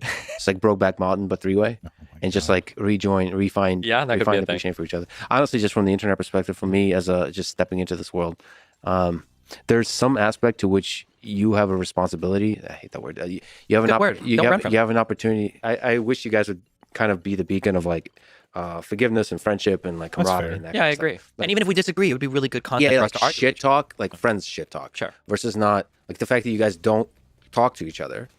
Like I would love for you to shit talk publicly with the camaraderie always there. Like there's love in the beginning, love in the end, but you beat the shit out of each other in the middle, and that's what live streaming is for. The political discourse is that's great political discourse. Yeah. Versus I think what underlies it is some jealousy and so on. With this, you From get them. this many followers. I just want to make sure you're clear to your audience. Everybody has to your audience. Yeah. I think he said from them, not from Destiny. I mean, it's quite maybe it is possible. Maybe Destiny does feel like I mean, he's exceeded Vosh, but when it comes to Hassan, maybe part of him is like jealous that Hassan's blowing up so quickly and blew up so quickly, and like just Destiny's gone through the motions, or not even through the motions, but just through he's had to earn it probably more, to be honest with you. Maybe he feels that way. I can understand that. Okay, it's possible. I'm sure you have flaws, and I'm just not. I mean, in this dynamic, hard to find, you know, because your only flaw is you're too modest. Yeah. So why did you guys split up? Because I would love it, honestly. Just let me just put that idea out there for you guys to make up. And yeah, it's out there, of course. It's everybody talks. Me, Vosh, and Hassan. It's crazy that like the three largest like political debate left-leaning people online like can't do any type of content or collaboration at all. It's so stupid. Yeah, it's strange. What was the reason you guys split up? The Kamala Harris? So Hassan's entry into kind of like the Twitch political debate world was in I think 2018. I think he did a debate with Charlie Kirk. And he reached out to me to kind of like review that debate, to like go over it on stream. And he came on, we went over it, and then we kind of friendship developed. We hung out in real life. I think when I came to LA, I think I slept on his couch. We played with his dog. We were like kind of friends. And as time went on, I think he was a little bit more, he was farther left than he let on. So like I was a social democrat, he was a social democrat. But back in those days, like 2018, when people said they were a social democrat, they really meant socialist, but they just didn't want to say it. You know what? I have like a bit of a bad interpretation of Hassan. A part of it is like the whole Gideon thing kind of rubbed me the wrong way extra. But I would like to have them both talk it out so I understand the context more fully of like what was going on. Where were they relationship wise? Like what's the position? How do they both feel about this, that, the other, you know, ABZ, XYZ? That would be interesting to not just have Destiny's perspective of it, because obviously it's gonna be through his own lens, but maybe like the perspective through like both of their lenses could be really interesting to kind of look into. So he was farther left than me, and we had a lot of deep divides in our approach to politics. Whereas like I was very much like a first principles, this is my whole political position, and he was very much kind of like this is like the political ideology I'm involved in, and this is kind of like the field that I kind of like navigate in. So there were a couple instances where these divides would be laid very bare. One was when it was either him or the Young Turks. I think it was him. There was a shooting in a neighborhood where a very young black child gets killed by a white shooter. And they did a video about like hate crimes and how hate crimes are on the rise between races and white people are evil and blah, blah, blah. Not that, but like white people committing hate crimes against black people. And I remember saying to him, I was like, hey, we don't have all the data yet for this. It feels really bad to make videos about this beforehand because it's the same type of shit that happens at airports. You know, is there a thing going on? Was it a brown person? Are they Muslim? It's Islamic extremism. We see this played out so many times in recent history. Probably not a good idea to jump to conclusions. And he's like, well, no, you don't understand. Like, it's not that big a deal, whatever. And obviously, as the story goes, tale as old as time, the data comes out. It was just an errant shot. There was like gang violence. Shot goes out of nowhere, hits a kid in the car. It wasn't like a hate crime. The guy was trying to kill a kid. But yeah, we basically, we bump up against a few kind of political disagreements like this. And an annoying thing is happening in my community where Hassan is like the serious political figure because he's from the Young Turks. And I'm just kind of like, I do politics, but I also game. And anytime I criticize Hassan, people like Destiny, you need to be more respectful. He does this full time. If you're going to bring criticisms, you need to be like really well read and researched because he's got a, you know, more serious whatever, which I thought was ridiculous. So by the way, if people don't know, he worked at the Young Turks, which is also maybe there was a little bit of resentment there that people took him more seriously, even though Destiny felt like Hassan shouldn't be taken more seriously, because Destiny probably felt like he did more research, which may have been true. I don't know how he was back then. Maybe that's part of it. Like the largest left-leaning YouTube channel, probably, or at least at the time, yeah. Mm-hmm. So finally, he did a video on, we skip ahead to some more minor disagreements. He does a video on Kamala Harris. He calls it Kamala Harris. And it's like 7 or 8 horrible things about Kamala Harris. And I'm like, okay, I know at least 1 or 2 of these things are not fully accurate. So I'm going to do all the research. I'm going to have all the sources. And we're going to have a long conversation about it so that now when I provide criticism to him, it's not going to be like this horrible, like just me saying something flippantly or whatever. It's going to be like substantial criticism. So I was on a plane ride, JFK to Orlando, whatever, flying to Sweden to visit my wife. And on the plane, I review all of the video, all the data, do all the research, and I write everything. I was like, okay. I get to my my wife's dad's house, and I'm at the table. We're having a conversation like, hey, we should talk about the Kamala Harris stuff. And he's like, okay, well, let's do it. And we go over it, and I'll leave to the audience to watch the video. Enough people say this. I feel pretty confident saying this. I was pretty reasonable, pretty measured, pretty calm the whole time. And I think he started to get increasingly irritated that I was levying like more and more serious criticisms at like the quality of work that he did. Probably because he felt a little bit intimidated, I think, by my willingness to like dive through political stuff. There'd been a couple of awkward blow-ups where like on, there's like a show called The Raj Royale where sometimes politics would come up and Hassan would kind of try to explain something. And there was another person one time on the show that made the joke. It's like, instead of Hassan taking 10 minutes to explain this, can Destiny just come here and explain it in 30 seconds? And he like exploded at that. He got so fucking mad at that. So yeah, I think that when I made that kind of call out or critique of him over the Kamala Harris stuff, he's probably feeling like increasingly irritated, threatened, agitated, and then that's kind of what began the huge split from ours. So you don't think you were a dick at all? I don't think so in that conversation. Especially given that like at that point, because this is still 2018 or this might be 2019, I'm still known at that point as being very aggressive towards conservatives or alt-right. I know when shit really hit the fan was the N-word debate where he felt jumped by Hassan. So was that after the fact? or something, or Oh, gotcha. Yeah. So, and with lefties is what I call them. I think I'm being like very gentle. Like my conversational style with conservatives, is like, you're a fucking idiot, you're so dumb. Blah. Like that's how I'm like doing. So like with him, I'm like, well, don't you think that like this is like a little bit of like an inconsistent presentation of how like I feel like I'm being nice. But I always leave to the audience so they can go and watch that Kamala Harris video, Destiny Hassan, if they think that I was being indignant. But a lot of people watching said I was being pretty gentle. So. Well, let me say, Yeah. as a new fan of this space, I hope you guys make up, and I hope you guys fight it out in the space of discourse and ideas. Me too. And also with empathy, understanding what the strength of the other person is, what their buttons are. And, you know, there's like an unspoken rule that you don't press the buttons that you don't need to, unless you're doing it mutually and it's fun. which video is he referring to? I'm just curious. I don't know if I'll watch it. Should I watch this? Destiny versus Hassan, a tale of two streamers. Was it this one? You try to be as Is this it? polite as possible and don't say it around specific people that you know will take offense to it. So you like agree on myself, my position? or try? I think that the examples that you gave. Oh my God! You yeah, can't last answer a night, the examples that you question. I don't know. Apparently, I watched part of that. I don't know what he's referring to. But okay. You know, it's fun to piss each other off. So Yeah, of course. that's kind of like what friends do. You don't cross a certain line. But then other than that, you fight it out. Okay, let's step back. One other super interesting aspect of your worldview is you're a big supporter of Biden. Can you explain what you love about Biden? Do you love Biden more than Sean Carroll Old balls, bro. Gray Fox, old balls. Gotta love him. or less? Sean Carroll's just like in another world of admiration. Gotcha. I feel like I'm culturally appropriating you by saying gotcha now.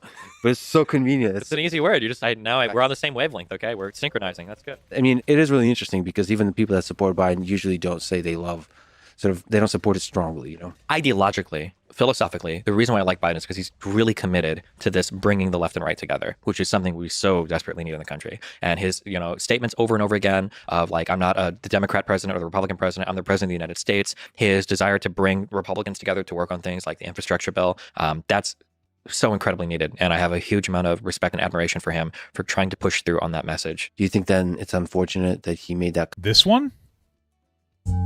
This one you're talking? Is this the one? Are you sure he's referring to that? Or is it this? Well, yeah, I guess this one then. For Okay, it's 4 hours. I don't Comment know, bro. about MAGA. MAGA Republicans? Yeah. I mean, I forget what the comment was, but it's MAGA Republicans are not good people kind of thing. I watched the full video and he's right. There is this toxic aspect, and it's hard to call out because they're always going to say like, oh, he hates our Republicans. He's not. If you watch the quote, he's very specifically calling out like this group of people that think that the election was fraudulent. Is it clear It that's is. what he meant by... We can bring it up. All right. This is... Oh no. Uh-oh. But I remember watching our stream. It was like, if you said it, yeah, that's bad. You probably like YouTube, MAGA, Republicans, Biden. But like, it feels like it's pretty clear he's talking about the people that are like election denying. Too much of what's happening in our country today is not normal. Donald Trump and the MAGA Republicans represent an extremism that threatens the very foundations of our republic. This one? I want to be very clear. 3 hours. Very clear up Holy front. moly. Not every Republican, not even the majority of Republicans are MAGA Republicans. Not every Republican embraces their extreme ideology. I know, because I've been able to work with these mainstream Republicans. But there's no question that the Republican Party today is dominated, driven, and intimidated by Donald Trump and the MAGA Republicans. And that is a threat to this country. I disagree with that, man. He didn't clearly say extremist ideology. He didn't... He was pretty clear. He's like, it's not even... He said pretty explicitly that it's not even the majority, and then that it's just some. Like, I feel like that, in full context, he's pretty adamant about, like, extremists in there. I feel like he's pretty adamant. That's pretty fair. didn't say the people that doubt the validity of the election. I mean, that's Donald Trump. No, but there's...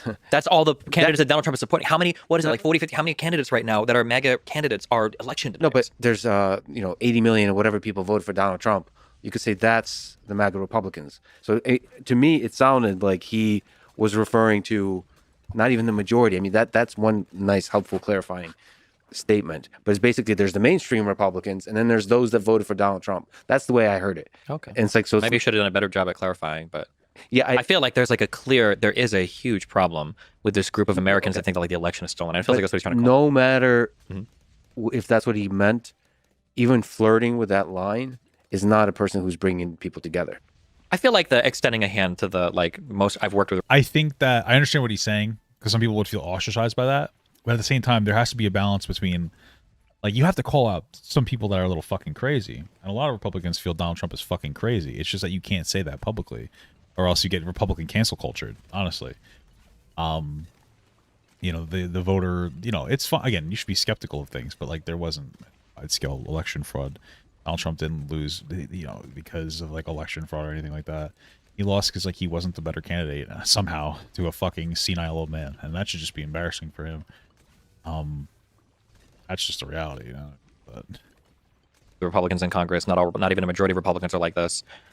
No, but why say not the majority of Republicans are like this? Say, like we're one country. We believe the same thing. So like focus on the uniting part versus saying He does before and after. That was 50 seconds. Okay. But that you never. No, the point is you never say something like that. Listen, like that. You've spoken about the Bosnia speech, which is your favorite of his. Yeah. I went back to and listened to it. Before we move to that, just on this, it's really hard for him to call out that group of like election deniers. I think without it always feeling Well, like, why call him out? because it's arguably one of the most destructive forces that exist in this country today. Did it destroy anything? They were trying to. Did it though? It didn't, did it? So does that mean we don't call it out? We wait till next time? No, because calling it out is giving fuel to the division. Like the people that doubted the validity of the election, that's anger, that's frustration with the other side. You heal that as opposed to saying all those people that believed that at any time are idiots. They're un-American. I mean, they don't think the election was real. I don't know if Biden has the ears of these people at all. I don't know what he can do for. There's people that believe the same thing in 2016 with the Russian hacking, right? There's Hold on. Yes. That is a super not fair comparison. There are definitely, the mainstream Democrat opinion was that Russian intrusion in terms of like social media and stuff happened, but there was never a claim that like the election was stolen. Or at least I don't know of any mainstream Democrat that supported that. Donald Trump is not just saying there was interference and blah, blah, blah. Donald Trump is literally saying the election was literally stolen, that ballot boxes were hidden, that vote tallies were manipulated. That I think the claim is there's a huge gulf of difference between the two. So you can attack Donald Trump for that. Yeah.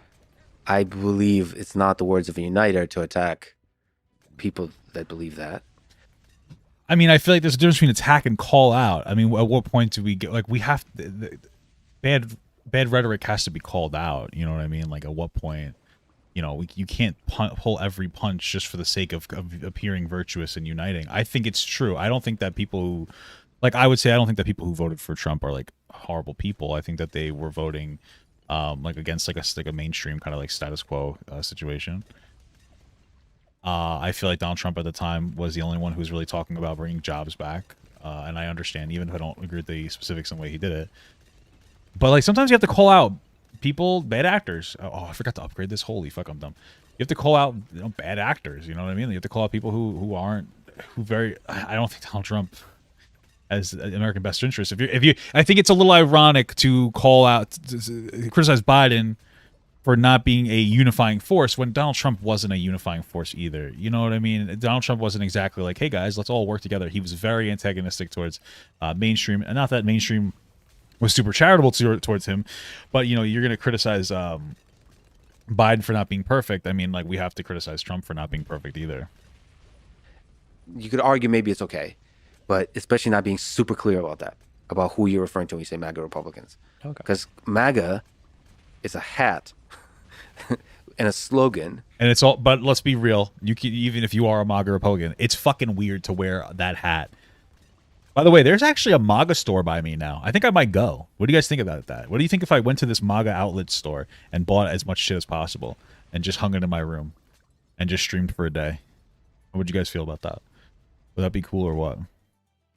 That refers to whatever the number is, 70 million people, whoever, that voted for Donald Trump.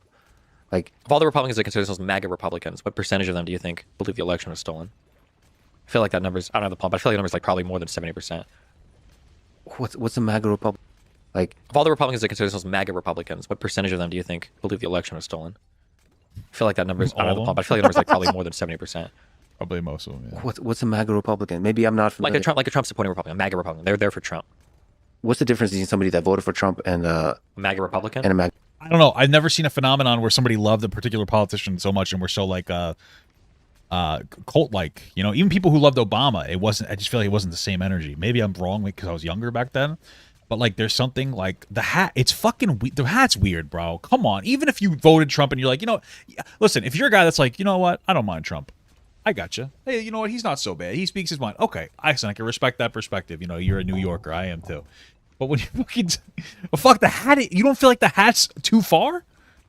You don't think that the hat's a little bizarre, dude? You know what I mean? You don't think that maybe like you're going to get the hat, the bumper sticker, It's like the guy I saw at Costco today who it said like fucking InfoWars.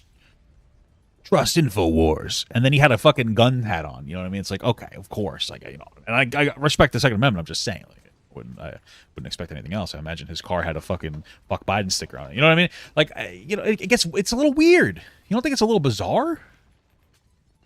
I'm just saying, bro. And then they did this whole Capitol thing. You know what I mean? And then something happened on January 6th. I don't remember. It's our Tiananmen Square, so I don't know what happened. Nothing happened that day, but MAGA Republican. So my mom is a MAGA Republican. If Trump ran independently and DeSantis ran under the Republican ticket, my mom would vote for Trump. She'll follow him to the end of the earth. That's like a MAGA Republican. I think it's easy to mistake that distinction in these kinds of political speeches. Because to me, anybody who voted for Trump can easily, in the context of the speech, be interpreted as a MAGA Republican. Gotcha. gotcha. I understand what you're saying. Maybe he could have been more clear, but like I think in listening to that, like I think it's pretty obvious who he's talking about. But I guess if you have an emotional response to it, I can understand the emotional response. But there's a lot of people. I don't have an emotional response. I just don't like. I think I'm with Michelle Obama. They go low, we go high, meaning like to me, Michelle a Obama. uniter doesn't Very sexy participate woman. in derision. Sure, a uniter might not, but a leader has to be able to accurately Am I just gonna assess win the this without having situation to- before him and make people aware of what's going You on. mean all the impeachment trials, all the censoring from social media, all of that didn't do the job? That's not his job. I don't know No, about but it's censoring already, any of that mechanism. His job is to inspire a nation, to unite a nation. How can you do that when I half the never people don't upgraded believe that he was these. even legitimately elected? Like, I think he's done a good job at working on legislation and doing stuff that hopefully benefits all Americans. But I think it's important to recognize that, like, there is a contingent of Americans that don't even believe that, like, this is There's really plenty crazy. of people that recognize that and are fighting that and are constantly screaming that from the rooftops. His job is to be the inspiring figure that makes the majority of Americans be proud for him to be a president of the nation they love. And that's what the uniting aspect is you remind people that we are one and we love this country, we love the ideas that it represents. He does that in other parts of that speech. It's like a 20-minute speech, isn't it? But that's a fuck up. You just don't participate in that division. Anyway, I understand. I just wanted to push back on the saying Sure. one of his strengths is that he's uniting. But yes, that is an ideal. That is a goal. Is a great one, and he is one that espoused that goal for a long time. Do you think? What else? So from policy perspective and so on. I thought the way he's handled Ukraine and everything thus far has been almost perfect. I think he did a really good job at the political maneuvering and bringing other countries into the fold, at establishing clearly like what our mission was in relation to Ukraine. I thought he did a good job there. I admire him for pulling out of Afghanistan, even if it was a little bit rough around the edges. Like we got out and we're gone. No American lives are lost. The domestic policy, he's passed more major legislation than I think anybody thought possible. The green energy stuff with the last bill, the infrastructure bill, a lot of the coronavirus relief I thought was really good, especially the expansion of the child tax credit. So from a policy perspective, foreign and domestic, I think he's been successful. Rhetorically, I think he's generally been above board in terms of like not attacking people or being too divisive. He's trying to bring people together and work on them. What do you think about the sort of popular in the media criticism of his mental decline? Do you think he's experiencing mental He's an decline? old guy. But do you think? I mean, Yeah, maybe a little bit, but he's still doing a good job. So, not from a speech perspective. You mean from a policy perspective? Yeah, I'm analyzing it as a job. Yeah. From a speech perspective, maybe not the greatest, but yeah, I mean, he's definitely, what is he, like 80, 81? How old is he? I lose track after so many years. Yeah. But you did say that he's probably going to run in 2024 and he's probably going to win. Did I say that? That he's probably going to win? No way did I say Heard that. that somewhere. He's probably going to run. Okay. Who knows who will win? But I think I feel like the incumbent advantage is so strong. You're really going to throw that away? Like, there's been like one or two times in history in the U.S., right, where like the non-incumbent, the parties put somebody else up. Yeah, I mean the concern is like just the age and the mental decline, just the wear and tear of the campaign, all of that kind of stuff, all the speeches you have to make, the debates and all that kind of stuff. Yeah, I guess So we'll see what happens. Yeah. What? The least excited. I mean, 2 years from now is a long time. And his current mental state, Yeah. he could run and do it. He could do a passable job. In 2 years, man, I don't know. I've seen videos of Bill Clinton recently. He's looking pretty rough. If Biden is looking a lot more worse for wear in 2 years, then maybe they actually do have to dig out another person for running. Who knows? What do you think about Trump when he won in 2016? I think is when you came to fruition, politically speaking. So, what do you think his winning the 2016 election represents? So for me, Trump, the reason why I got into politics was Trump was like this new epistemic force in American politics that like you kind of have to like flirt with facts before, even if you wanted to be non-factual. He super didn't care. Lying was like a first language to him, just like in speaking in terms of like the way that he used language to just say to you what he felt like you needed to hear to support him and not care at all about what is going on about. Yeah, that's what Trump represented to me in terms of like things that I cared about. He also represents a lot more, obviously, that there was this undercurrent of American opinion that a lot of people didn't know still existed, and it did. He got elected. That the Overton window was misidentified by even a large amount of the Republican Party, that populism was a lot more popular than a lot of people figured, Yeah, there's a lot that I guess he represented. Yeah. Do you think Trump should have been banned from Twitter? Can you make the case for and against it? So you're a big supporter of free speech. I'd like to hear the case for and against it because I'm apprehensive about it. It feels like a bit of an overstep to remove him from remove him from Twitter, but at the same time, it seemed like he was saying some very provocative things, and almost. I think that there's one thing about Trump that I don't think you could say about any other president, and is that he doesn't act the role. I think that there's, even with people, you might not like particular presidents, but I think every president, for the most part, and again, I don't know, I haven't experienced every president, but seems to act in a way that is like becoming of a president. I guess you'd say they're generally like rather cordial. They try to be careful with the words they speak, even if, regardless of like whether they're right or left. And something about Trump that doesn't do that. And then maybe that would be why the apprehensive part of it. That's the part that makes me like understand why he was banned, rather. But yeah. Speech. Yeah. So the case in favor of Do you think he should be brought back? As Elon tweeted. Yeah, because if he gets brought back, there's a higher chance that I'll be brought back. So I'm supporting that all the way. Thank you, Elon. Unban my account. So because you called me weak spine, I'm gonna have to message Elon. Okay, at Omni Destiny. It was a verified Twitter account. Omni Destiny. Yeah. No, I'm just kidding. Why'd you get banned from Twitter, Destiny? I don't know. I'll add that to Elon. I saw that there was a screenshot of you referring to the rape of somebody. Okay, that was on an older Twitter account, and that was a bad tweet. You have multiple Twitter accounts, so you're trying to go around the bans that you keep getting. Okay, hold on. You're slandering me a lot right now. Yeah. Okay, let's get the facts straight. Okay, I don't even remember why my first account got banned, but it was a wild account. I tweeted some wildly inappropriate things. Do you regret? I don't like that word. I'm going to give the answer that most people give. It's like, I don't regret it because I learned a lot. So I'm glad I had the bad experiences that I did. Why don't you like the word regret? I think if we look at where we are, how do you feel about determinism?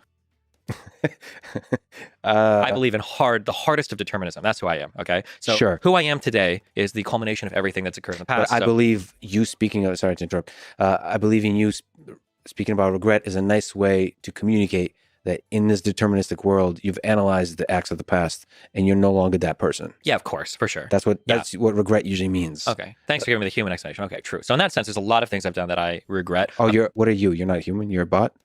NPC is my preferred. Okay, all right. I wish I would have been smart enough at the time to not have to have had made those mistakes. Okay. There you go. Good job. But yeah, obviously really dumb, really crazy, off the wall tweets. But that account got banned. But then I made another account called I can't believe I'm giving you a history of my Twitter accounts. But another account called Omni Destiny.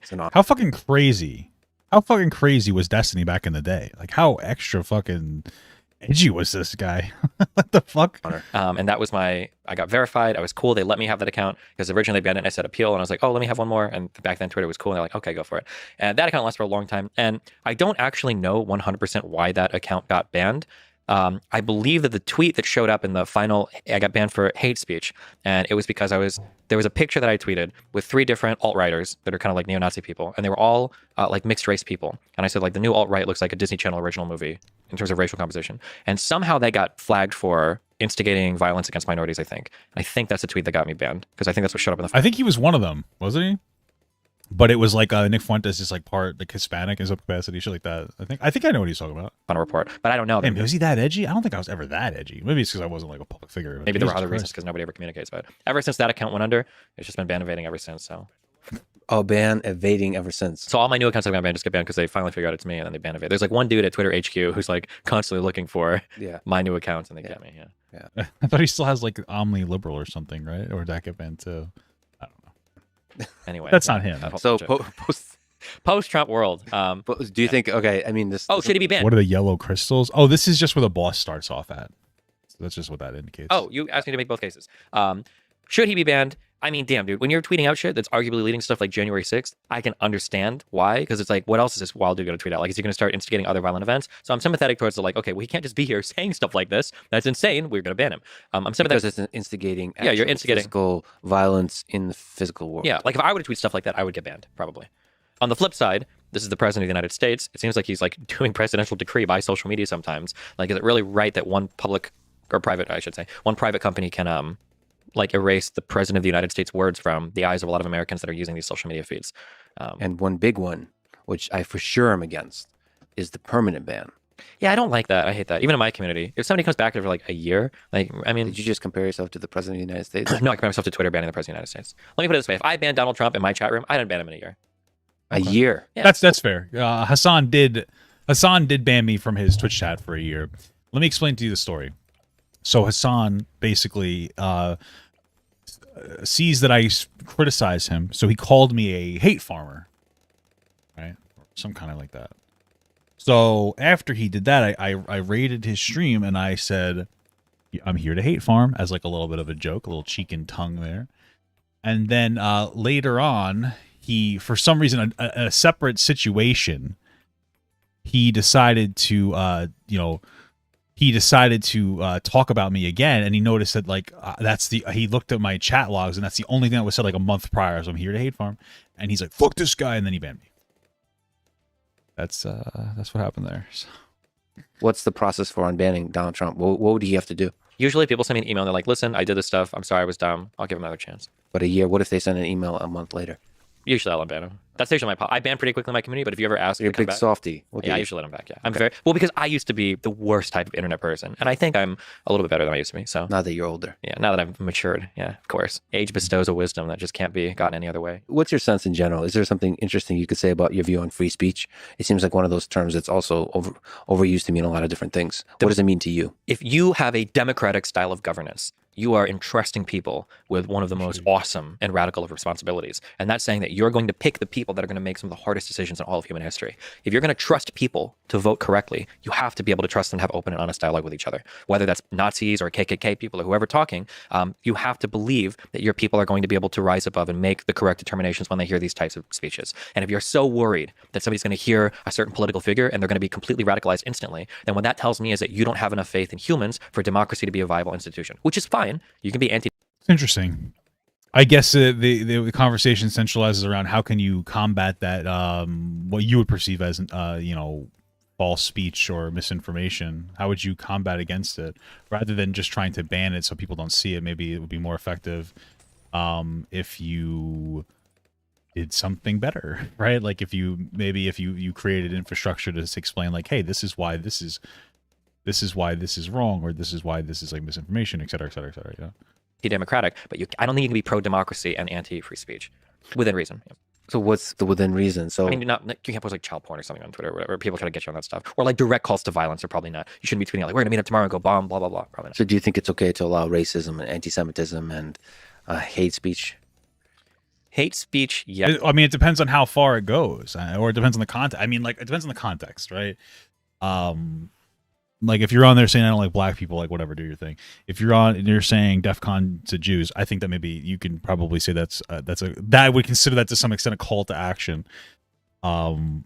Yeah, to some extent, that's not exactly communicating a positive thing. We just watched like a thing about like Admin Preach were criticizing Ethan Klein for advocating for doxing of somebody, and I agree with Admin Preach. You know what I mean? And he's like, oh, we're gonna send dog poo to this person. And it's like, that doesn't matter. It's just like the advocation of trying to like, a negative energy towards that person, plus the advocation of a call to action. And you can expect a disproportionate call to action considering the circumstances and how large the content creator is. So, yeah, for sure. Oh, fuck. Yes, because that can be very broadly defined. I can understand there being some basic rules of like no slurs on like a platform. That gets into like acceptable forms of moderation or like excessive harassment and bullying. I can understand, but past that, when the moderation becomes ideological, I get a little bit nervous because for there's a whole other host. Yeah, there's of course it's all a gray area, but when it feels like ideology has seeped into the censorship, not good. Yeah, which it's so fascinating to think, especially now that Elon bought Twitter. How do you engineer a system that prevents ideology from seeping in, and nevertheless is able to create a platform that has healthy conversations? Because if you have one guy who's just screaming nonsense nonstop, it has this effect where the quiet voices at the back of the room are silenced. Yeah. So like That's what you usually don't talk about. Like if you let one annoying loud person in, that's actually censoring the voice of a lot of people that would like to speak, but they don't get a chance. That's one of the things, especially around like trans discourse. I have to constantly do that like reminder for my audiences. So like when I'm dealing with these types of people on the internet, a lot of them might seem really crazy. A lot of these types of people might seem insane, but like in the real world, outside of like the crazy Twitter activist world, like the vast majority of people you're meeting from LGBT communities are like the coolest, normalest people. All they want is to like to live their life in the way they want to and to be like unobstructed and like But people will get this impression of like an online activist, like a vegan or LGBT person or whatever, and then they think that every single person in real life is like that, and it's a really negative stereotype. And then even the other people in that group. Oh, is Melina coming over? Oh yeah, actually, I don't know if that's her. Okay, Melina just joined us. What were we talking about? Was it interesting? You were saying that you were going to talk to Elon about getting at OmniDestiny, the verified Twitter account, unbanned. I said that sounds like a lie. That's so gracious of you. I can't even believe you would do that for me. And then you admitted that you tried to evade the ban multiple times, which I'm sure would be very looked upon. You know, I heard that in Norway, in their prison system, they don't actually punish you for trying to escape jail because that's like the natural human thing to do. They hug you? What do they do? I don't know if but they don't punish you because of course you're trying to be free. That's all I'm trying to be on Twitter. I'm just trying to be free. Oh, that's the natural human. Yeah, that's the natural human. Of course, it's to ban you. You're not a destructive force. You're just no. I'm a positive. I'm a force for good. That's why all my accounts only get banned for banning. I don't get banned for doing bad things. And I'm progressive shill. I'm like far left. I love like progressive causes. This is what you criticize Hassan for being. I show them from a place of first principles, not from a mindless AI echoing kind of thing, you know. Okay, so you're a free thinking bot. I got it. Exactly. All right, cool. Well, I'm sure we'll return to some politics. That was beautiful. Malia, can you tell us about yourself? You're also a fellow streamer. What's your story? I stream, and I started streaming because I met him, basically, kind of. But I don't do the politics. I do like travels. We're talking about relationships. It's a very good idea. Politics is kind of cringe, you know what I mean? It's ridiculous. Who wants to do fucking politics, bro? Holy moly! Like, I'm being a little bit unironic here. Like, that's just fucking crazy.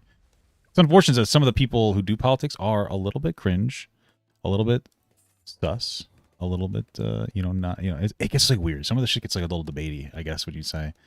Like, it's a little bit of a turn off for me, you know what I'm saying, dude? Oh, I can put this here. Oh, that's fucking very coup-inducing. My audience, basically. You're from that part Sweden. of the world, right? Sweden? Yeah, exactly. So did you escape from prison and they didn't? That was Norway. You just mentioned Norway. That's different? I've been to Sweden a bunch of times. I love it. There's a tech sector there that's really like flourishing. Where did you go? Which city? I went to Stockholm. I think I gave a few lectures there. Oh no, Lex is trying to flirt with Melina. He's gonna try to do the cuck. I'm just kidding. There's a vibrant tech sector. It was cool. And people are super nice. Yeah. Yeah. We're friendly. We're not like very deep. Like we don't really have much deep conversation. It's like a meta. There's not many intellectuals that come from Sweden. We don't really speak very highly of ourselves. We kind of like just chill all the time. Sure. We don't make a scene. We're just like, do you know what the name for that is? There's a specific name for it. It's Jantelagen. Yeah, Jantelagen. Yeah. Oh, there's a philosophy behind it. When you're part of like Sweden or Norway, you don't talk too highly of yourself because it's seen as kind of like rude. Like think of like America, except the exact opposite. You don't even really want to you don't want to make yourself into a victim too much. You don't want to be too much of anything. You're just like sticking to the group. Don't make a big scene about yourself. Okay, but that said, you came here and you put yourself in front of a camera. I can see the positives of that, but I could also see some of the negatives of that. You know what I mean? It's striving for mediocrity. But then again, I guess probably more opportunity in that country for people to grow and flourish. So maybe it isn't so bad after all. Yes, you understand how weird that is for my friends in Sweden. Do you have I just sit and talk about myself and just like make a big deal about myself for hours every day. Was that like terrifying? Did you have anxiety about that? No, because I don't see them. But then I come back and I'm like, ooh. So what do you feel like when you're actually streaming? You feel like you're just alone in a room, like one-on-one type of thing? No, I see chat. I'm thinking, oh, they're like little fairies. They're not really real. They're just like out there. I don't know what they look like. I just see little names and they're just cute. Just colors, you know. So you're talking to little fairies inside your head. That's what I do. Is that how you feel about chat? They're demons for me. But... They're demons. Okay, mine are not fairies. Yeah. Are they? So is chat a source of stress or happiness? Like, is there a no? For me, it's a source of happiness. I've been very intentional with like the construction of my community, so I'm really happy with where it's at. How are you able to actually have deep political discourse while playing a video game at the same time? I have a really good chat room in terms of like the way that people engage in conversations. Like I was one of the earliest people to embrace the philosophy of like I am in total control of what people watch me think. That like I have a high level of responsibility for how they conduct themselves, and that if I conduct myself in a certain way, I can expect a certain level of conduct from them. I'll be honest with you, bro. For me, it just sometimes makes it easier for me to like go through content. I can almost focus more when I play games. I know some people are like, "Oh, Papa, you missed this." Like that's gonna happen when I watch like really long streams. But like I'm able to focus better, probably because like I'm I don't know. I have like watching videos can be like boring, but not in a bad way. You know what I mean? Like sometimes I just need like an external simulator. I feel like most people are like when you consume my content or anyone's content, you're probably playing a video game or you're doing homework or something and you're kind of listening in the background. I just have to listen a little bit more intently, which is why I try to play games that aren't super like, you know, don't like take up too much of my mental processing power. MPP. I just feel like it helps. It makes it easier. And I will say something because, like, I think there's some people that are like, oh, you and Destiny have similar content in some capacity, sure. I think though that, like, I'll say one thing is that, like, when I was like, fuck, I really enjoy playing video games while doing content, I was like, should I really do this? I'm like self-conscious. I don't want people to think less of me. And I saw like Destiny was doing it, and I was like, you know what? Like, I like doing this. There's somebody else doing it that's like, more profound, drastically more, influential and impactful. Is that a word? I don't know. In the scene doing it, and it made me feel like a little more comfortable in doing it. You know what I mean? So I'll say that much. It was nice to see, because like, okay, this can exist, and you know what? Some people are fine with it, and it's pretty poggers. For the most part, it's like worked pretty well for the past 9 or 10 years. Yeah. What about the actual playing of the game? Like, you're able to parallelize the brain, like. Oh. Like, it seems like Factorio seems like a super complex game. Yeah, I don't actually think that's possible. I don't think multitasking for a human brain is possible. If you see me playing a game, usually what's happening is the conversation is like, I've had it a million times, so I'm not thinking about it. I've automated that. Or if the conversation is very challenging, then if you really watch what's happening in the game, I'm probably just running around in circles because I have to think about the conversation. Okay. Mm-hmm. Because with Factorio, it looks like a lot of stuff is going on. Sometimes, yeah. So I guess it's hard for a person who hasn't played the game to detect that you're not does actually. Does that come off as like you're super intelligent and multitask, or does it come off as like he's not interested in this conversation at all? Yeah, yeah, there's a coolness to it. Like, when you're not paying attention, like.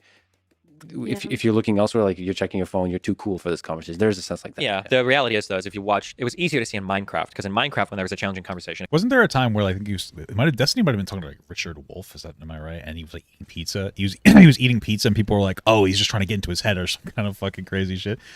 Is that what it is, Destiny? Are you just trying to get into people's heads by playing games, trying to seem cool? If you watch me play, I'm literally just running around and jumping in circles because I have to think about the conversation 100%. I can't do a complicated task and think about the conversation. Or like the people always joke in my chat, like, oh no, the notepad came out. If it's a really challenging conversation, I'll get rid of the game and I'll bring out a notepad and I'll start writing stuff down to keep track of what's going on. Yeah. So what kind of stuff do you stream? So advice, you talk about. Yeah, like either I talk to chat or I travel around, basically. Like, we have conversations, or we like go to countries. I've been to like Italy. I was in Italy for like 1.5 months, just like traveling around alone, going to cities, like having like my camera with me and like streaming for hours. Where's the coolest place you've been to? Ever? It's probably New Zealand. New Zealand? I think so. Yeah. After it's probably going to be Italy, I think. Because I like history and yeah. Also both history, because New Zealand is also beautiful. Mm-hmm. It's both natural beauty and historical beauty. Yeah, for sure. I think I just really like the Polynesian sort of culture. I think it's very interesting. Like the ocean people, and it's just really beautiful. People are very relaxed, chill. They're very far away, which is interesting as well. Because whenever they talk about politics or they talk about just like the world, it feels really far away. So where's home for you? Is Austin home? It's home for me. So a human being is home? Yeah. We travel. We've lived in a lot of different places and traveled around. Yeah. So that's what you think of home is like. I think so. Yeah. I mean, if they're gonna be a place, it's probably gonna be like my childhood places, probably. Yeah. Like my old country house or something like that. We don't have it anymore, but like that's like home for me, I guess. So how'd you guys meet each other? You're currently married. Yes. To each other, yeah. Yeah. To each other. Yeah. Just making sure we're on the same page. All right, cool. How'd you guys meet? So I was watching his YouTube stuff, like 2018, I think, like because it was the Swedish election around that time, and I was interested in politics. And then I think he said in one of his videos that he had an Instagram and that he needed people to stop DMing him. That wasn't cutie pies. And then I messaged him and said, "Am I a cutie pie?" And then you replied in like 2 minutes. And then that's when I was in New Zealand. And I guess you wanted to escape America or like LA for a little bit, and then flew to New Zealand. Where were you mentally there? Like, because we've talked to this timeline. Where's 2018? Was it 18, 19? Where was the low point? Or that was way earlier? Low point carpet cleaning. That was like 2010. Oh, okay. 2018 was probably your peak. What do you? Every day now is my peak. What do you mean? That was my peak. Why would you say that? Nobody ever admits being past their prime. Just so well, I mean, my prime is still okay. It was probably around the time where you were getting a lot of lefties through your community, and you were really like thinking about that they would go too far. Maybe that was. I think that was still when Hassan and Vosh were both in my community. Exactly. So I would say it feels like there was not really like much issues when it comes to your stuff or like your work stuff back then. Oh, something we didn't talk about is that like there were no politics on Twitch. I exclusively inhabited that place for like 2 years because nobody else did it because it was a really toxic environment for politics. So for a couple of years, as it grew, like I kind of grew the whole space because nobody was doing it yet. What did that look like? You're having like political debates, political discourse? Yeah, mainly like going into YouTube people to try to argue with them, or just doing politics on stream, like reading stories, researching stuff, talking about stuff. But there's not like other people on Twitch to debate about politics because there was no politics. It was Was there a debate in the space of communism, socialism, social democrats? I feel like that was all it was. And then also Destiny one time told me that they used to debate incest in like in a weird way.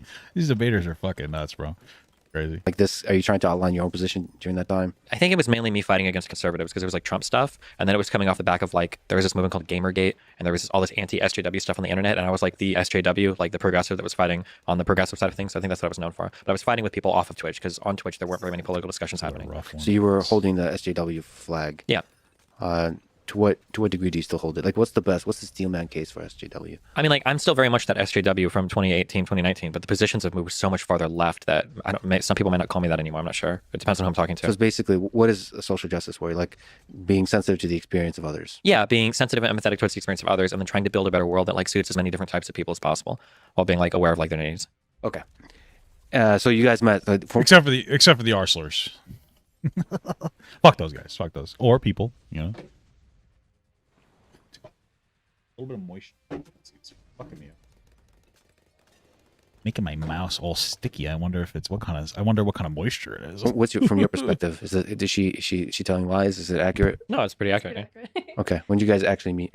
I flew out in 2019. 19, yeah, like in February. Yeah, basically there was like weird stuff happening in LA. I just come off of kind of a weird, not kind of sort of relationship, and I just wanted to like go away for a while. Another company reached out to me, and they had like a fun streaming device, and they said they'd sponsor a trip if I went somewhere. And I was like, oh well, I know this person. I know a couple people in New Zealand. Molina's one of them. It's like I'll go to New Zealand. It'll be fun.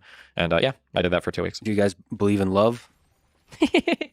I feel like you lack the gotcha got us into this. I'm not sure the degree to which you have human emotions. I have New Zealand. It'll be fun. And yeah, I did that for 2 weeks. Do you guys believe in love? I feel like you're interesting. I was expecting an answer like a yes. Unless it was edited. Do they not believe in love? You lack the gotcha got us into this. I'm not sure the degree to which you have human emotions. I have quite a few. Okay. From your perspective, when did you fall in love with Melly? When did you fall in love with Melly Mel? The minute I saw her. I don't know. Our first 2 weeks together were a lot of fun. We had a lot of chemistry in person. I was kind of shocked. I wasn't thinking about it because it was like we spent like a week together, and you said, "I really want to tell you something," and you were like, I don't remember that. You were like stalling that for the longest time. I think she's. Oh, he said like I love you. No, he basically just said like, "I really like you," and it never really happens. That's what he said, and I was like, No, "Oh," no, and I thought, "Hey, I thought." So let's still ran. We said Trump getting banned from Twitter. Is that what we were talking about before? Oh yeah. Hey, you agreed to me coming on here. Of course, I'm gonna be. Have you ever doing loved? How long? So how long did that take? 2 weeks, you said? That took like a week. No, I don't know. I think it was just like. The thing is, my mind process is like. Yes, I wonder if they maybe neither of them actually believe in the concept of like love or the way that it's explained. At least that's probably possible. Or maybe that Destiny's just very private about like actual love and expressing those emotions. I don't really know. I don't know. For me, I feel like in order to maintain like a successful polyamorous relationship, I feel like. And I could be completely wrong. This is how I feel. I've tried it before myself. I thought it's what I wanted. It wasn't. I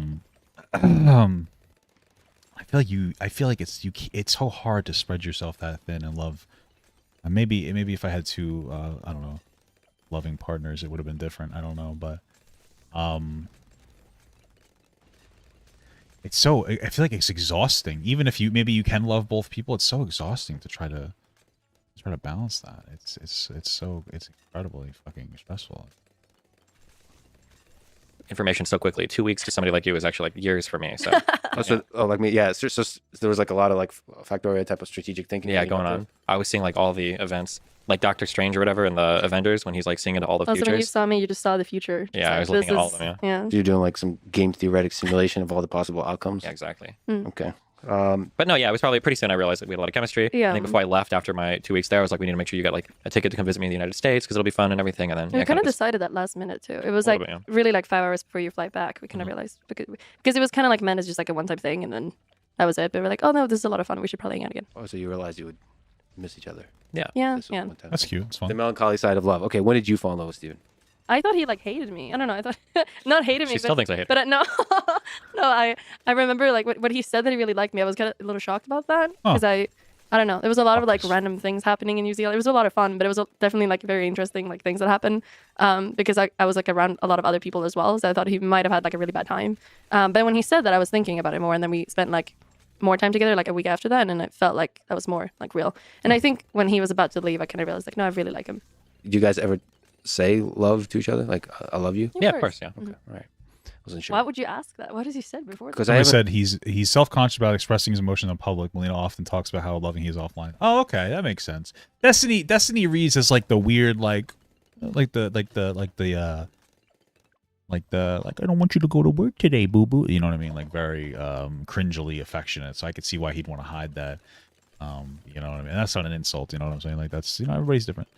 That's maybe so he feels self-conscious about that. You know, their relationship is irrelevant. You know, it doesn't matter to us. Like we don't. I'm not speculating in like a negative way. I'm just curious minds. I don't think I've heard you speak. The only time I've heard Steven talk about love is when you're like criticizing the red pill community, saying they don't ever talk about love in relationships. Almost all the time I'm giving criticism to people. Like I said, I'm kind of stepping in. I'm very disconnected from my own emotional experience because I'm trying to talk with them there. So it's pretty rare that I'll talk about What is your own emotional experience exactly? highly blunted, I guess. There's a lot. Okay. What does that mean? I mean, what's deep in there? Are you? Is this just who you are genetically, or are you running from something? I think I have a pretty good understanding of myself. A lot of people make that accusation of me, but I don't think I am. Okay. This is just who you are. It's just who I am, yeah. Okay. There's not childhood stuff like trauma. It's all sort of done. I mean, it could be. I mean, but like, are we not? Does our trauma not define us to a degree? I'm about to have a fucking trauma when I'm gonna have to restart this. Holy fuck! But does like our trauma? I think our trauma defines us all to an extent. It changes us in a way. Like, and that sounds like a negative thing because, like, of course, nobody would want to. It sounds such like so poor to be like, oh, you're just your trauma, but you're not just your trauma, but it is an experience that you have, and fundamentally, I think we all understand that like we are all a product of our environments in general. And we typically look at it in a positive way. This one seems negative, you know, of course, because it sounds like so horrible. But you know, I think that is part of it. So even if there is a trauma there, maybe there is, maybe there isn't. It doesn't really matter, does it? It's still it's still a part of who we are and our experience, our individual experience. For sure, brothers. You figured it all out? Yeah. In your old age? As I grow, every year I figure out more and more. Yeah. He did mention, I think I heard this somewhere, that this was a source of fights for the two of you, the age thing. I felt the ageism throughout this whole conversation. What age? How old is Melina? He's saying that he gambles, like, with time. He's just like, oh, I think she will be good later. And then just like... It's like an investment, yeah. Yeah, that's like what he's doing. When this treasury bond matures, I'm going to be able to cash out. What do you think so far? Yeah. Is the stocks going up or... It's tumultuous. What's that mean? It's like Bitcoin? Oh my God. Yeah, like Bitcoin. Crypto Mel. All right. If you guys don't mind, one interesting aspect of your relationship is you're in an open relationship. What's that like? From a game theoretic simulation perspective, what went into that calculation? And like, how does that... Like how that started? Or... Yeah, how did that start? Sure. The only relationships I've ever done has been open relationships since I was like in high school. Because I didn't really understand, like, why wouldn't you be able But Sweden's a weird fucking place, man. But yeah, I respect it. You know, do your thing. to like do other things with other people, but then just like have your main partner basically. So what is an open relationship, generally speaking? That means you have one main like partner? a non-monogamous relationship. Like you're somehow allowed, like in different ways, you can see other people sexually. Sexually, but like there's one main Yeah, or it doesn't station. have to be there for some people, but like I Okay. think it's probably easier, and we probably don't really have time or the energy for like more than like one person to like really like. What about like emotional? It's really complicated. There's a lot of complicated stuff going on under the hood there. I don't know. Slot. I think broadly speaking, you've got like polyamorous relationships and you've got like open relationships where polyamorous is like, oh, I've got like 3 different girlfriends and we all hang out or sometimes even live together, or 3 boyfriends, whatever. And then you've got like open relationships, which is like, oh, you know, like you can basically hook up with other people and then you've got like your main relationship and that's it. I think ours is probably somewhere in the middle of that, to where like we've got like long-term friends, some of them we hook up with, and that's kind of how we, yeah, it's a delicate dance that explodes every 6 months and it's off. So it does explode. You guys fight over it? We fight 130, so it's 350 to 20. So okay, sorry. over some things, yeah. Things happen, yeah. I think it's mostly because Yeah, that's what I'm saying. Like, it feels like a very difficult thing to maintain if you're constantly fighting. It seems like I'll say the least stress I've ever been is just being monogamous.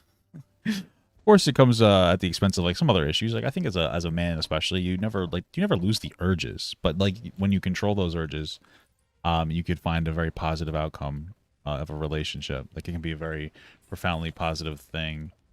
I think that possession and like love and jealousy can be very, it's not, you shouldn't be engaging in scenarios that you would become jealous, but they can be very unifying. It feels good to be wanted exclusively is the point I'm trying to make here. It can feel very good to engage in that kind of experience. And I think most people know that. Obviously I learned at different paces, right? because a lot of people can't handle it, and they agree to something and then they realize that we're way too cool, and then they get really obsessed and they think that they can like get in there, and then it gets really dramatic. Have So- you figured it out? Like seems like a I complicated feel like dance. we figure out things more and more, like when it comes to like what's a good person for us to hang out and what's not a good person for us to hang out with, or like I probably have more opinions on like who he hangs out with because he likes the fucking psychos. Yeah, so you like to surround. He likes the not like the crazy ones, like the baby trap sort of women. That's Yeah. that's the What? ones, and So I don't like crazy. that because that affects me. That affects your game theory Yeah, calculation. obviously, yeah. Right. You like to surround yourself, like in general, you've talked about with crazy people.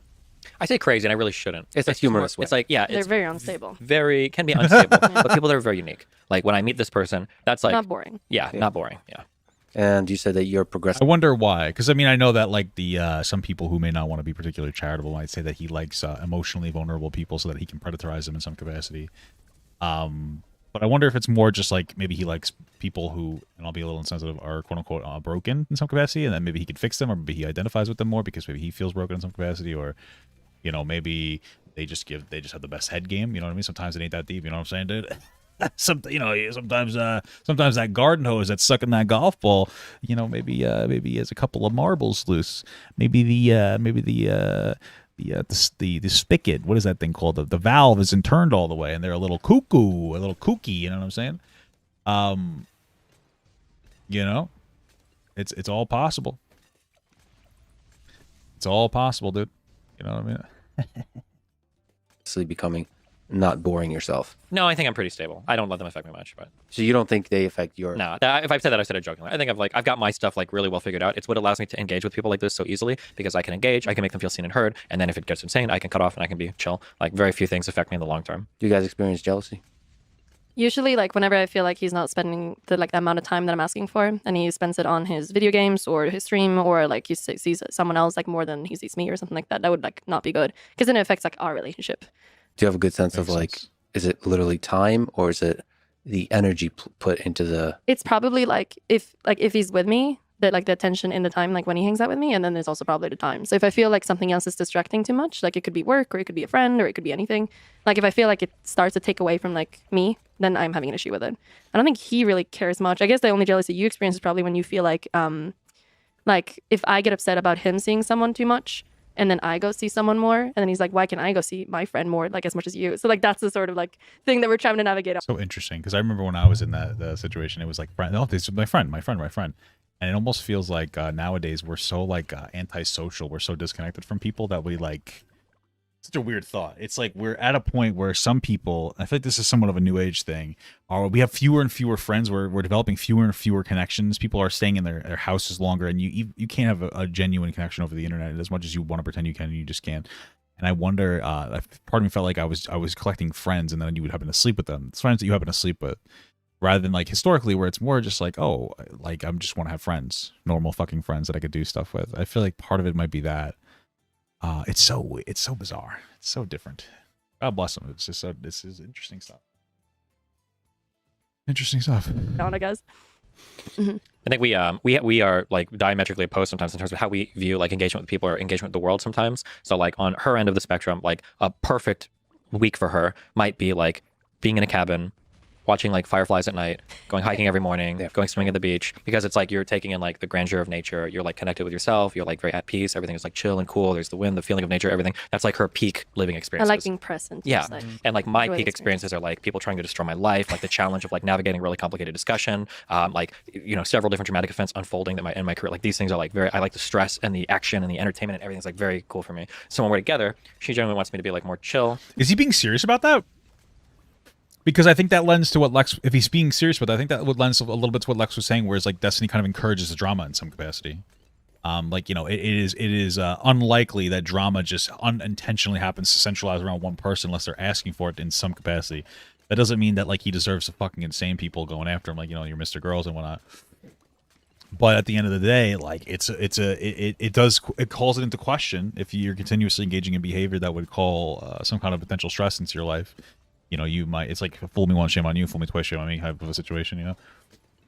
But if I don't feel like I'm being like stimulated a lot, then it's easy for like my mind to wander. Or, To like, wander on my somewhere phone, else, or, or- yeah, yeah. that's kind of the issue. Yeah. We have a very different way of like engaging with the So world. how can you find happiness in the stillness? I feel like if we're just like aware of it Awareness, and we're hold trying our best, like whenever we're supposed to do this one thing. So let's say that we want to go to New York and I'm like, we should just like go out and do this one specific thing. We try to find something that he enjoys doing. Like now that we're in Texas, we can go shooting or do something fun that he enjoys, then we can do it. And then I think like just like for me also to be aware that like when he spends a lot of time on crazy people, it's not because he like loves them or wants to be with them. It's just because he likes being like having his life destroyed, like you said, which I don't really do. So it's a completely different thing. So like for me to like understand more like how he's thinking, because it's so different from mine, and for him to understand how I'm thinking about things and like what I prioritize in my life, I think that's like how we navigate. But I think it's good. I think the differences can be good, like when we're finding a way. Yeah. Well, I think you're relatable. I'm more of a human. No, I'm definitely very difficult to get along with. Like I always tell people that like if you're dating me for like more than a few years, like you get like an award. It's like a war zone that you've survived. Absolutely. You're like a veteran. You get medals and stuff. And it's always like I think there's probably been like 6 different. I don't think she says it anymore, but there are like 6 different times in our relationship where she's like, "Is it always like this? Is this actually?" Real? Yeah. And like every next year, lied it's in the like, beginning about like you were lying about that. Well, It must be some of that online stress. Because I'll say one thing. This is something that my wife, it's a concern that my wife has, and it's the concept of it can be difficult for like a non-online person to deal with and date an online person. And like I understand that like Melina apparently streams, but that was more of like an after. It's like, oh, they started dating and then she started streaming. I would say she definitely doesn't. There's no way she faces anywhere near the same stressors that Destiny does, and it can be different because you have two. It's so difficult to be comparable in like an online perspective and like just. We've been into the stream for a long time, so it's very difficult for me to be like really articulate. So I'm so sorry if I'm not explaining my thoughts. You know, I can't do the 12-hour streams like Destiny. But it's hard to for somebody who's like not, let's say, terminally online versus not terminally online to interact. It can be a difficulty in the way that each of them perceived an interaction or a path forward. You know, because like for instance, when myself and my wife, when we deal with some drama, we'll both have different interpretations of how we should deal with it. And hers comes from somebody who's not terminally online, and mine comes from somebody who is a bit more online than her, of course. And then sometimes she doesn't agree with the way that I do things, or I don't agree with the way that she wants to do a particular thing, and it can add in an additional stressor to some things, you know. It got you were like, no, it's just like right now I'm having a huge argument online about saying the N-word in private, and it's just gonna be like this, and I'm gonna be streaming 24 hours a day. Yeah, it's just, and I'm like, we're like, so like my wife would fucking kill me if I was doing something like that. You know what I mean? It's like I gotta defend this point. It's like, no, you don't understand. When are you gonna go I to would bed? never defend that point. By the way. Did playing League come into this? A little bit, but I'm yeah, clean. it does. I'm clean of League like 6 months right now. Yeah. What do you hate about League of Legends? I never The got humans. Well, speaking of which, my participation in League involved on the robot side. Good. Because That's an improvement. because both with StarCraft 2 and League of Legends, because OpenAI and DeepMind both participate in creating bots in those. I was a professional StarCraft 2 player, so I remember when the AI started to play. It's interesting the types of restrictions that you have to put on like a gaming robot to make it like functional and not totally unfair to the other side. Yeah, to make it human-like. Yeah, was that interesting to you to see AI be able to play those video games? I think in some ways people think things are more complicated than they actually are, and I think video games is one of those things where we're like, oh my god, there's like a million possibilities at every second, and who knows? And it's like, no, there's like 3 or 4 things going on at any point in time, and I'm willing to bet that like an AI could probably solve some of these games like pretty easily, especially if there are no constraints on how they can learn. Yeah. Can I talk to you about relationships? yeah. We already have, so. Yeah, I know, but more generally speaking, we didn't get a chance to talk about the Red Pill community. Oh, sure. Well, first of all, what is the Red Pill community, the manosphere in general? I'd love to get both of your opinions on this. Sure. So, of course, I don't know, man. It's hard to see. I think that what the Red Pill community should be is a place of building up men, for the most part. Like, I'm going to like the manosphere. Building up men and setting a good example for those men and providing them like some of the answers to some of the problems that they're dealing with in society. A lot about self-improvement and how to like, interact better with themselves and women and try to understand women in a way that's not sexist, but just a way that's like, oh, we acknowledge that there's differences between men and women and the dynamics and the roles. I haven't seen a single good Red Pill person or manosphere person, because every single one of them that I've seen relies very heavily on being sexist to women. But some people say that like Hazma is a really good example, and I should probably check out his content at some point. So if somebody wants to recommend a video to me, you can send it on my Instagram. Am I saying his name right? I hope that I am. That's how I feel about it. A lot of it seems to be less. This is a problem I see in a lot of communities, is there's a lot of instances where people are more focused on breaking down the other side than building up their own side. And that's what I would say that Manosphere is very heavily on. You could say like, well, but if you really watch it, if you really engage the content, it's actually more about self-improvement. A lot of what I'm seeing is very sexist. It's not even just a clips. I'm watching hour-long podcasts of like sexist shit being said, like sexist, fatphobic shit, stuff like that. Especially towards women. A lot of like shitting on women. The Hamza, I'm sorry, thank you.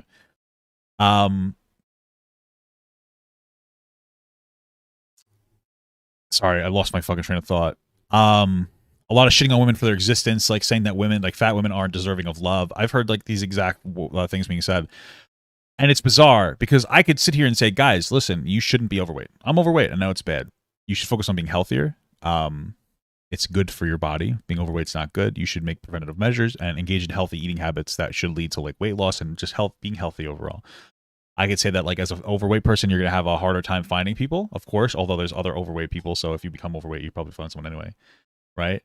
But that's the difference between saying like it's not ideal to be overweight versus saying like overweight people are disgusting. Because I understand that there's also like a lot of times a mental struggle that comes with eating, or excuse me, that comes with eating. It comes with being overweight. It's like, you know, negative stress release protocols. And everybody has different, protocols. Some people smoke cigarettes. Some people eat a lot. Some people will drink a lot. Some people will work out. Like there's actually very different things, and some of them could be good, some of them could be bad. And it's a bad relationship with food. A lot of times it starts in the community or where you're raised. You know, if I was raised by like a single mother, she actually cooked a lot for me, to be honest with you. But I was also incredibly physically active. Even when I was overweight, I was very healthy. I used to go to the YMCA like every single day. I was very sports healthy, very sports active. When I fell out of sports, I kind of started going to like the Boy Scouts. I became like very into hiking. I've always been big, but I've been like on these like, 10, 15, 20 mile hikes and everything, and these camping hikes, and always done like really well. The sedentary lifestyle of the technology age has like really had a profoundly negative impact on me because I was doing fun things that would help me lose weight, and now it becomes like a chore, right? So there's a lot that I've been exploring on like how I could be better and be healthier and change like long-term habits because I want to stick to these habits. And part of it's trying to figure out something that's not boring to lose weight. I know it sounds so crazy. Yeah, but there's like a fundamental lack of respect for people that they feel don't align with them, and I think that that's always shitty for any group that engages with any group, just in general. I know you're probably not as opinionated on that whole. Do you think I am that? Like, Depends. probably not as you, like as much as you, but I do have opinions. And You do? Okay. I usually don't like speak out too much on it because I feel like there's like a language barrier. That's why I don't really do politics because this is my second language. Yeah. That's right. You have to know A little bit like you know that, how to have to use derogatory terms every other sentence. Yeah. So they understand you, right? Exactly. And As- I don't know anything about that. but Steven also, and I you need talked like a about- good, like you need to be able to like speak really well for people to take you seriously, I think. And like that's the thing. Like if I don't have like the words and I don't have the like I can't pronounce things correctly, Yeah. then And people A are not going ESL to say. person searching for words looks stupid. Yeah. Essentially, that's how people view it. Yeah. Yeah. Tell me about it. I have a And I'm a god, podcast that Yeah, I actually completely understand that. My wife's just like that. My wife's very intelligent. She's much more intelligent than I am, but she's not as good with words as I am. Which is so stupid because I know good with word. But my wife is incredibly intelligent. I love my wife to death. She is. I truly I love her a lot.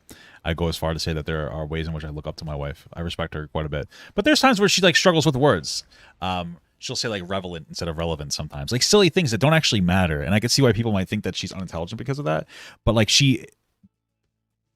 some of the takes that people go, wow, Papa got, like, I really respect that take, are takes that I was able to get from talking to my wife, because we've had like really robust conversations back and forth about men and women, different dynamics, like the gay people, all the other shit. And it's very revealing, especially at the female perspective. There are times where like she can struggle to articulate a thought, but it's because she doesn't think about these things the way that like I do. For instance, I'm constantly fucking engaging in like thoughts like this. This is all I do. Is my fucking job to be a pseudo intellectual. So yeah, listen to and a mumble and Wait, what's your first language? Russian. Oh, okay. But I speak both languages horribly. I'm just not. I'm not like. There's definitely a big disconnect between my brain and my mouth module. Like I'm not able to generate the thoughts efficiently. Like the things you're able to do, like like speak like that. I'm not. Mm-hmm. It's very, very tough. Plus, there's a huge amount of anxiety and social interaction that I have, which makes speaking even harder. Gotcha. Yeah. Yeah. It's tough. I understand it. Gotcha. I think everybody has that or has had that at some point in their life. I used to have like pretty intense social anxiety too. I guess I don't know if I've ever had intense social anxiety. I've always been, or actually no, I haven't really had. There are moments where I've had anxiety, but for the most part, I haven't had anxiety. Sorry, the Boy Scouts helped me a lot with like not really having these types of anxieties. You know, like the public speaking is a huge part. It's something that I've never necessarily like super duper struggled with. Sorry, I'm like a little bit of brain rot right now. Yeah, Boy Scouts was awesome. Poggers. Makes sense. Yeah, the gotcha is both a symbol of compassion and derision at once. I'm just Well, saying, I guess what I meant to say is that like, you always have like the fear there. It's just like being able to overcome like the fear, the anxiety, fear, you know, public speaking and whatnot. I understand what you say. I'm just gonna sit there and stare at you and sound confirm. No, you can Echo. just say like, yeah, I get it. Like, Yeah, I yeah, get it. I like, get it. Yeah, Gotcha. yeah, I no, no, got you. I got gotcha you. I sounds. gotcha. No, it's so short. It's I like got you. say Gotcha. say a longer sentence, but that means the same thing. I understand you. Yeah, good. That's good. That's like Okay. not chills. Okay. You know, you get chills. So Yeah. you understand You could just say true. that me. Yeah, it feels good. Yeah, I hear you. I hear you. And like if you just like hold the other person's hand, that's even Yeah, better. you gotta put in some emotion there. Okay, Yeah. show that you have some. I understand. All right, what do you think about? Gotcha. What do you think about red pill? What is it, first of all, for people who don't know? Yeah, the red pill community, obviously it's the Matrix reference. The red pill that you take is when you realize what dating standards and norms really are in the world, that men are providers and have to become some great thing to hunt and attract, you know, the women who are just kind of there floating around looking for people to give them the most resources. And it's like coming to a realization of what the world of dating really is, broken away from the Hollywood standards and the romantic stuff that they try to sell you in, you know, stores. So there was kind of, maybe you can kind of educate me on this, but red pill used to be associated with just maybe anti-establishment views. I don't know. Maybe Republican conservative viewpoints. People maybe use alt-right. yeah, they use red pill a lot in like different communities. Like when you say the red pill community, Yeah, that then usually means dating. the dating thing. But a lot of people say, oh, Trump voters, they're red pilled. Are you red pilled on like politics or whatever? People say stuff like that. Yeah. Okay, cool. And then there's like the manosphere. That's all the similar type of stuff. Mhm. And Andrew Tate is somebody that represents kind of the figurehead. Of the manosphere, of like the red pill stuff. Yeah, I would say so. I'm pretty sure. Yeah. Okay. All right, cool. So what are some ideas that they represent, and what do you think about them? I think they do a good job at speaking to disaffected young men who feel like the rest of the world has kind of left them behind or isn't willing to speak to them. And they do identify some true and real problems. Feels like on the left, we have a really hard time doing like self-improvement or telling people how to better themselves. We focus too. True. I also think that like in a lot of spaces, like for instance, like feminist spaces, unfortunately, and this is the negative aspect, because I still think that there are positive aspects of feminism, of course, and advocacy for women. Unfortunately, though, I feel like some feminism, online and feminism, we'll call it, has decided to focus more on breaking down men rather than raising up women, and like the manosphere does the same thing, right? So like men will be like, there's been sexism against women. We create feminism. Feminism goes a little too far. Maybe some of the manosphere is some of it's probably always existed, like in a sexist capacity. Maybe some of it is reactionary to some of the hatefulness that from the other side, from like some of the toxic forms of feminism.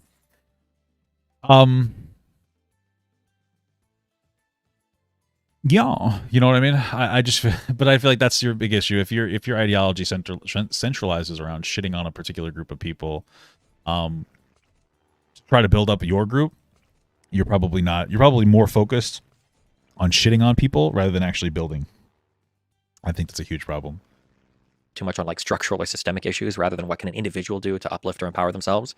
And it also feels like they do a good job at speaking to some of the positive aspects of masculinity, that it's okay to be like strong and brave and a soldier and a warrior and provide for your family and blah, blah, blah. So I feel like those are like positive messages, like self-improvement and everything that come from the red pill community. What's the negative? I think the analysis on how men and women interact is way too transactional. All of like the romanticism and love and chemistry is totally sucked out of it. Everything is very like sex-based, like how do you basically have sex with the most amount of women possible, and that's going to make you happy. And then I think people's motivations sometimes are just spoken about in such a shallow, derogatory way that I don't think is always reflective of reality. Like, a woman only wants you because you make six figures and you're tall, and a guy only wants you because he wants to have sex with you, and blah, blah. Like, it feels like there's a lot of that going on a lot. Yeah, and that misses some fundamental aspect about relationships, Yeah. about meaningful relationships and so on. Mm-hmm. I don't think I've never heard red pill people ever talk about like meaningful relationships. It's always just how to get in one or how to have sex, really. Mel, what bothers you about some of that philosophy? I feel like the people that are like the red pill people, I feel like their solution is something that doesn't actually work out. It works out for some people that makes a lot of money, is like really successful in that sort of way. Yeah, but I don't think it's ever like emotionally satisfying. That's one of the things I think that nobody really focuses on, like they were saying.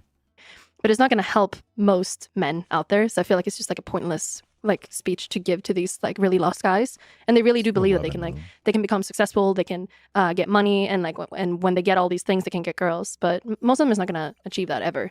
To get the money part or become successful. Just become a billionaire, and you'll get all the girls, and which is true, but not everyone can do that. So I feel like when these guys are speaking to these men, and there's like, we just care about these. It's such an unfortunate thing, because I feel like that's something that red pillers don't talk about. Like if you're somebody that wants to develop like a meaningful relationship, you're not going to do it through like red pill ideology when it comes to women, because realistically speaking, it's just not for that.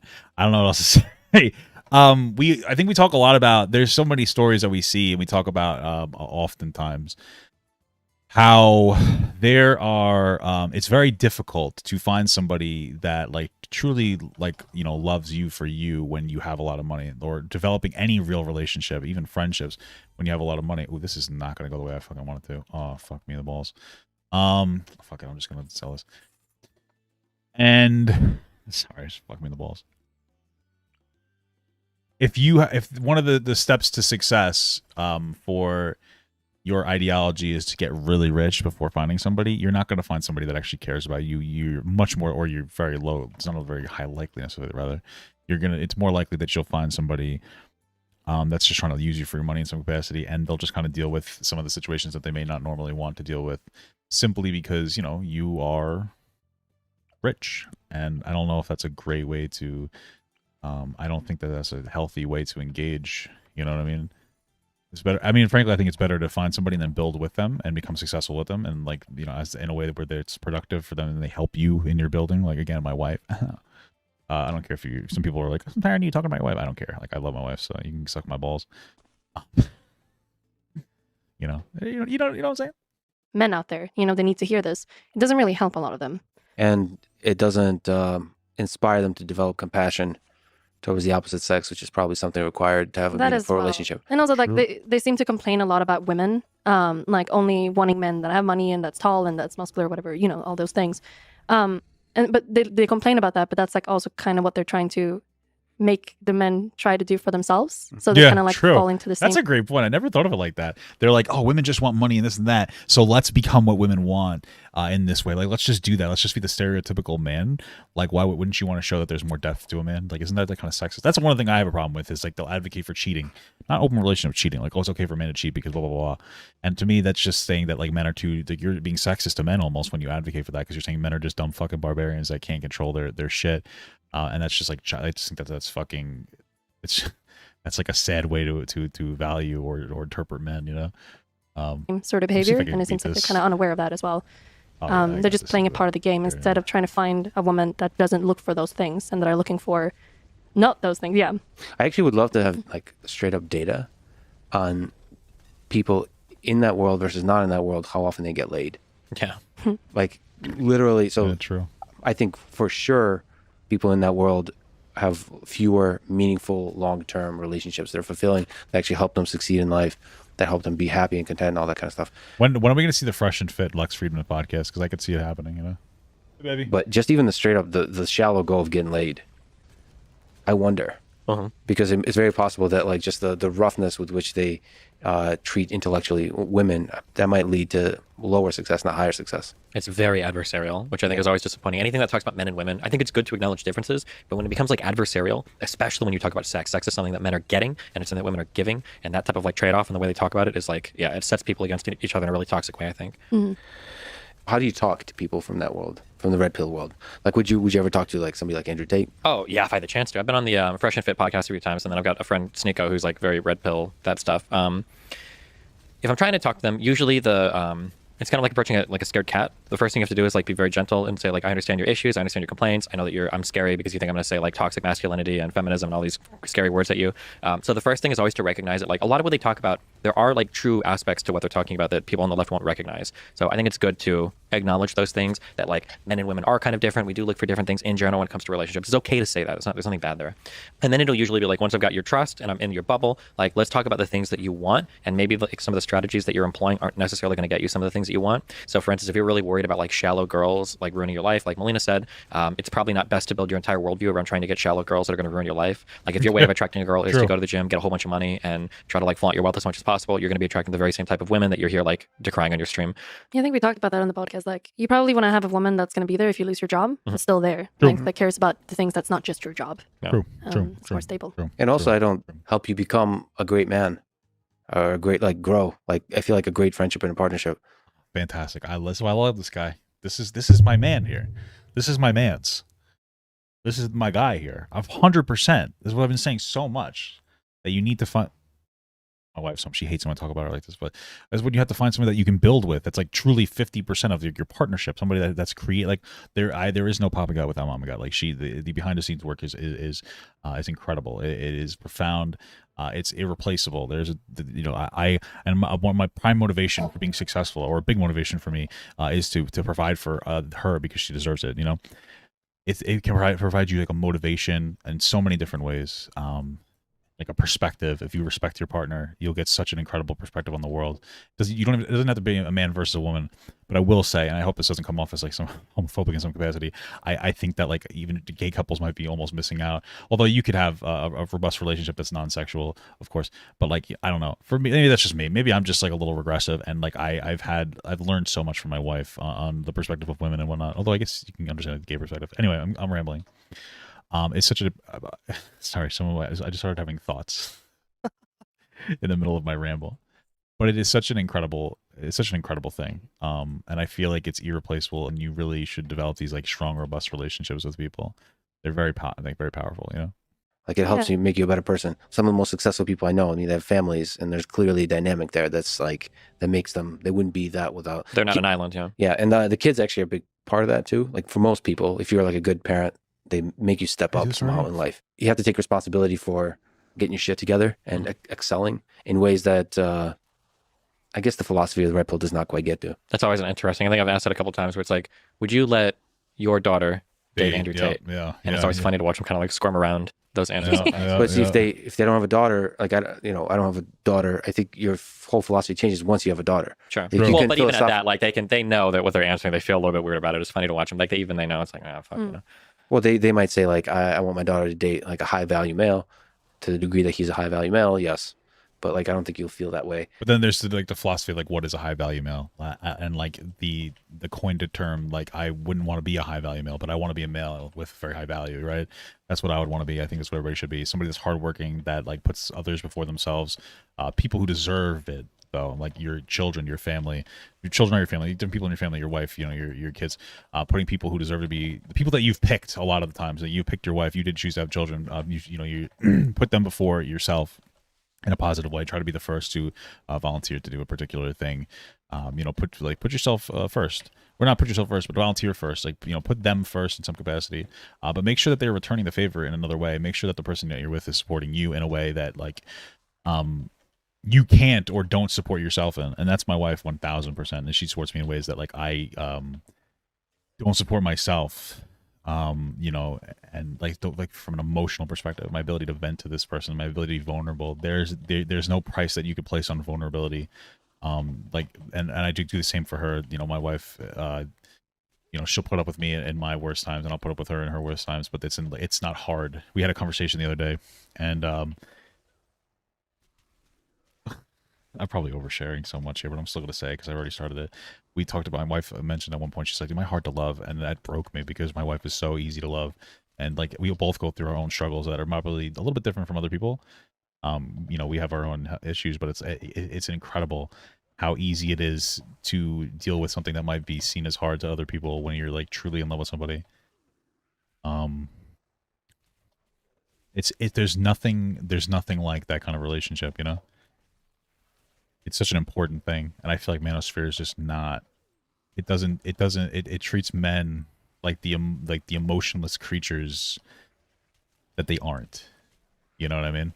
And I don't think that you should go around crying like a fucking pussy or a coward all the time. I don't like the concept of crying. I don't think that men should really cry that much publicly unless it's like a serious situation. But you should be able to find somebody that you can cry to when it comes down to it. Somebody that won't disrespect you.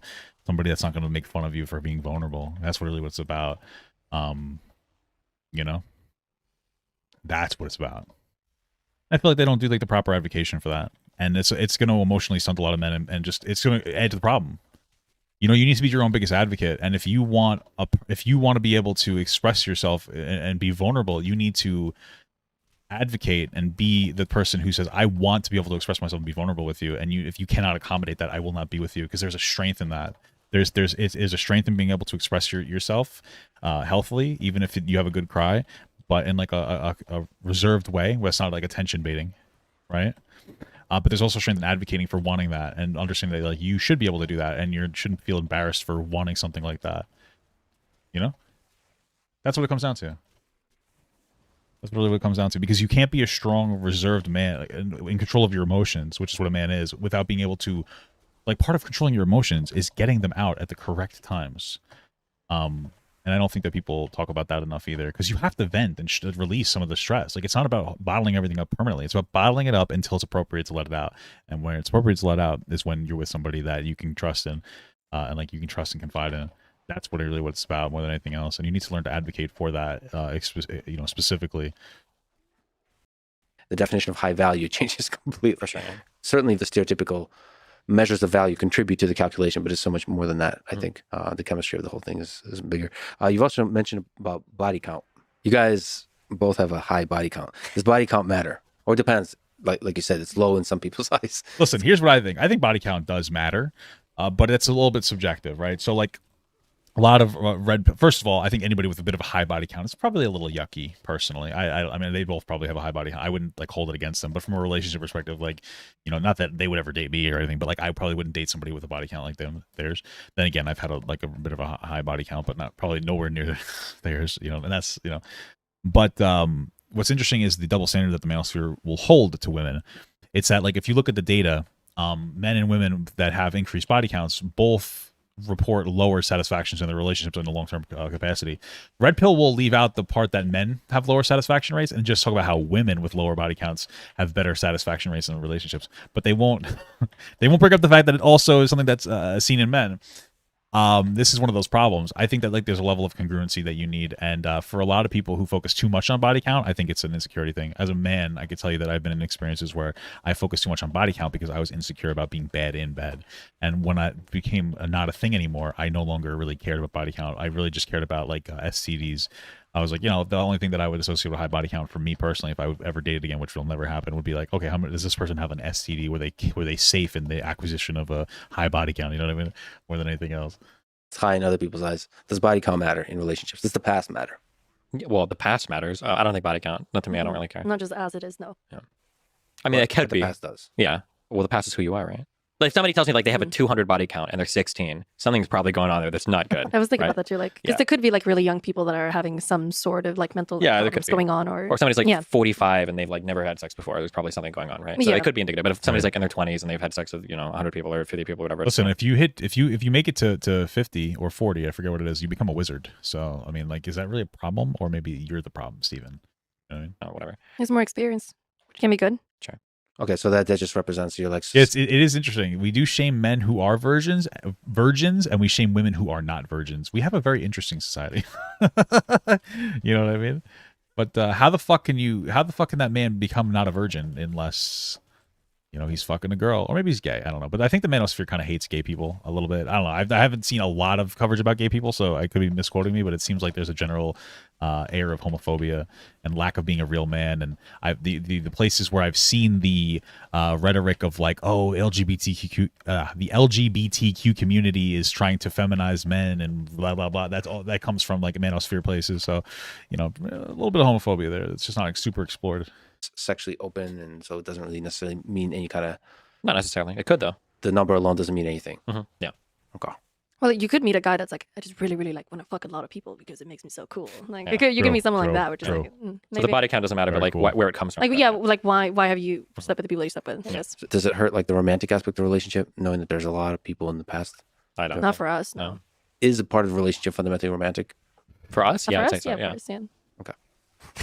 What? You come off as such a cold person. No, I was just in my head thinking, and I wanted to just say gotcha right there. Oh, nice.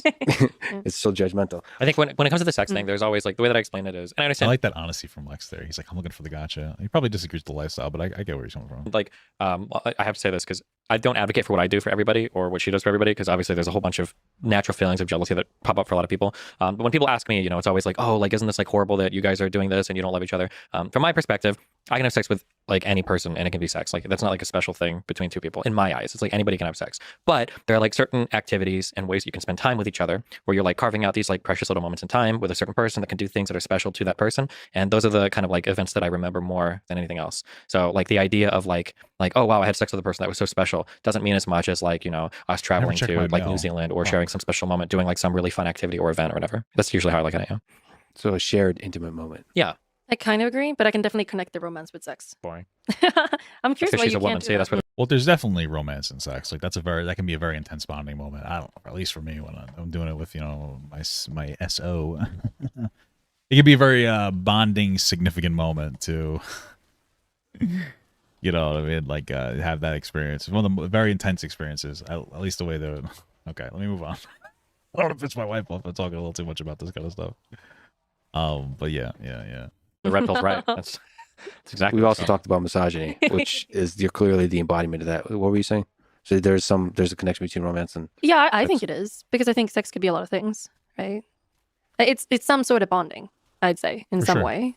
They say that you really like BDSM, you kind of like you become submissive to someone or you take control over someone. It's like a very bonding, like intimate moment, I'd say. and that's romantic. The intimacy is romantic. I think it is. If you can show yourself as really submissive or like weak, or you have like absolutely no control over yourself. Yeah, it's like a sexual vulnerability, like you being able to trust somebody to be in a situation where like they have like that much control over you. I totally get that. And you let someone else do it, or you are the one being that, like you are the dominant for someone. I think that's a really like intimate thing because you show like the weakest part of yourself, kind of. I just feel like I personally, to me, some component of romantic, but to me, this is not judging to others. To me, maybe it's how I was brought up. The romance increases if the number of intimate interactions are limited to one person. I agree with that. Like for me, for some reason, spreading it out decreases like exponentially the feeling of romance you feel. But I don't know what that could be. Just like sort of having grown up in the Soviet Union, there's the fairy tale stories, and you're kind of maybe living through them.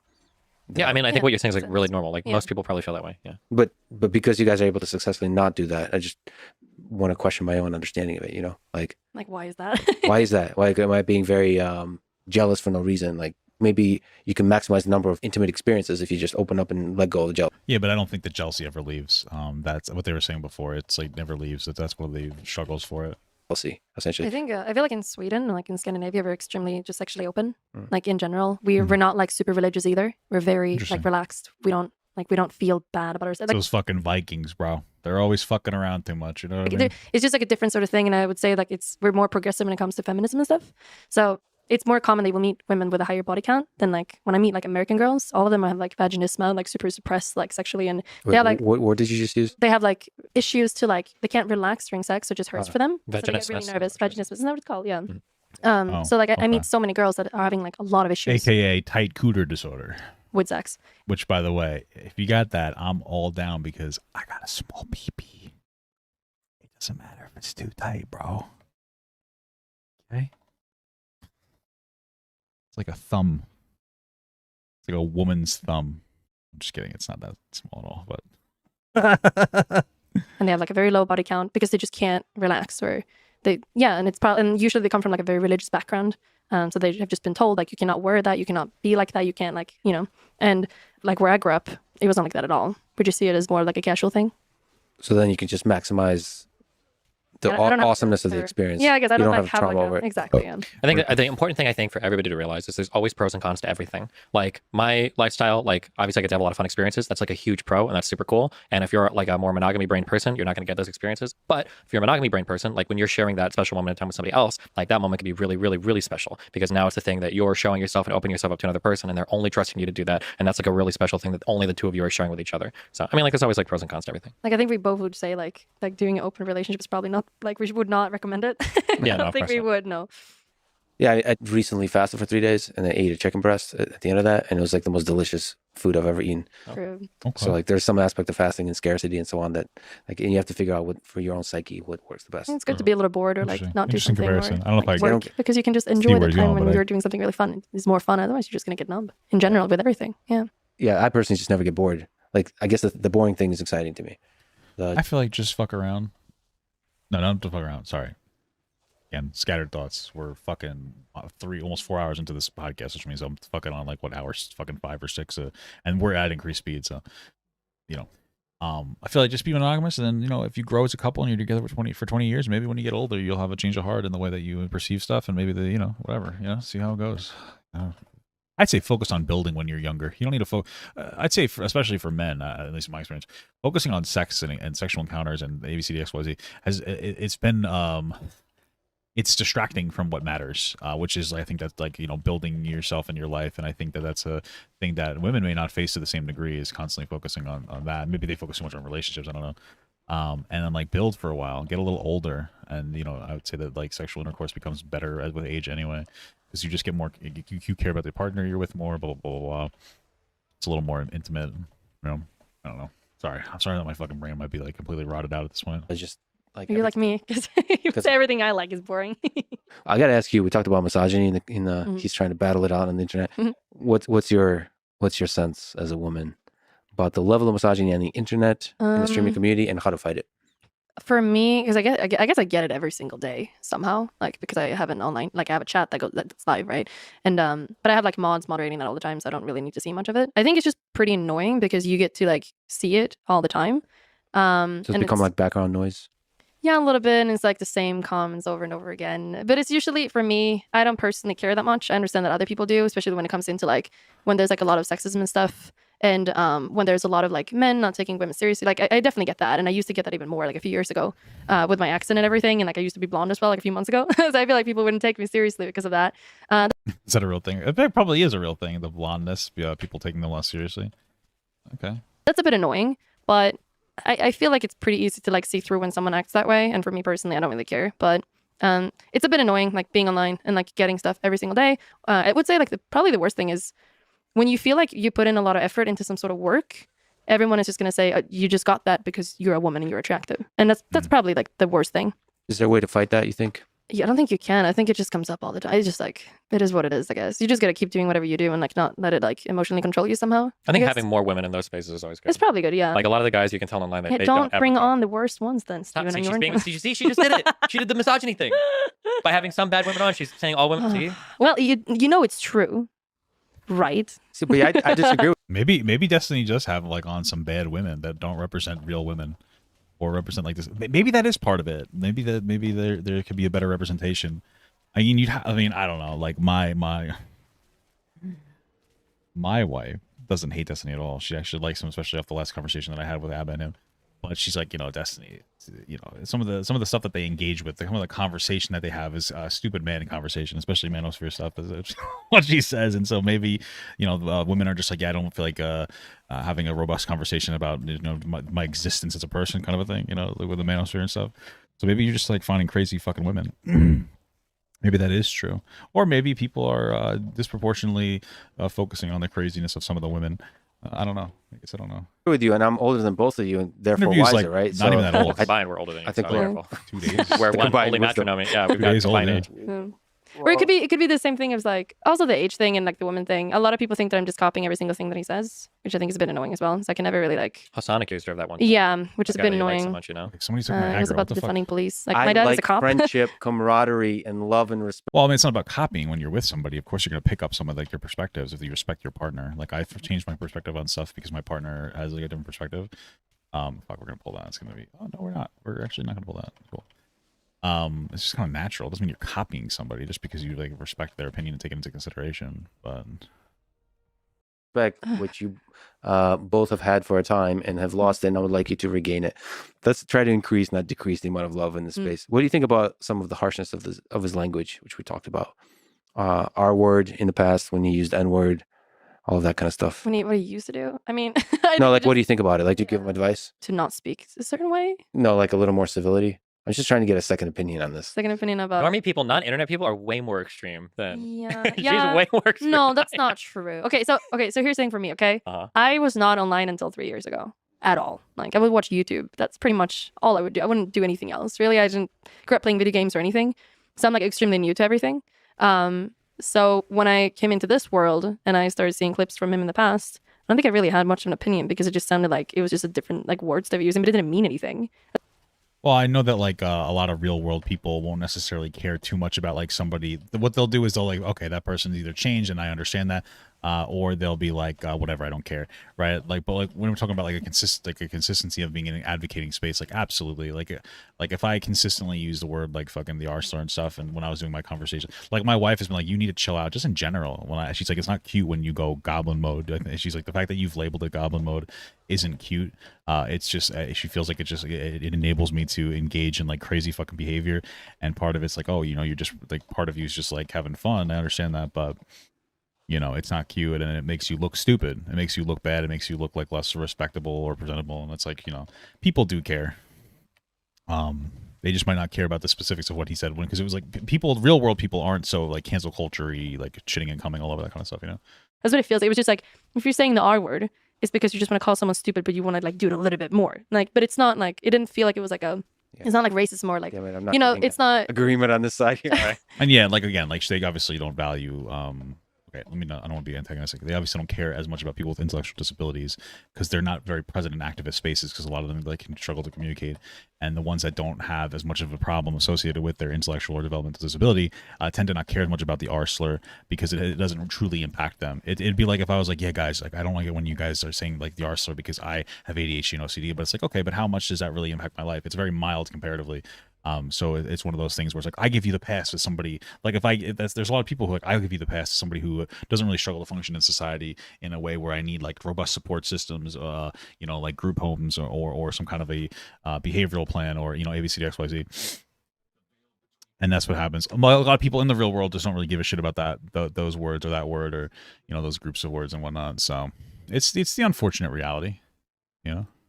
So like, if he was saying the F word because it was just like a word to like insult someone, and he wasn't like, I don't think you were ever homophobic back in the day or anything like that. But I think it was just like a way to express yourself maybe back then. I don't know. I didn't do it. There's no videos of me or anything because I wasn't even online back then. But yeah, so my case was, I definitely don't think Stephen is homophobic or racist or any of those, obviously. So there's a good heart there and a good mind. I was just saying, he just likes being mean. I think. Well, there's you lose yourself and forget the bigger picture that he's pushing for more effective discourse on the internet. He's like an inspiration to a lot of people, especially now, of like how you can use effective conversation to make for a better world, to radicalize people and so on. And then you lose some of that power by losing yourself in like the language, just more language of emotion versus effective communication. I would say, but it's a gray area. I would say like something that he's probably recently done in that case, because he's been joking about women a lot. Like, it's women's fault, they're bad. Like, it's been like a lot of jokes when it comes to misogyny, I guess, in your community. And I think it's actually turned people a little bit that way. That's why we've done the recent misogyny Yes. event. So that, I guess that's actually true, because I don't think it was clear enough. I don't think it actually was. I think you did that mistake. But I think back then I was even saying like, hey, you should probably not, like, you probably should not do that. Because it actually is pretty hard for me, because whenever I come into his community, like his chat, people are just going to spam. It's like a woman moment. It's a woman moment whenever I say something. And it's kind of like, yeah, it's getting pretty annoying. As I said, it's just annoying when you see it every single day. Yeah. There you go. Wisdom from somebody younger than you. Wow. Wisdom can come from all kinds of people. Yeah, of course. Just sometimes in very limited quantities. Depends on the age. Boy. Oh my god. You can learn something from anybody. What advice would you give to young people, the both of you? That you have both audiences where young people look up to you in general. If you were to give advice to somebody in high school, like how to create a life they can be proud of, what would you say? The most important thing that I've learned is to view people as different and not better or worse. And when you view people as different instead of better or worse, you learn that there's almost something that you can learn from anybody. Like being open and empathetic towards other people's experiences. Nobody does anything by random choice. Like, there's always reasons why people act the way they do. And as long as you're willing to kind of like be open and receptive to the lived experiences of other people, you're going to be able to gather information and create like a more cohesive and better view of the world than any of your peers will. Do you have any kind of advice you can give to young folks? People, I feel like something that I see, especially in America a lot, is that a lot of people kind of get told what to do early on. Like in high school, they're supposed to become this thing, like education-wise, like they're supposed to like become a doctor or this thing or whatever, and then they kind of just like give up on things that they're actually passionate about. So I think a lot of teenagers get really confused. They get an education and then they get that job and they hate everything, and they think that when they're reaching the job, when they're reaching like the journey, they're gonna get happy. That's like where they happen. It's interesting because I've had the opposite experience growing up in America. Maybe this is just me, but there was a very heavy emphasis on trying to chase your dream and go to college. Very heavy emphasis on just going to college, which felt like a little bit of a pipeline scam, if you know what I'm saying. But there's a very heavy emphasis, but not necessarily for anything that you may want to do. Like, just go, just feel it out, do this. There was not a lot of proper guidance to me. I don't think that, like, I think schools were like, yeah, just go to school, figure it out. There wasn't like, hey, if you don't know what you want to do, maybe go for a trade, because those are really good jobs that will be around years from now when automation becomes more prevalent. potentially could displace jobs and whatnot. And then like, even if you do that, let's say you become like an HVAC tech, makes really good money, you can get older and be like, you know what, I don't want to do this thing anymore. I think I'll go to school for this, and you'll have the money to do it and the financial resources. I don't think that like, I personally haven't experienced that. I don't think that that's the general American experience. I could be wrong. I feel like I could be wrong, but that's not my experience at all. So it's going to be, but then when they get to there, they just hate everything, and then they become really depressed. And I've seen this so much. Like I see this all the time, and it's pretty sad to me to see so many people that are just wasting time, and then they just get really confused. And I don't know. It's the same thing with relationships too. No one really knows what they want anymore. I feel like everyone is just like, I can see people going to school and like feel like they're wasting their time because they don't know what the fuck they're going to school for, because like there isn't proper guidance on what you should do. You know what I mean? In society, I think that it would have been great if somebody was like, yeah, you should just become a welder. That's what I would have done probably, is just become a welder or something. If somebody was like, this is a good idea, you don't know what you want to do, maybe become a welder, you can make good money, it might be a little beach up your body up a little bit, but you know what? In the long run, you'll appreciate it, and you'll be able to change your field if you ever got there. And it's like, oh, great. Or pushing towards computer science, which wasn't like super prevalent back then. I'm like a bit older, so I was 32. So like when I was 18, was that 14 years ago? I don't even know if I did my math right. Maybe that wasn't a super viable or of option, or it wasn't considered viable back then. But kind of doing whatever like society is saying, or their parents are saying, or their friends are saying.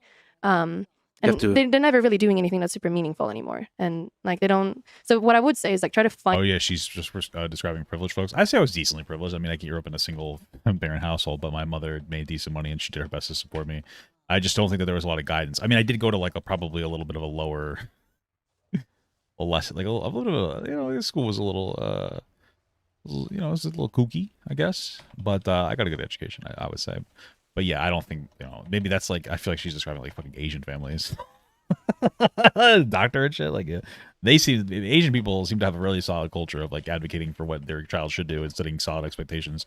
Even if maybe sometimes they get a little crazy, it's better than leaving. I feel like young people I feel like it's unreasonable to like, oh, you should know what you want to do by 18. Like your dream job.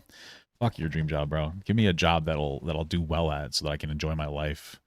Outside of my job, you know what I mean? Like that's better than anything else. Give me 1 second. I'm just gonna pull all these, and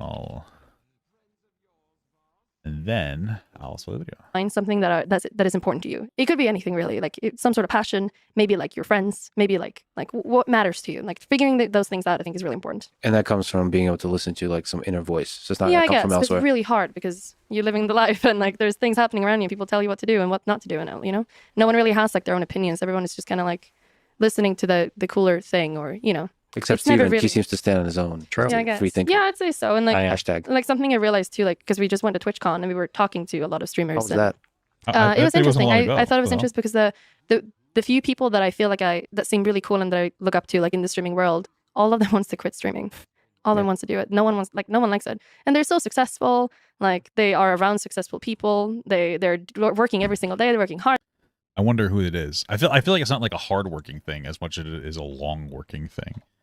Because I think that those are two different things. I don't think that streamers work particularly hard when you're sitting on and playing video games all day. You're doing a monotonous, boring work that you probably hate, because that's what you're focusing on, is maximizing on your financial returns by streaming 12 hours a day. But that's not hard work. I'm just being real with it. But I could see how it gets super boring. Like I actually will enjoy the occasional times that I'll do a long stream, but holy fuck, like I can't do the 12-hour streams. I like 3 hours. I mean, the last 2 days I've been doing longer streams, but I've also been playing God of War, and then also this conversation is obviously very long-winded. But like I feel like that's different. When I stream God of War, I'm playing a video game that I want to stream. I'm not like finding games that I don't even want to play just to do it, just for audience attention, and then trying to put on a facade and being like, hey guys, it's me. Hey guys, it's pee pee poo poo fart boy. Let's go play some Among Us. Oh my god, I gotta make sure that every interaction I have is a potential clippable moment. Holy fuck, I'm getting fucking dumpster, dude. What the fuck? You know what I mean? I feel like a lot of people are like that. I feel like my build is also fucking abysmal dog shit, but that's life, you know what I'm saying? They're making so much money, and everyone is just complaining, and like they're complaining about like not being able to see their partner, or because they need to live somewhere else. Because and I see these things, and they seem extremely unhappy, but it's so hard for them to just like cut all this successful stuff off, because that's like what you learn to do, and that's like supposed to be like your happiness, but it isn't. Everyone is really unhappy. Yeah, there's something about, maybe streaming is different, but it's interesting. It just sounds like being a normal fucking person. These guys are so unhappy. They're working. It's so interesting because like I've heard a lot of people talk about that stuff in the real world where it's like, yeah, I have to work these two jobs, like either like a full-time job and a part-time, or even like two full-time jobs or something. And I'm going to school and I'm trying to do this, and then I don't really get to see my wife because we have alternative schedules because she's working another job and we're doing this and we're doing that and we're doing A, B, C, X, Y, Z.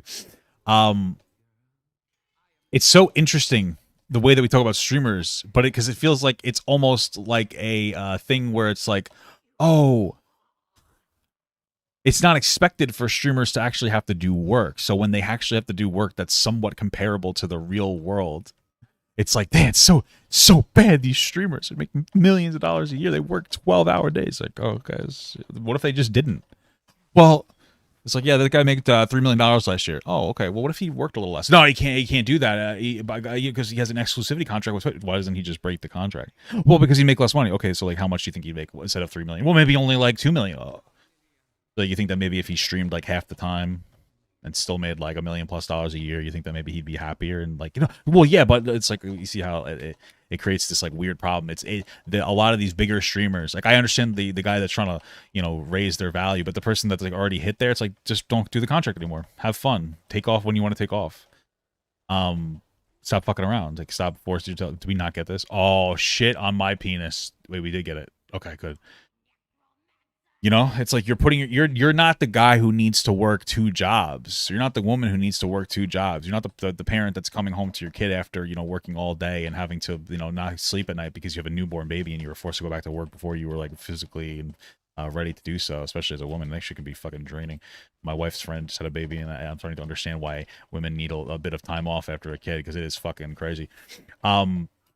Like just constantly like breastfeeding, like how fucking hungry these little bastard like shit machines are, these fucking diarrhea machines. It's crazy. It's fucking incredible. They have to do these things. Like, you don't have to do them, but then you'll say, I gotta do it because you made a dumb fucking contract. You know what I mean? It's like, it's annoying, but you have the option of, how the fuck that died fast as fuck, brother. You have the option of building your career in like the way that you would like to build your career, and like, you don't have to stream as much, but you want to, because we're gonna pull half the fucking dungeon. Oh, what a path on that. Holy fucking garbanzos. YouTube folks too, I've interacted with a few, and even in podcasting space, people become obsessed about the views and numbers and subscribers and stuff like that. So I never talk about that. I don't. It's a big thing to try to break, man, because like you if you focus too much on that stuff, it'll be a pretty big honestly like a mental health issue. You'll fuck yourself up. I don't want to call it that. That seems a little too much, but like it'll get in your mind. I'm not gonna lie, it's a motivation for me restarting the channel, because there's some reason an association with the main Papa Gut channel of like views that I don't want to associate with anymore. It's like a mental thing. I have a weird mind that I don't have with this other channel that I'm building. I post a video, and like when it doesn't do well, I don't care. I just I do content, whatever I want, and then I post it, and for some reason it's like a fresh mental experience for me. Part of it is like a little, I guess, cathartic or something, and like stress relieving to build the secondary channel, which has been going very well. Because like you get into that brain, like I have to remove the association, and like that's a big part of it for me. Pay attention to that. I feel like that's a drug that destroys your mind. Your mind as an artist, ability to create truly unique things. Also your mind in terms of the anxiety, the ups and downs of the attention mechanism, and then also being just, if something that you make is not popular but it meant a lot to you, you will think of it less. Yes. Because it's not popular. Yeah. And that's a really dangerous thing. And because everyone around you is reinforcing, like I'll get messages like, wow, this thing got this many views or something. Great job. It's like, no, you don't get it. Like that's not everyone is enforcing this, like this language of views and likes and so on. And it's, bro, I feel like that's a huge part of like why young people are so stressed out because of social media, because they're so adamantly focused on views and likes and this and that. But this is something that people should also understand, is like, it's not just about the amount of views a video gets, it's about the audience retention. Yes, that's the girl's name. Thank you so much for popping in to say that. I found that some of the most positive reception has been on content that has gotten like the least views, like the gaming content that I started to do. I post like the VODs of God of War, and people are like, I fucking love this, right? But it doesn't do very well view wise. But like, who cares about the views necessarily? Sometimes, of course, you need to care to an extent, but then of course you have the followers that are like, I really like this content like a lot, like it's really resonating with me. It's really good, like this is fun, What is Thrash? Oh shit, this is fucking busted. Some of these abilities are busted. They'll like communicate to me that's like, yeah, I really enjoy this content. It's going really well. I appreciate it a lot. It resonates with me more. There's something to talk about when it comes to creating content that people can like. It doesn't have to just be for as many people as possible. Sometimes like the content that performs the worst is the best content because it strengthens your core audience. It's correlated, of course, because truly impactful things will get a lot of attention often, but it's not on the individual local scale, like temporally it can really fuck with your mind. And I see that in the creators, they become addicts to the algorithm. Lost in chasing views. Yeah. Like we know friends that Yes. we know cool people, and then they start streaming, and eventually they're like chasing the dragon of like.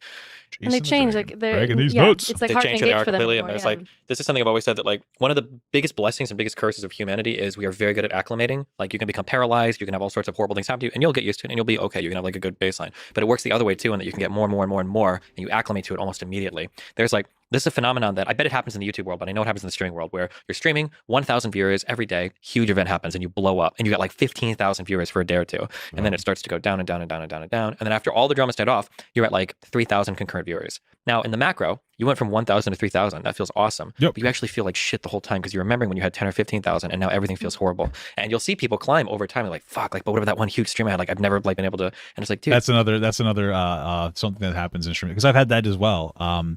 You have to understand that there's going to be highs and lows, and like you should take a break in the lows too. By the way, it's like, oh, I'm not at a high right now. You know, you can chill a little bit more. You got to wait for that high to come back. I guess when you start chasing that high too much, that's when you start making the most performative shit content, and that people don't respect you anymore. And that's when you start to like what people consider you selling out.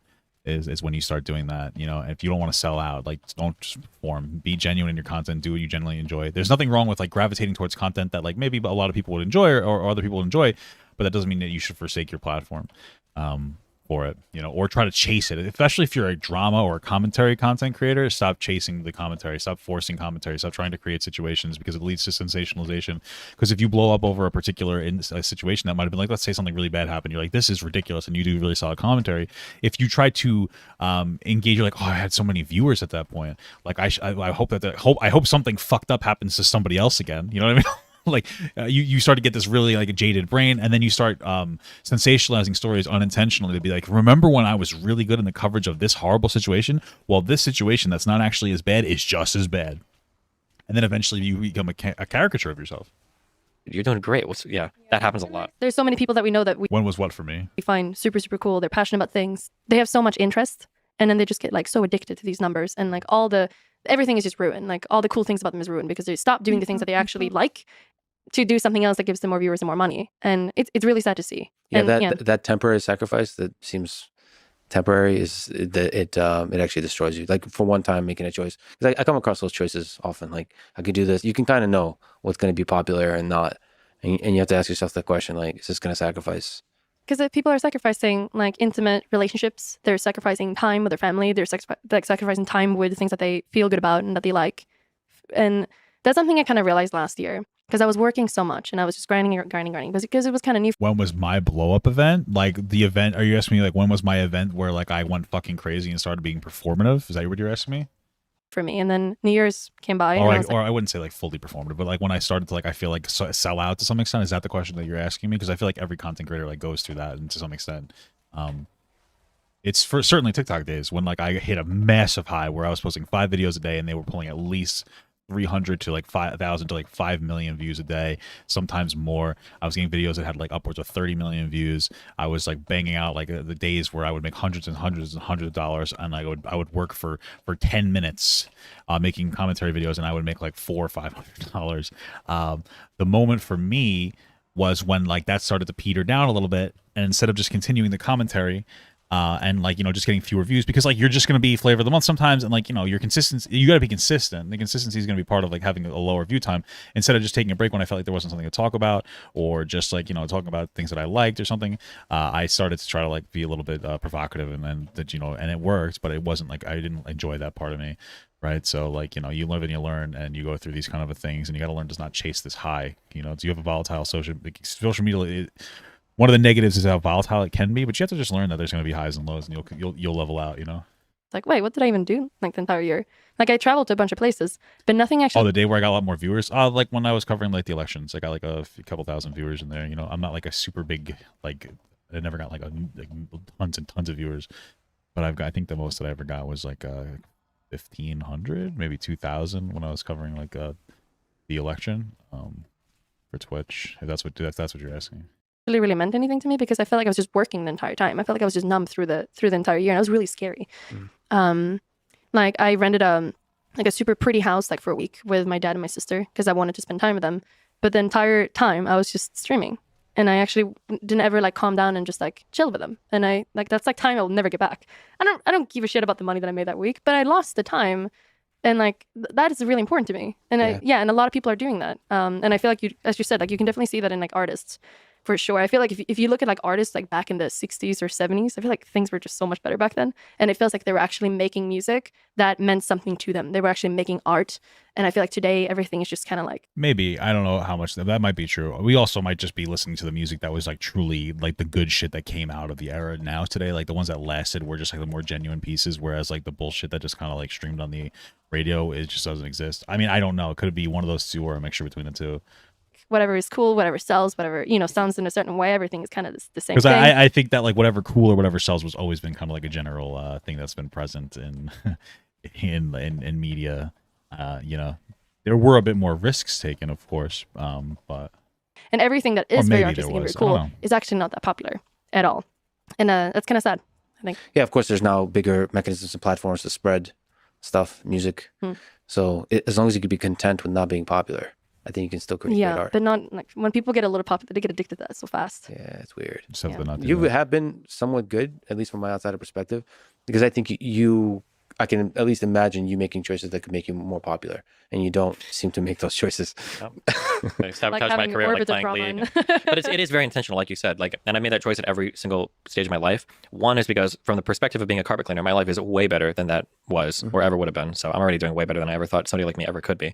But then two, I super love my job. Every time I wake up, every time I fly to a place to do a podcast, every time I get to talk to really cool people, like every single part of my job, I super like. If there's something I don't like, I just cut it off because I don't care. Because I'm already making plenty of money doing what I do. And why would I ever wake up and not like what I'm doing when I can like what I'm doing? How do you guys find through that, given that you love it and you sometimes maybe lose yourself in the drug of it? How do you find like work-life balance together inside a relationship? I like that. Like time for each other. I don't at all, so I'm not a good person to ask. What do you love more, Mel or Factor? Factor is a really good game. That's like not a fair comparison, okay? You're talking about one of the best, cleanest games, best support ever made, cleanest code base. Like, this is... it's more Factorio time for me. Starting to understand where the misogyny comes from. By the way, is Factor legit a really good game? Yeah, of course. Yeah. Okay. If you're like, do you enjoy programming? Of course, that's all I do. That's okay. To me, got like programming is a game in itself that I enjoy probably more than anything else. But yeah, it's very much a game like that. Like if you're into stuff like that, like you can lose hundreds of hours like very quickly to like you have a problem and then you think of a solution and then you iterate on that over and over and over again in larger schemes. Sometimes you got to redesign stuff. Sometimes you like it's very much like that kind of game. So you're essentially building a factory like what on a foreign planet or something like that. Basically, it's like a bunch of you're trying to automate different problems so that you can build bigger things, so that you can automate bigger problems, so you can build bigger things and automate bigger problems. Yeah. So it's more complicated than like a city building game, like some city type of thing. I wouldn't say it's more complicated. It's more it's like Factorio is like a game of like logic. Like strictly like logic, like almost like building a circuit or something. Yes, yeah. There's circuitry, and you've got your AND, OR, XOR gates. Like there's stuff like that. It's very much like that. Like what are the enemies in the game? Like what? They're like bugs that try to bite you, and you can get guns and shoot and kill them. But it's like I saw there's like shooting going on. Yeah, but that's like it's just like another problem to solve in the game, basically. Yeah. Okay. All right. See what we did there? We just started talking about the game as we're trying. Oh my god, that's really like a game. Okay. That's horrible. Anyway, is that basically the struggle, non-stop struggle, how to get human, like intimate human time? I feel like it was like that a little bit more in the past. I feel like it's been better lately. But I think it's because when we started dating, I wasn't streaming. And I kind of just like gave up like my trip in New Zealand. I gave up like I left Sweden. So I was just like in LA, which I hate. I hate LA. I don't like LA at all. It's hard to make friends that are like real, that are into the same stuff as you. It was just really hard for me to connect with anyone, especially also like being a European and like being around Americans was very strange. So the only thing I had when I came here was him. And I didn't expect. Groomer Destiny, what are you doing? Putting her in a situation with a power dynamic where she has no other dependencies. You're luring her and isolating her away from other people. Is this a methodical thing? How many women have you done this to? Did you sex with her on and off? If you don't fucking heal me, I'm gonna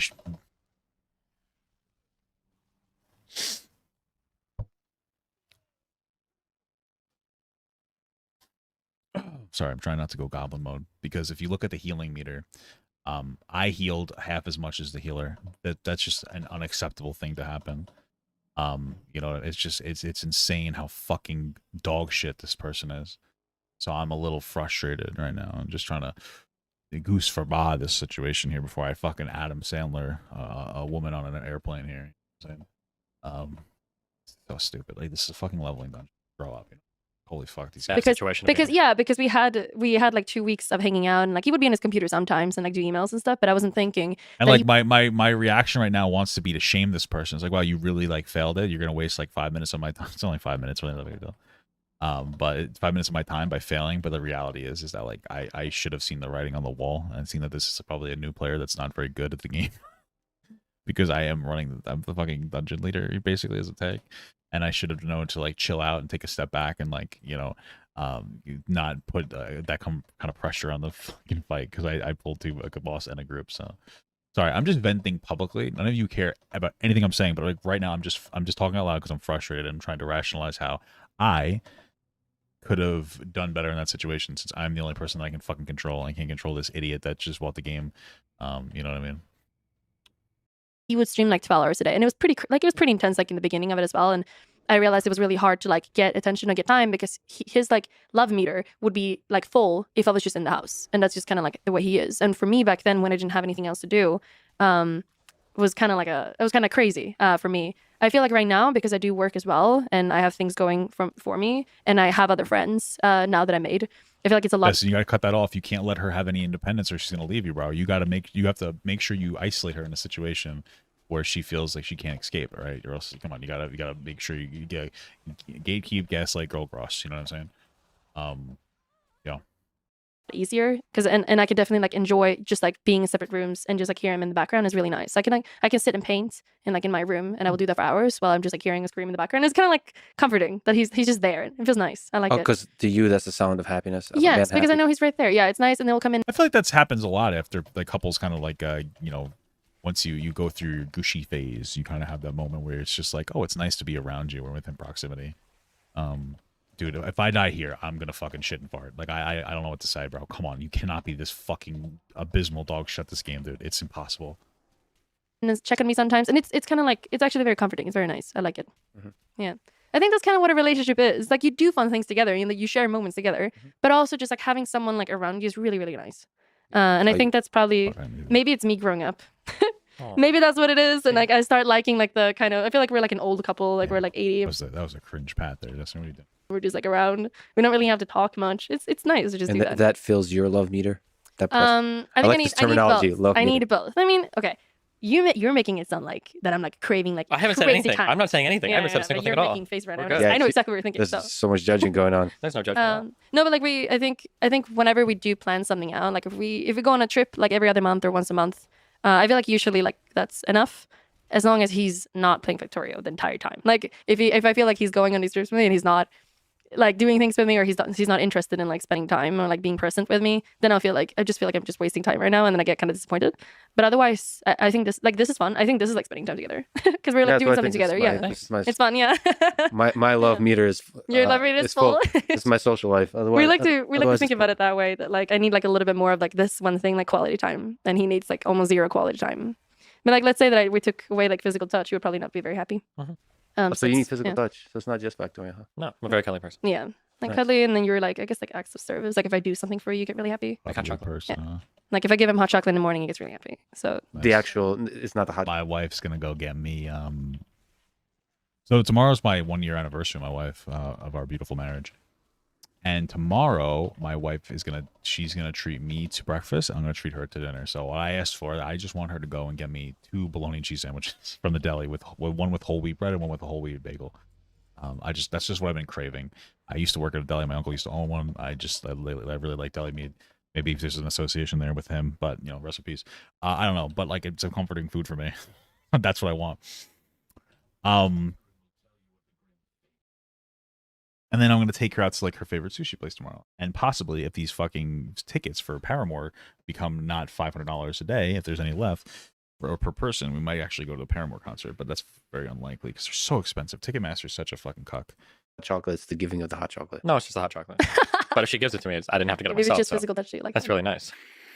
All right. Well, if you had to choose between Factorio and the drama or political discourse, which Probably one? political discourse, probably my calling, but I am a good Factorio player. Like, what role exactly does Factorio play in your streaming life? Oh, well, right now it's just something to help you get through the content, you know? usually there are like these games that I play in the background as I have conversations because it's hard for me to just sit on the computer and just talk and not like be playing a game at the same time. So it's just something to keep me kind of like occupied. You know, some people buy like those little like widget things, I guess. Yeah, that's what yours. Yeah, basically, yeah. It's like Minecraft or Factorio for me. All right. Well, my love meter is full from this. Mel, thank you so much for joining us. Thank you for having me. This was really fun. You guys are fascinating human beings. Thank you for existing. I'm glad to live in a world where you exist. I can't wait to see what kind of beautiful thing you create next and the crazy kind of art that you create through the different people you interact with. Destiny, Steven, you're an amazing human. Thank you so much for talking to me. It's an honor. Hope to talk with you again. I'm talking to Ben Shapiro. You've given me a lot of inspiration. It's an honor to talk to the Ben Shapiro of the left. Yeah. Well, thanks a lot for having me. I appreciate it. Thank you, It's guys. been fun. Thank you. I like how Steven didn't shit on him for saying that because he wants to have the conversation with Ben. Anyway, that was an excellent conversation. I'm a little tired. I'm going to get off. Go talk to my wife. Great stuff though.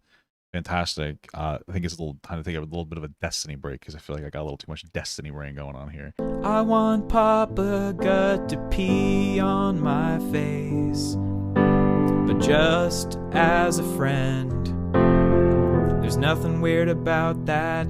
I want him to pee on my face.